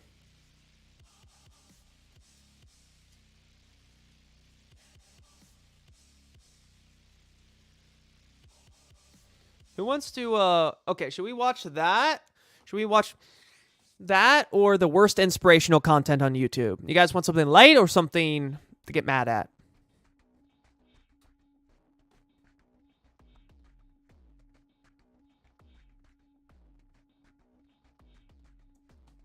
A couple weeks ago, Kit Boga, who is one of my favorite Twitch streamers, asked me to join him on the live stream. Of course I was down. So we called up some scammers and pretended to be potential victims in order to waste the scammers' time. That way they aren't out there scamming real victims out of money. At first I was nervous, but I got comfortable pretty quickly and had so much fun. Google Play cards are one of the ways that these scammers take money from people. So after hours of conversation, the scammer wanted to see a picture of the Google Play card that we had just purchased from the store. And that's when we showed him this hyper-realistic cake I made just for him. His reaction was priceless. A couple weeks ago, Kit...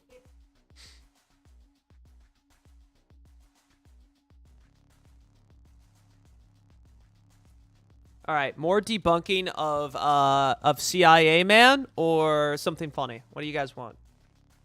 Chat. Something funny, something serious. Tell me what you're feeling.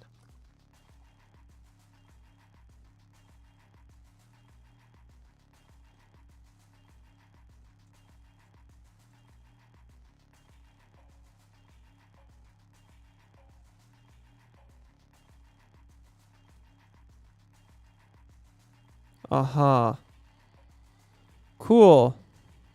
That's awesome. First comment to come into chat is, check out this game I made. Bye-bye.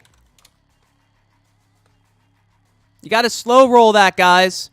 Come on. If you want to come into my chat and promote some stuff, got to build some rapport first. You got to I want to see at least 15 or 20 messages in chat before you drop something that you're promoting. Come on. First comment in chat promoting your game.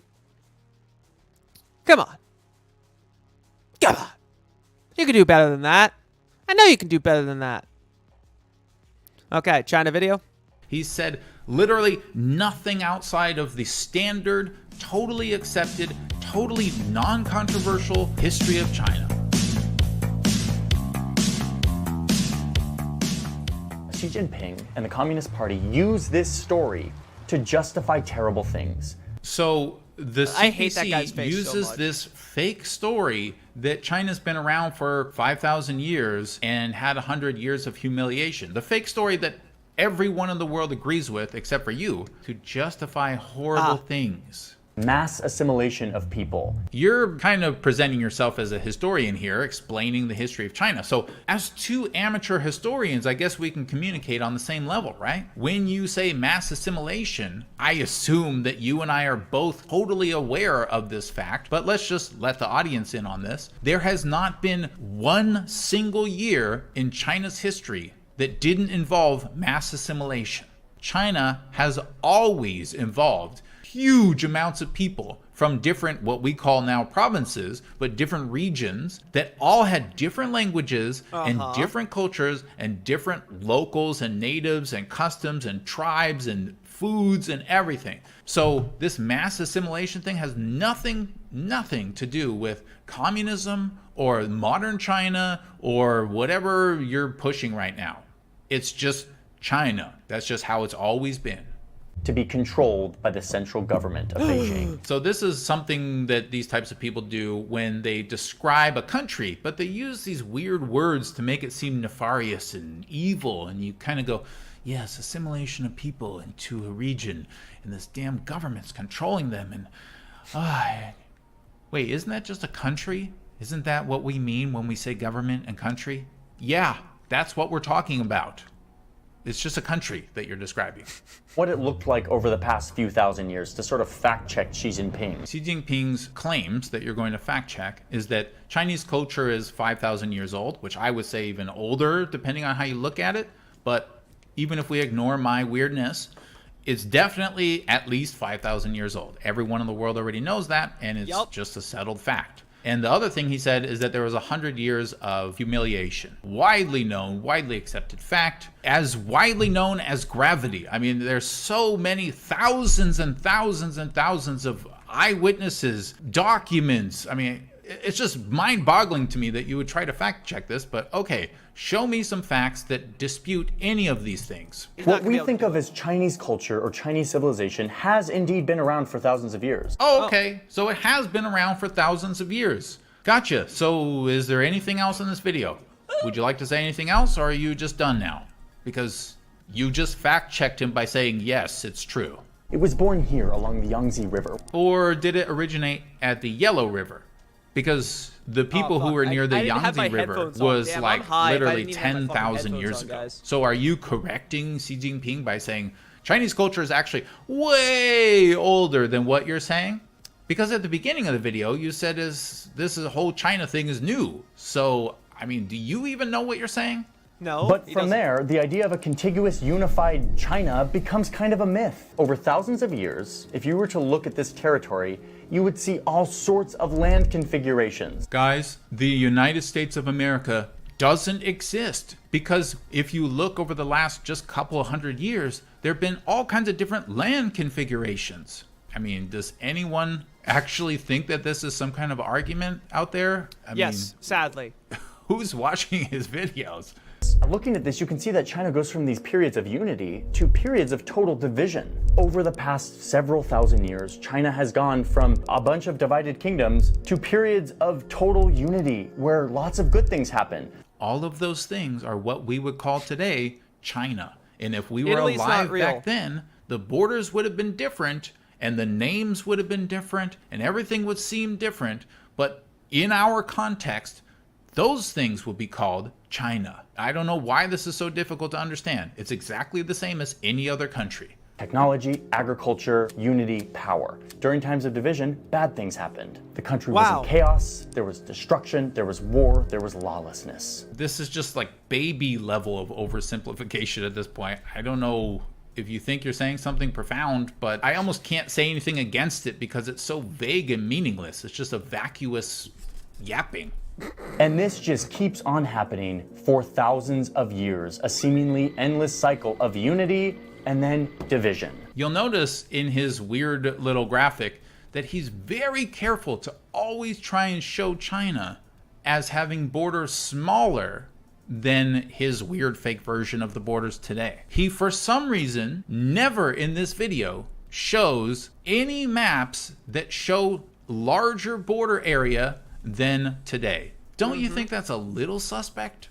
Xi Jinping is very right that out of this region during some of these unified periods came like real serious advancements in shipping and Real math. serious advancements. So far, your fact check is saying that he was right about the age of China and that he's right about good things having come from it.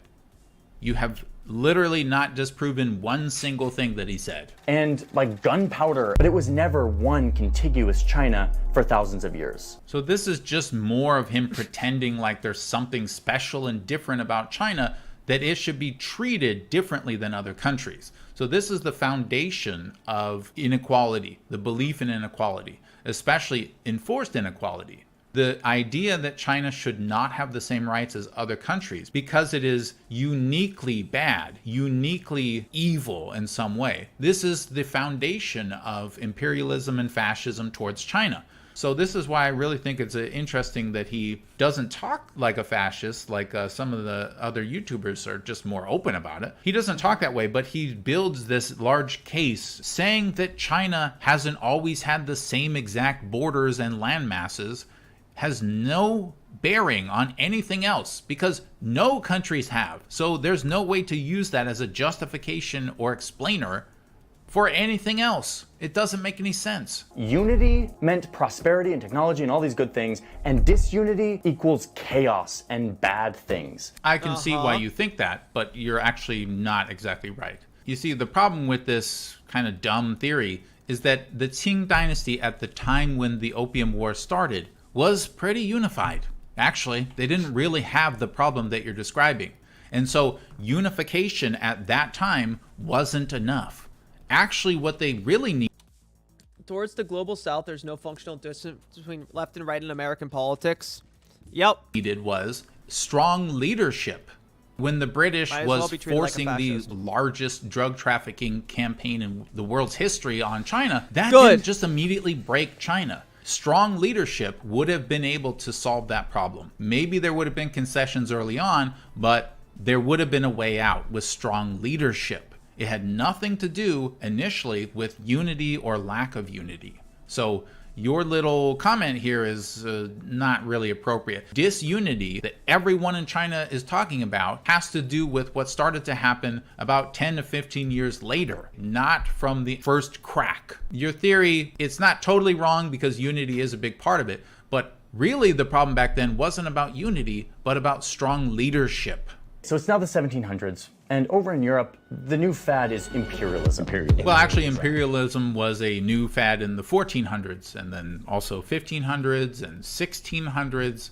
By the time the 1700s came, which you're talking about, it was bigger, but it wasn't like a new fad. But Anyway, go ahead. There's European countries who are looking for more land so that they can expand their borders, send their armies, and everyone's doing it. It's the French, it's the British, it's the Spanish, it's even the Japanese are starting to get on board with this. No, the Japanese are not starting to get on board with this. I don't know where the hell you got that from, but in the 1700s, the Japanese were not on board with imperialism. They were not even a little bit. I mean, I don't know what history books you're reading, but the Japanese were not imperialists taking over other countries with armies in the 1700s. Do you think that this picture you're showing us right now is in the 1700s? Wow. And over here, in today what we call China, they had once again slipped into a period of serious disunity. They were divided, but this time it came with an extra dose of humiliation. No, they weren't. I don't know what the you're talking about, because in the 1700s, China was not marked by any significant amount of disunity at all. Yeah, this guy is I great. don't know what the hell you're talking about. They were not divided. This is just totally, completely inaccurate. Just wrong. Completely false. I don't know what else to add. You're wrong. It's not for nothing that the period stretching around 100 years from the 1840s to the 1940s is known as China's Century of Humiliation. This was like almost 150 years after what you're talking about. You do realize that, right? Did anyone research this video? Did anyone fact check any of the crap that you're babbling about? This era of disunity in China came from outsiders. No, this era of disunity didn't come from outsiders. Later was made significantly worse and then overshadowed by the effects of outsiders, but initially it was domestic issues. So again, it's a lack of strong leadership that led to the failure to deal with all of these issues, that led to being victimized by outsiders. I know this sounds nitpicky, but they came to a unified China and they started to encroach, and China, when it had the opportunity to do something about it, didn't have strong enough leadership, and then what you're talking about started to happen. It's slightly different, but it's very important because you're making this big point about how did he fuck up a video on bread? That's what I want to know. unity that's actually inaccurate. China learned its second crucial lesson. If you want to survive in this brave new world, you need strong leadership, right? I mean, that's the thing that they were missing. You have to play by the new rules. Again, it's so vague and sort of vacuous, play by the new rules. I guess I'll accept that, even though, like I said, that came later, but anyway. And those rules were very clearly laid out by these European empires. Defined borders, a patriotic agenda, assimilating other cultures into their own. No. These are not the rules for other countries at that time. You see, the British did not care at all about borders. They constantly took over other countries, as you may have noticed. And they also did not care in the slightest if those countries that they took over were patriotic. They didn't care at all. And they also didn't even try to assimilate most of the countries. For example, in the large parts of India that they took over, they didn't try to make Indians British so much as enslave them and tax them more and more as they starved to death. That's more like how they treated people, not so much assimilating them. They didn't try to assimilate Chinese people. You had missionaries, but the overall goal of the British Empire was not to assimilate Chinese people or to make this is like 100% NED shit. Like, how is this guy this wrong about even the most basic details? He's wrong about even the most basic factual details of fucking dates, and not off by like 5 or 10 years, off by 150 years? Them into British. Their goal was to get tea and to sell opium. This was the playbook the Europeans were playing by, and it was working. Yeah, they had their own borders, but what they would do is the equivalent back then to what today would be like making a YouTube video claiming that another country's borders weren't real and that those people had no actual culture and the government's all big, bad, and evil. Their whole existence is kind of just a lie, and so therefore it's fine if we want to go do things to them. Right, that's kind of how this fascist, imperialist, expansionist mindset would have worked if we bring that up to today. Woo, get his ass, dude. Not one of them has actually said anything that builds his case.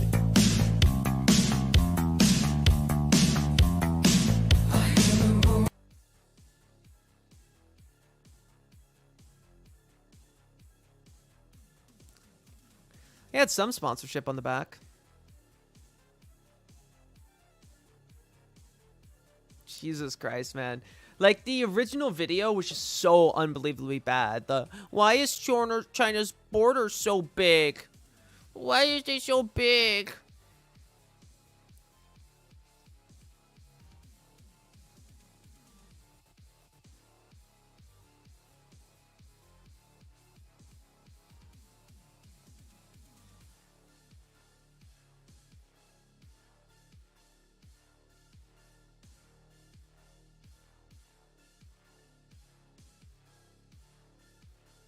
Johnny YouTube is painful to watch. Like, I hate him so much, honestly.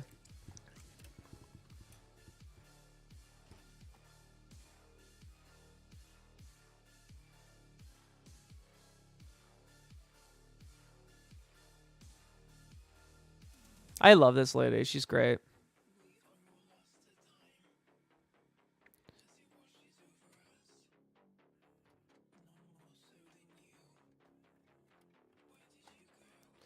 All right.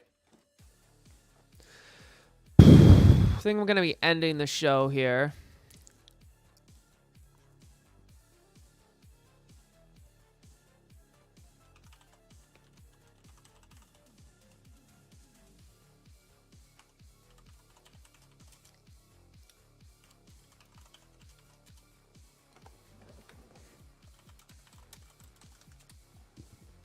I'm not a big gamer, but have you seen that new Chinese Souls-like? No, I haven't. Apologies for the wall of text. Let me see. The only thing he said was Wonder Bread bad. He ignored food deserts, economics, after effects of Jim Crow, that the U.S. Department of Agriculture, highly influenced by Congress to overemphasize overproduction of specific crops. Yeah. He sounds like a fucking moron. Love him. Like, has to be one of the greatest of all time dumbasses, right?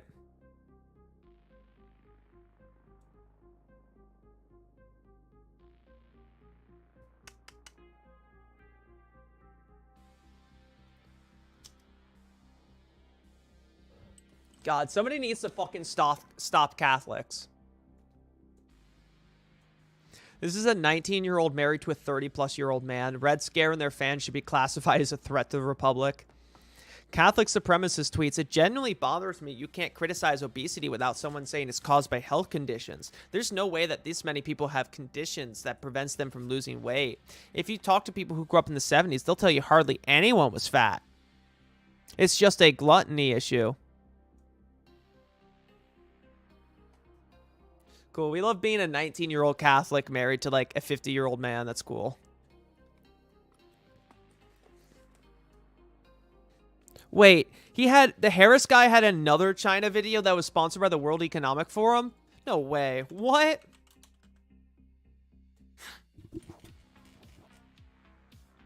God, I hate this guy so much. He just looks so smug. And look at the thumbnail, China's dirty secret.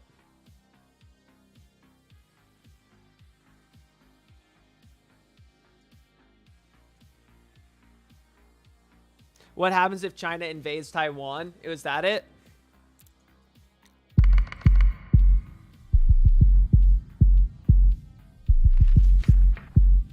In the summer of 1995, China sent a His production values are so high. bunch He's of got to its be getting money troops from to the someone. province of Fujian. They then started testing missiles and putting it on TV. They then started running highly publicized combat exercises, very similar to what it would look like to cross this 130-kilometer wide strait to invade the island.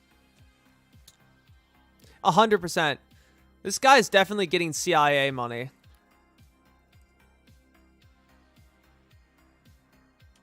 But he's got great production values. His videos look amazing. This is a story about YouTube, journalism, and what I think it's only right to describe as propaganda. It takes place at the unlikely meeting point between traditional news reporting, the influencer economy, and a multi-million-dollar campaigning organization which exists to advocate for the interests of the largest corporations in the world. And it all centers on one of YouTube's rising stars of 2020. He's only been around for 12 months, and all of a sudden he's massive, and he has super high production values. Yeah, that's sus.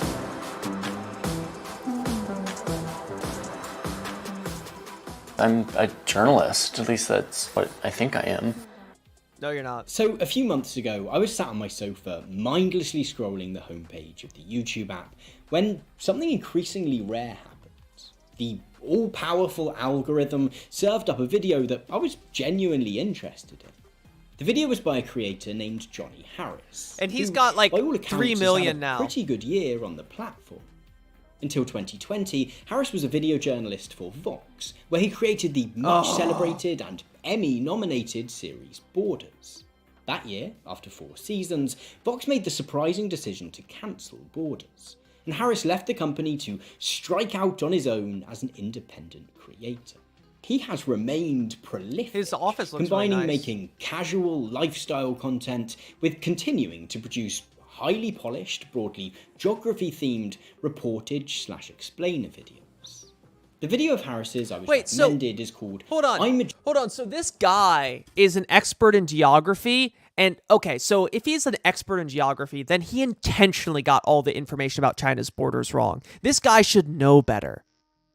It was 100% he was lying intentionally. Sponsored by the W. Oh my god, a video called How China Became So Popular.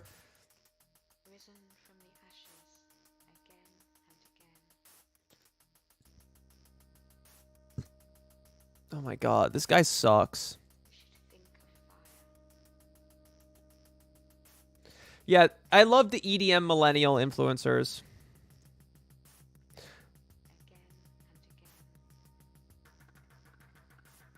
I hate him. I hate him so much.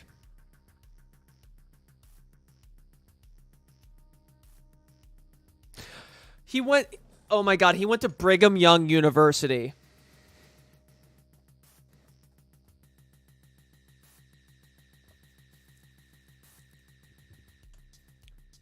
When you sell your soul, they give you a nice office. That's cool. Man, I would have made so much more money if I was an anti-China guy.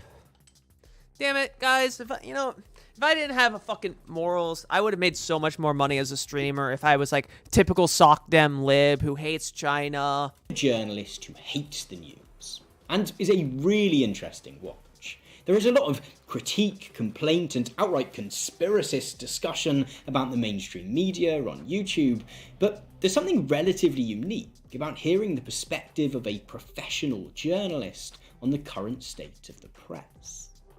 Harris themes his critique of the news, in particular television news, around 3 headers, but they all coalesce around the same notion: that the contemporary media puts too much emphasis on making its reporting exciting, entertaining, or otherwise emotive in ways which actually leave us less informed about the world around us than we would be without it.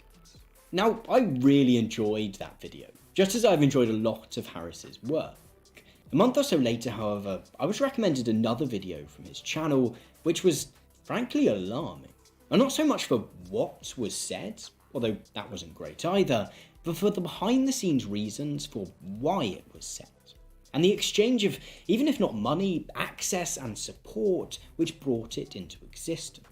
This second video not only changed my perspective on some of Harris's other work, but also provoked some alarming questions about the future of independent journalism, in cases where, as with Harris, that journalism comes into contact with the so-called influencer economy. Harris was shilling stakeholder it raised the capitalism. prospect Oh of a my new god. kind of influencer brands deal.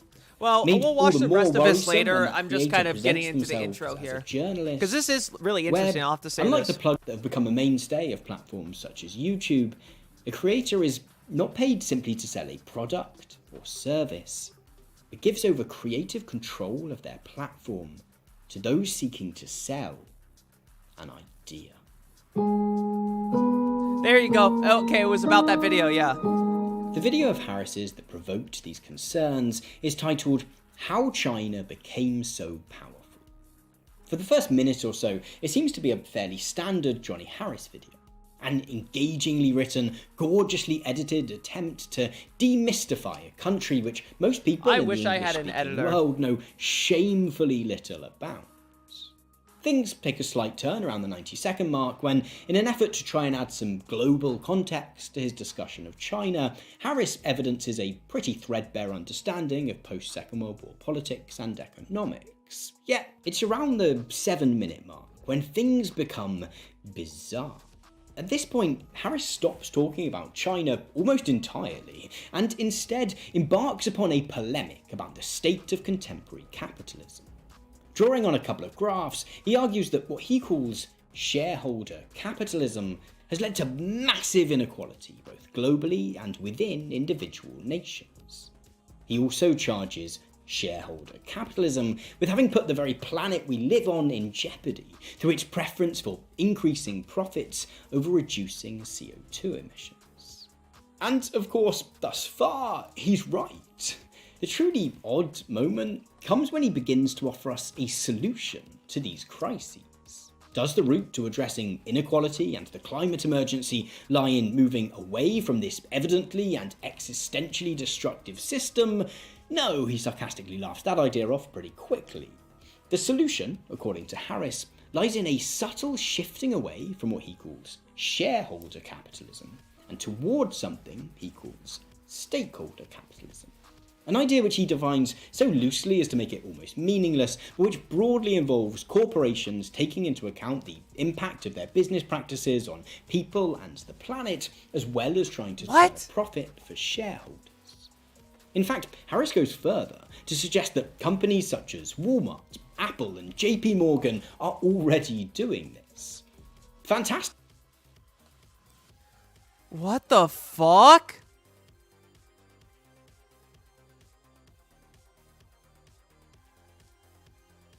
What? Back in the old days, this part of the world used to be the economic superpower of the planet. There were dynasties that discovered everything from the compass to the universe. But around the 1800s, that started changing. Yeah. Over here in Europe and the machines, then weapons, trains, cars, flight, bombs, factories, cities. And with their new power, these countries started to expand to take over large swaths of the map. They were already doing China remained a great civilization, but as the West started showing up, knocking on China's door with their big guns, China couldn't really match their firepower, and they had to concede land to Britain, which is how we got Hong Kong. The Industrial Revolution didn't really happen in China the same way it did in the West.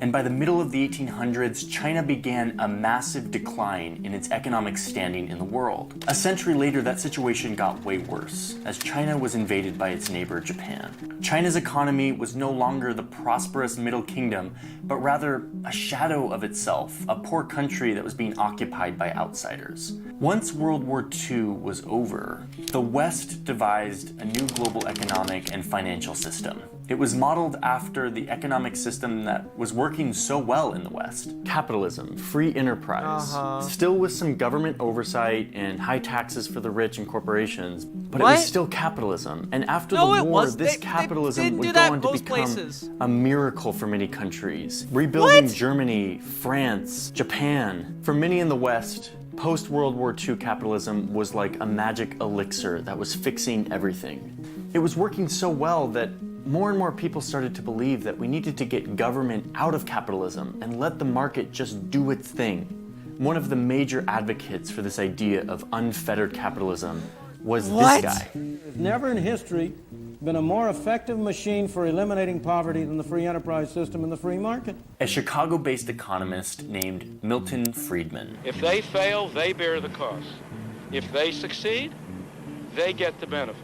The idea at the core of this financial and economic system was that companies would Here's the get weird shit I wanted investment to from see. people who own Right? It might shares as in that well company, be, right? held It as a might as well corporation, fucking be PragerU. And that the sole purpose of this corporation was to make money for these owners or these shareholders. In Milton Friedman's own words, quote, "The social responsibility of a business is to increase profits. That is the role of a business. Increasing short-term gains for shareholders would benefit Architect all of of Chile. society, according to this model."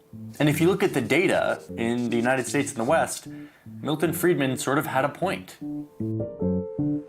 And it led to huge prosperity in the West as the US economy exploded. Wait a minute, but what about China? Are we talking about China and its economy? You know, the Middle Kingdom, China? So while the Shut the US fuck and up, Western dude. economies are thriving because of this corporate free market capitalism that was taking over the world, China was descending further and further in. Let's see where he gets really deranged here. And try to understand what this says about the past 30 years of the rise of China.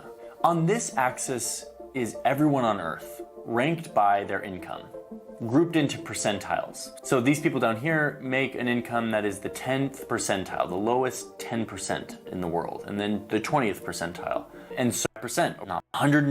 This is basically much like the blue-collar workers in the West who saw jobs go overseas to China, saw a way slower growth in their income. But watch what happens next when we get to the groups of people who are at the 99 percentile, basically the richest 1% in the world. And for this, I actually have to stretch out the graph to get us a little bit more granular. These are the people who have the highest incomes in the world. Let's see how their income has grown over the past 35 years. You can see that their income has exploded under this system. They're seeing tripling of their income in the past 35 years. Now, a reminder that this is 35 years fortunately benefit from shareholder capitalism and the growth of globalization. Country. Share we live on in and socialism? No, simply a new version and results of what it has also done. What this version of capitalism also incentivizes and results in. If we're going to consider the effects of this version of capitalism, we have to look at all of its effects, not just some of them. So, what's the solution?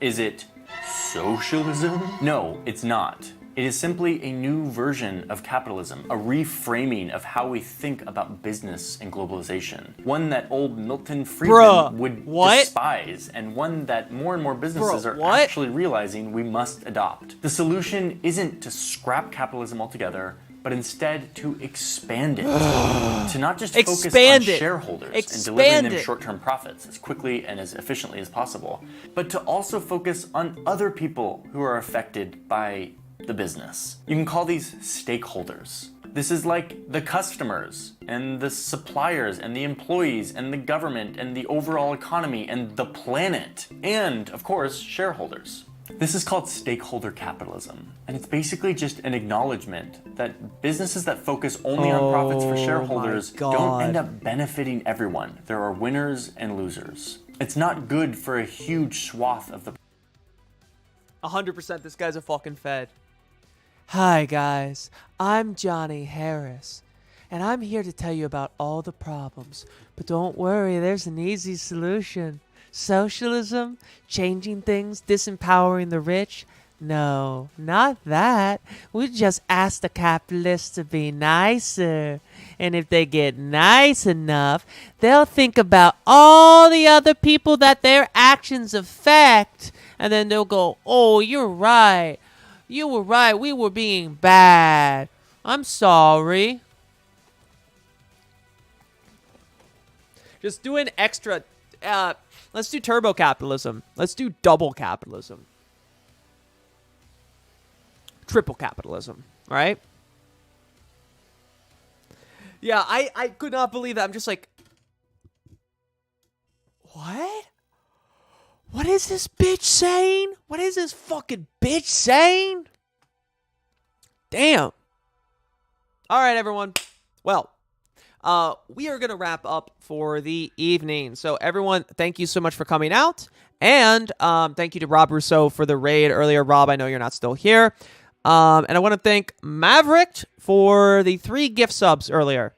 So everyone, thank you for coming out. Seeing a lot of new faces in chat as always. We're keeping it above 30 most days now, which is awesome considering 2 months ago we had like 7 views at best. So the community's been growing really fast. It's awesome to see. We need to capitalism harder and faster. So if you haven't already, join the Discord. Click the link, join the Discord. We've got a great little community here. You can hang out, chat, join us on some of the open panel live streams maybe. And most importantly, you can suggest content for me to cover on stream. So videos you want me to watch, news pieces you want me to react to, topics you want to cover. I don't get all of them. I try to get as many of them as I can if we can fit them in the show. Nom, 2 Cars, Blastoise have been suggesting a lot of stuff that's been very interesting. So it's good to see stuff that I miss. I can't be everywhere at once. I'm too ADHD. Anyway, so guys, so if you want to support the show, you enjoy what I'm doing, you want to support the stream, follows are of course free. If it's within your means, please consider subscribing with Twitch. If you have Amazon Prime, you can subscribe for free or donating directly. We're still like, we're not going to hit the sub goal tonight. We're still like 7 subs away. But any little bit helps, and it goes straight back to me paying my bills, buying food and all that. What's that, 2 Cars? Everywhere, everything, everywhere, all at once. I want to watch that, but I haven't seen it. Yeah, I did the plug and then the other plug bot. Yeah, that's right, Nightbot. Follows are free. Subs are appreciated.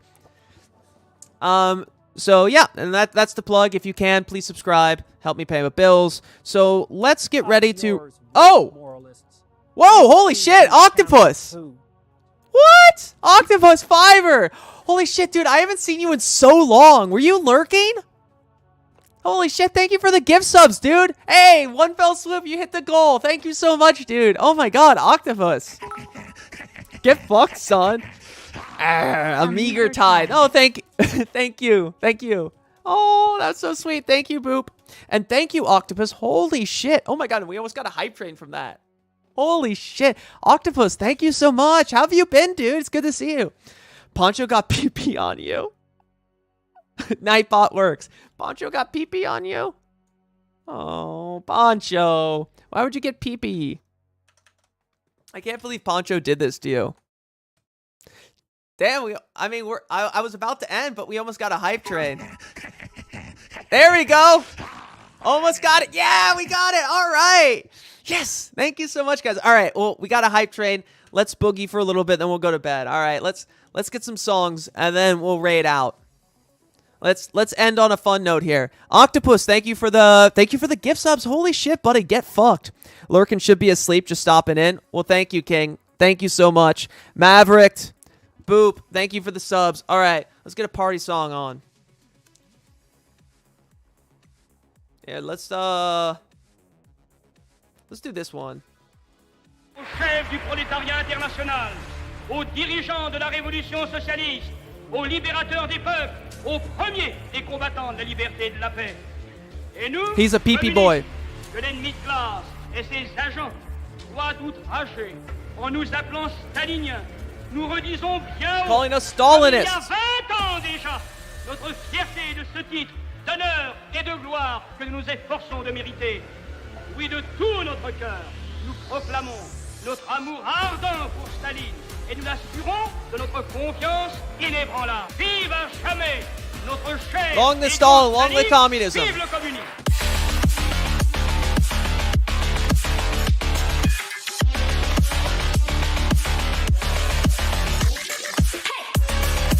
Yeah.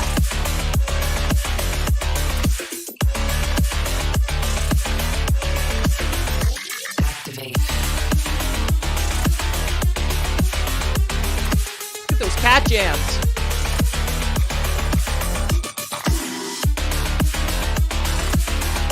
I need to get making the emote of me doing that.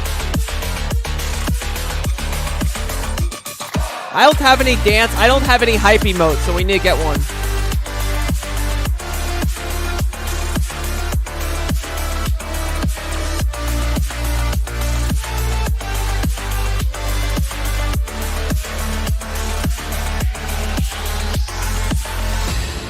Nobody knows what Soviet Russia and its Communist International Organization intends to do in the immediate future, or what are the limits, if any, to their expansive and proselytizing.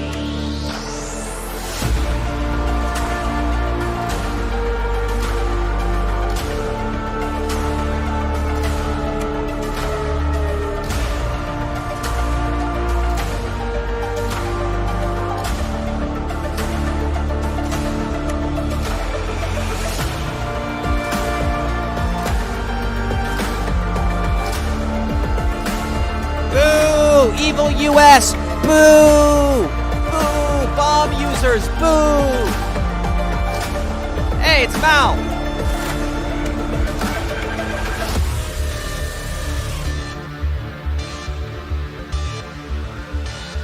Damn, he's doing a better job explaining history here than Johnny Harris. He's doing a better job explaining post-World War II history with a music video than Johnny Harris did talking with his mouth. Holy shit! Maverick! Yeah! Thank you for the 3 gift subs! Let's fucking go!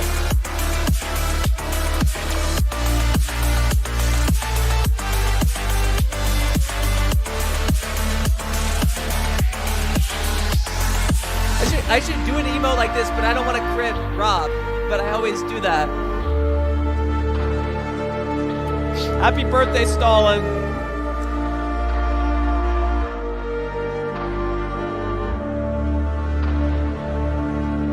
Mauser makes the best fucking videos. There we go.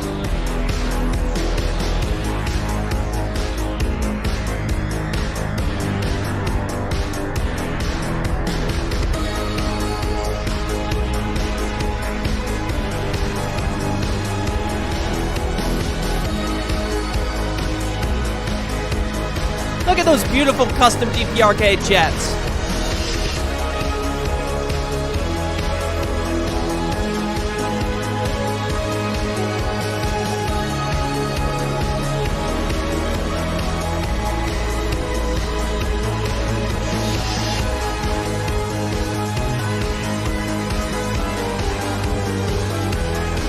I wish there was a record of who I rated.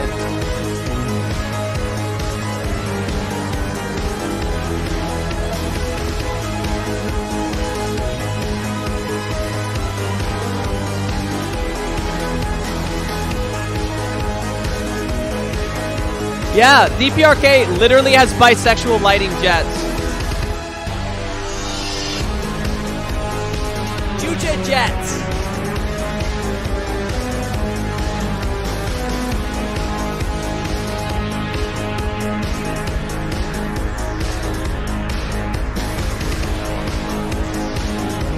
Look at him, he's doing his little wave. I cannot believe that the DPRK invented gamer jets.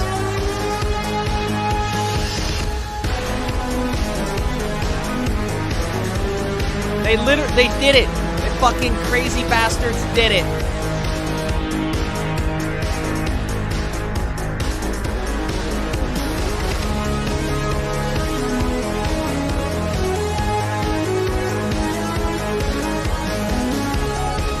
I actually wonder what jets the DPRK uses. I would guess Soviet jets.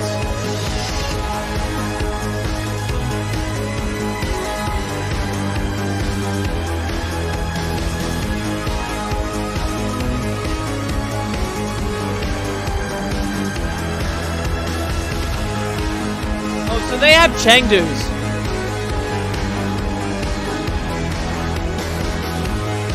Hell yeah, gamer jets.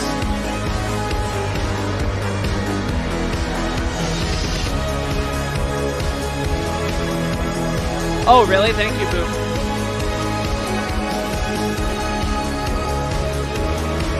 In mod actions? Let me check.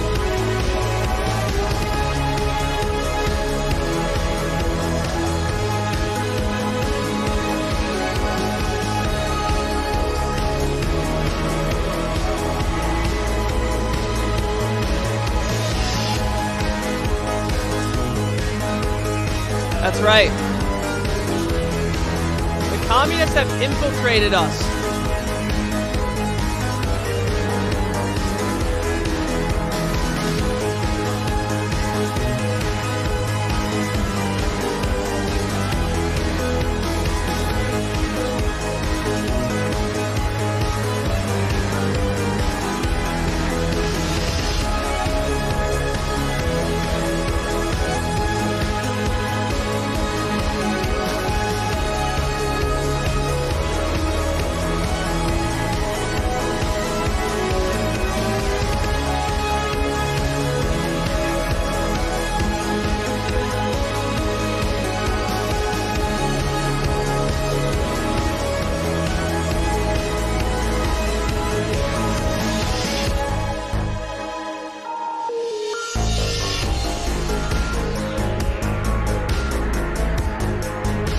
Just check filter for raids and mod actions.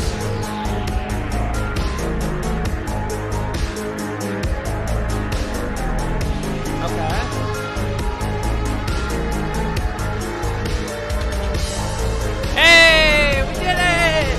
Woo! Thank you, everyone. Thank you, Maverick. Thank you, Octopus Fiver, Tedious Boop, and Maverick for the bits and 3 gift subs, and Octopus Fiver for the 5 gift subs, 6 gift subs.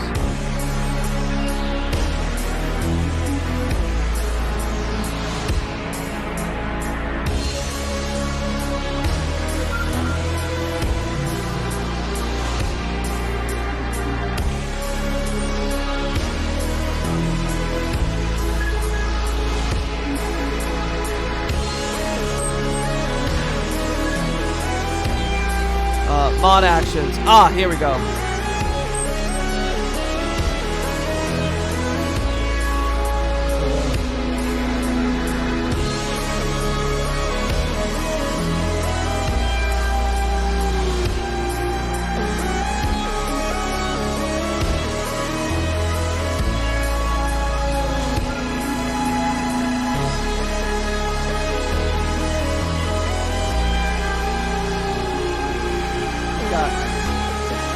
Looks like we've been rating most of the same person, unelectable.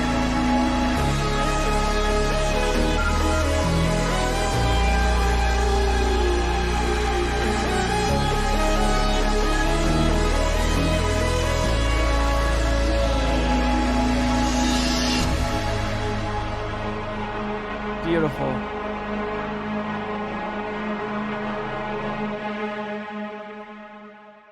Beautiful, touching. That was pretty sick. I love Mauser. He's got good videos. Now the question is how to unmod mode. How to get me out of mod mode. Fuck. Oh well, whatever. All right. Let's go ahead. Let's see who's on. So we're not going to raid unelectable because we raid unelectable all the time. I don't even think they're on yet. Let's see. Who do we got?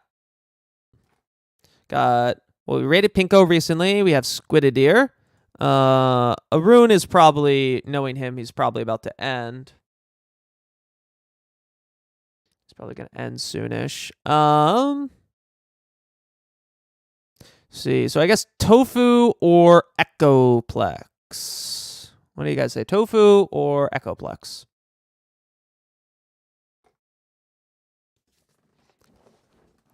Still can't believe that North Korea built the city Nathan Fielder style to trick Westerners. They literally did the rehearsal, but for a whole city. They did the rehearsal for like an entire country, right? Like they're like, we cannot let the Westerners know. So they rehearsaled the whole country. All right. Let's see. Tofu or Echoplex? What do you guys vote for? Channels we think you'll like. No, thank you. I know you, and I know you. Oh. Amaranth.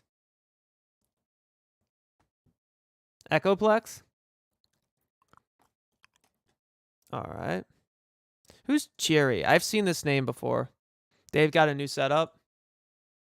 I swear I've seen Cherry before. Gotta go to bed. Alrighty. Well, everyone, once again, thank you so much for coming out. We're doing a second outro. Second outro here, right? So everyone, thank you so much for coming out. If you haven't joined the Discord, click the link right there. Join the Discord. And thank you to everyone who hung out with me tonight. And extra special thank you to everyone who helps me make an income. So thank you to Maverick, thank you to Tiniest Boop, and thank you to Octopus Fiber for all the gift subs and bits. So everyone, let's get in the bus. All of us, get in there. All 24 of us. Let's head on over there. Let's head on over to Echoplex Media. Let's spam those Jade emotes. If you're subscribed, spam those Jade emotes. Spam those Maui emotes. Let him know that we have come to dominate the chat. That his chat? Well, it's my chat now. It's our chat. It's our chat. We're collectivizing his chat. All right, everyone. click the link, follow, and I will be back again tomorrow. Bye-bye. Damn, almost nailed the outro.